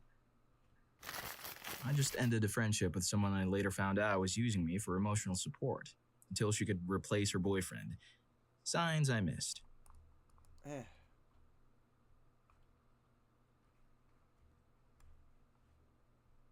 I called their number for the woman. And you? I'm always getting DMs from men on how to pull a goth chick. Wait. Oh no. Goth reacts. How to talk to emo and goth girls. By fucking the legend him. Hold on. Oh, fuck. I lost it. Where'd it go? It was the legend himself. Life and Scars. Hold on. I'm always getting DMs from men on how to pull a goth chick. And my first point of advice is always, how about, for a start, not treating us like an exotic animal in a cage that may f***ing bite you. Not the... Look at you! What do you want me to do? Better yet, what do I want you to do? We can't, but I have been asked by you guys to react to this TikTok on how to talk to emo and goth chicks. Let's see. How to talk to emo and goth bitches. Alright, we're already off to a bad start. No. No.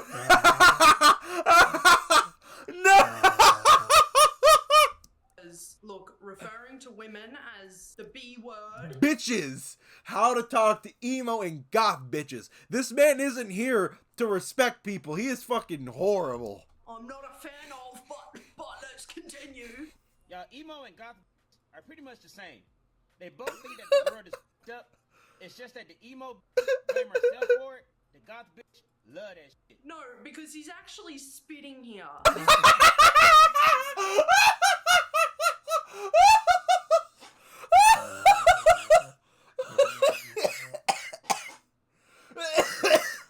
He's actually spitting here. Yes, he is. For it, the goth bitch love that shit. No, because he's actually spitting here. This is actually the funniest way that I've heard a differentiation between emos and goths, because I always have people say, like, fell in love with an emo girl in my comment section, and I see you, and I don't like it. It's not that we necessarily hate the word. God bitches love that shit. And then I must be goth than emo, because I fucking love that shit. Hold on. The goth bitch love that shit. It's just that the emo bitch blame herself for it. The goth bitch love that shit. I don't blame myself for the world's problems. I love the world. I was girl in my comment section, and I see you, and I don't like it. It's not that we necessarily hate the world, we just embrace and appreciate the darkness. The thing your, average Lululemon girl wouldn't necessarily appreciate, like sitting at cemeteries, because that is the most peaceful way to think instead of having a complete mental. Now we know how to navigate going forward. It's gonna be hard for you to get one of these without having some kind of common interest. Cause just like fat chicks, they know that some of us only look at them for a fetish. Okay. He's not wrong. I don't know, mentioning bigger women in this is kind of like unnecessary, I guess, in context of fetishes and whatnot. No. It's in context of fetishes, cause just like fat bitches, no, he's spitting. He is spitting. He has not said one wrong word so far. Kind of makes sense because there are a lot of... You know, it's funny. It's fucking goth reacts to how to talk to emo and goth girls. It's dude who dates goth girls reacting to a goth girl reacting to how to talk to emo and goth girls. It's full circle. Now all she needs to do is react to my stream of me reacting of her reaction.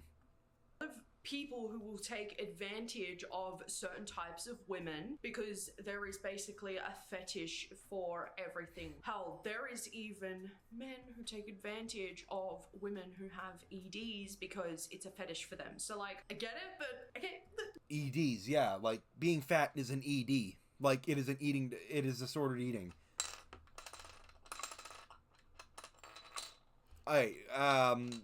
I think we're in agreement. Never mind. I don't know why I mentioned that. We're in agreement.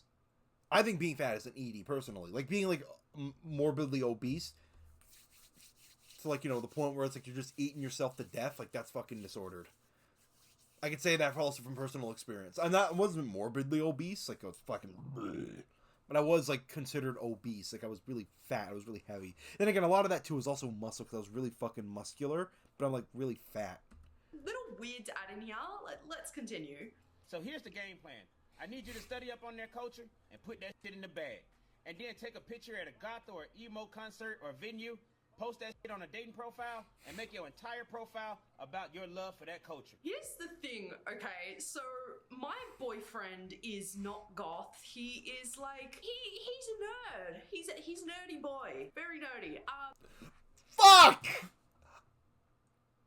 I'm very nerdy. Oh, that explains a lot. Wait a minute. Every fucking alt couple, I swear to God, every alt couple is an alt chick and a fucking nerdy dude.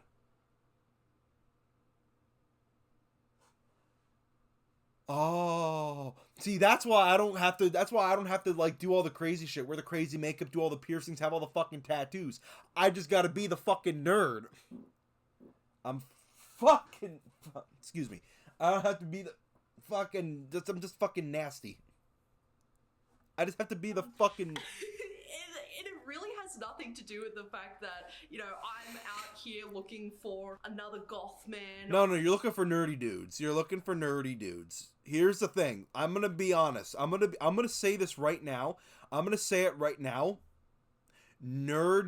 nerdy dudes are looking for emo and goth chicks, and vice versa.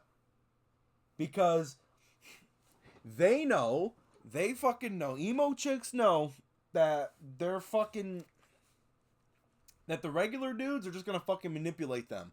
The nerdy guys are fucking afraid of women in general, so they're gonna go for the fucking scariest one. If that makes any fucking sense. I don't know. My point is, this kind of makes sense. This dynamic of, like, emo and nerd makes sense to me because I'm a fucking nerd and I date emo chicks. Oh, a grunge chick, emo chick. Then there was something that was just way off from what I normally date. Again, she was cool, but anyway. To do with the fact that, you know, I'm out here looking for another goth man or a metalhead. It's actually completely the Also, too, nerds are metalheads. Like, I saw, like, this guy, Alex Moog, I'm gonna butcher his name. He made a good point of, like, you know, nerds being into metal, and it's like, it does make sense, though. Like, because it's like that whole fucking, I can't remember. I gotta find it. I gotta find the video. It was interesting though. It was interesting. It was talking about like Doom though, the game series Doom, or like particularly the only thing they fear is you. And he mentioned like, you know, a lot of like, you know, those nerds like metal, like a lot. It's one thing that a lot of nerds like, and it's true because I'm a nerd and I love metal. You know, I've loved metal for like a while. I loved rock and rap, like hip hop and all that. So, and again, not all nerds, not all this and that and da-da-da-da-da. Like, I'm like an outlier for a lot of things. But, like, again, that kind of harkens back to, like, I can see everything on a grandiose scale. I'm going to continue this. I'm falling asleep. Calling it a night. Love the stream. Hopefully I can catch up the next one. Night. I'm just going to, I'm just going to finish this one here, and then I'm fucking done for the night, too. It went way longer than I expected. We're already fucking on, Jesus Christ, over 4 hours. opposite. I really want somebody who is not going to have some sort of like grandstand over me and ask me, when's the last time Robert Smith took a fucking shit? I'm not trying to be with somebody necessarily that is kind of like a clone of me, if you get what I mean. Like, yeah, it's cool and all if we have mostly the same interests, but I feel like you can't really learn anything from one another if you're in a constant echo chamber. And, you know, my boyfriend, he appreciates me as a person instead of looking at me for just as what I identify or what my philosophy in life is. And I feel like I can speak on behalf of a lot of goth women out there too, or goth femmes, you know. We aren't necessarily looking for that. Because I always see comments on these types of videos that I do where it's like, okay, we really like them nerds, we love them gamers, because that be us too. And if I feel like and it's like, you know, flattering if somebody's going to learn about the culture and about what you're into and about the life that you lead. That's amazing. I'm flattered by that. I just feel like doing that shit for the sole purpose of getting with somebody is kind of just like weird. Not gonna end well, you know? Because it's like sooner or later we're gonna find out that you only learned that to be with us, and once you're with us, once you've pulled us, you kind of like don't like that anymore, and that's not what you're about. So yeah, I mean, who am I to say though? I mean, hey, I still like screaming. I still like fuck. I still like some of the shit that some emo people would like. I'm sorry, I just do. Cause it's just, I don't know, I just like it. Fuck. She's right though. She is right though. Like, don't fucking like learn something just for the sake of like getting into somebody's pants, because that's just a fucking lie. Like, don't change yourself to appease somebody else. Be yourself. Just happens to be that I'm everything. I am everything. I am a god. I am everything. I am a god amongst men. A god of war.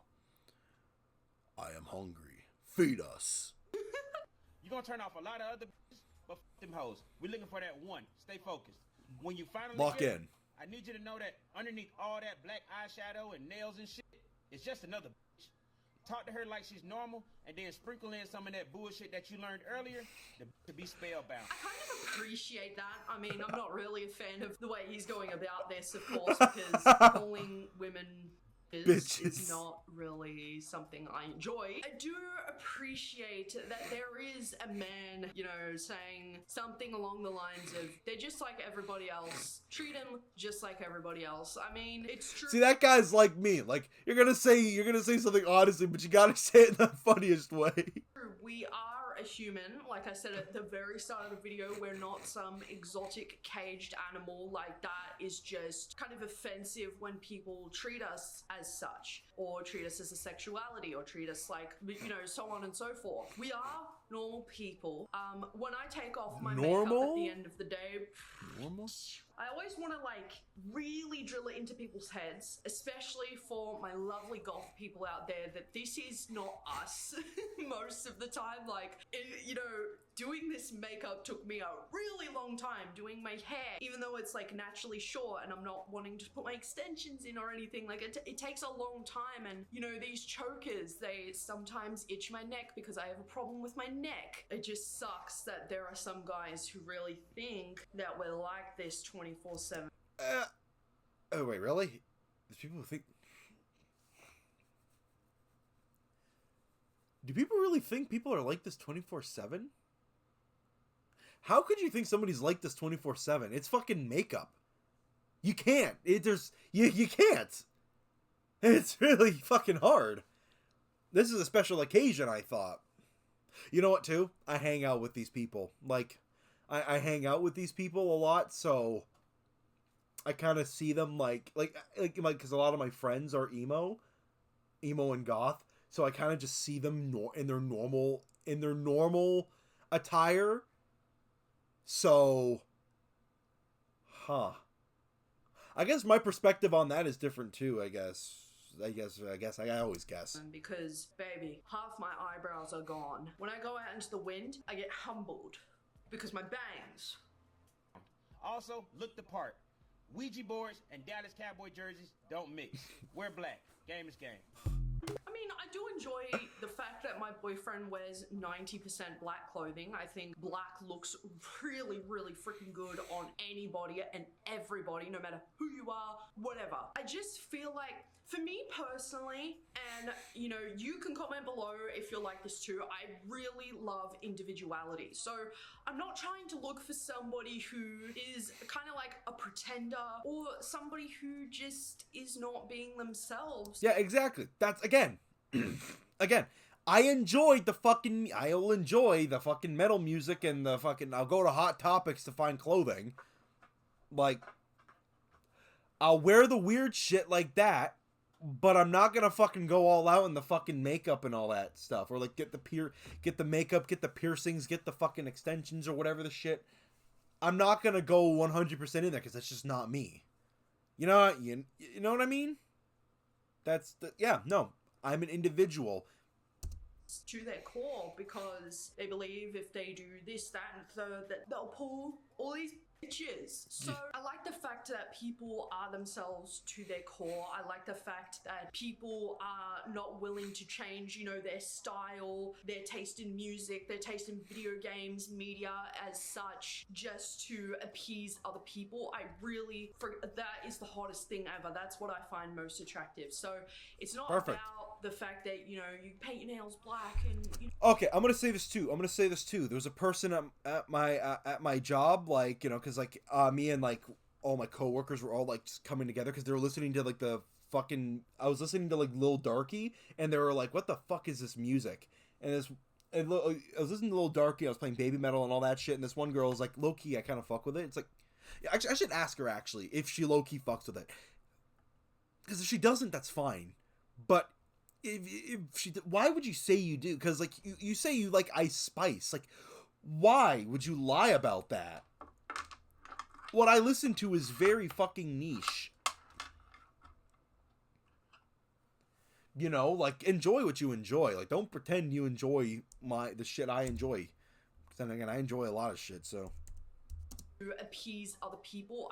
That is the hottest thing ever. That's what I find most attractive. So Good. It's not about the fact that, you paint your nails black and, you wear all black. Even that too, I don't paint my nails black. Like, I even know a dude who paints his nails. It's like, fine. Who cares? Do whatever you want. I just don't. That's cool and all, but at the end of the day, it really matters about who you are as a person. Because if you're not funny, if you're not fun, if I can't laugh with you, if I can't stuff my face full of margarita pizza, if I can't wake up in the morning half eyebrows off, my bangs, everything is just fucked, then I really don't see the point of being with someone like that who won't appreciate you for who you are. Because I'm so much more than goth. I'm Caitlin, and I have a lot of interests outside of goth as well. So, with that being said, everybody, there's your little reaction to that TikTok. Oh my god, I can't even tell you how many times I was spammed with this morning, and then I was like, you know what, just give them what they want, Caitlin. So with that being said, my lovely people, I hope you learned a thing or two in this. If you are somebody who is an outsider from, alternative goth, whatever. I'm gonna say this too. I think she kind of took it a little too seriously. Like, this is obviously a shit post. There's no fucking way. Oh, the shit that this guy says, there's no way you can take this as genuine advice. There probably is somebody who'll take that as genuine advice, and it's like they're dumb themselves. Like, come on. And you appreciate people within. It's the clearly a subculture, shit post. There's some information there for ya. So take care of yourself. There is a real. I think I've seen this girl before. I don't know. I'm always getting DMs from men. I don't know. Check that out. Anyways, all right. Time for me to head to the fucking sack because I got fucking work in the morning. I'm screwed.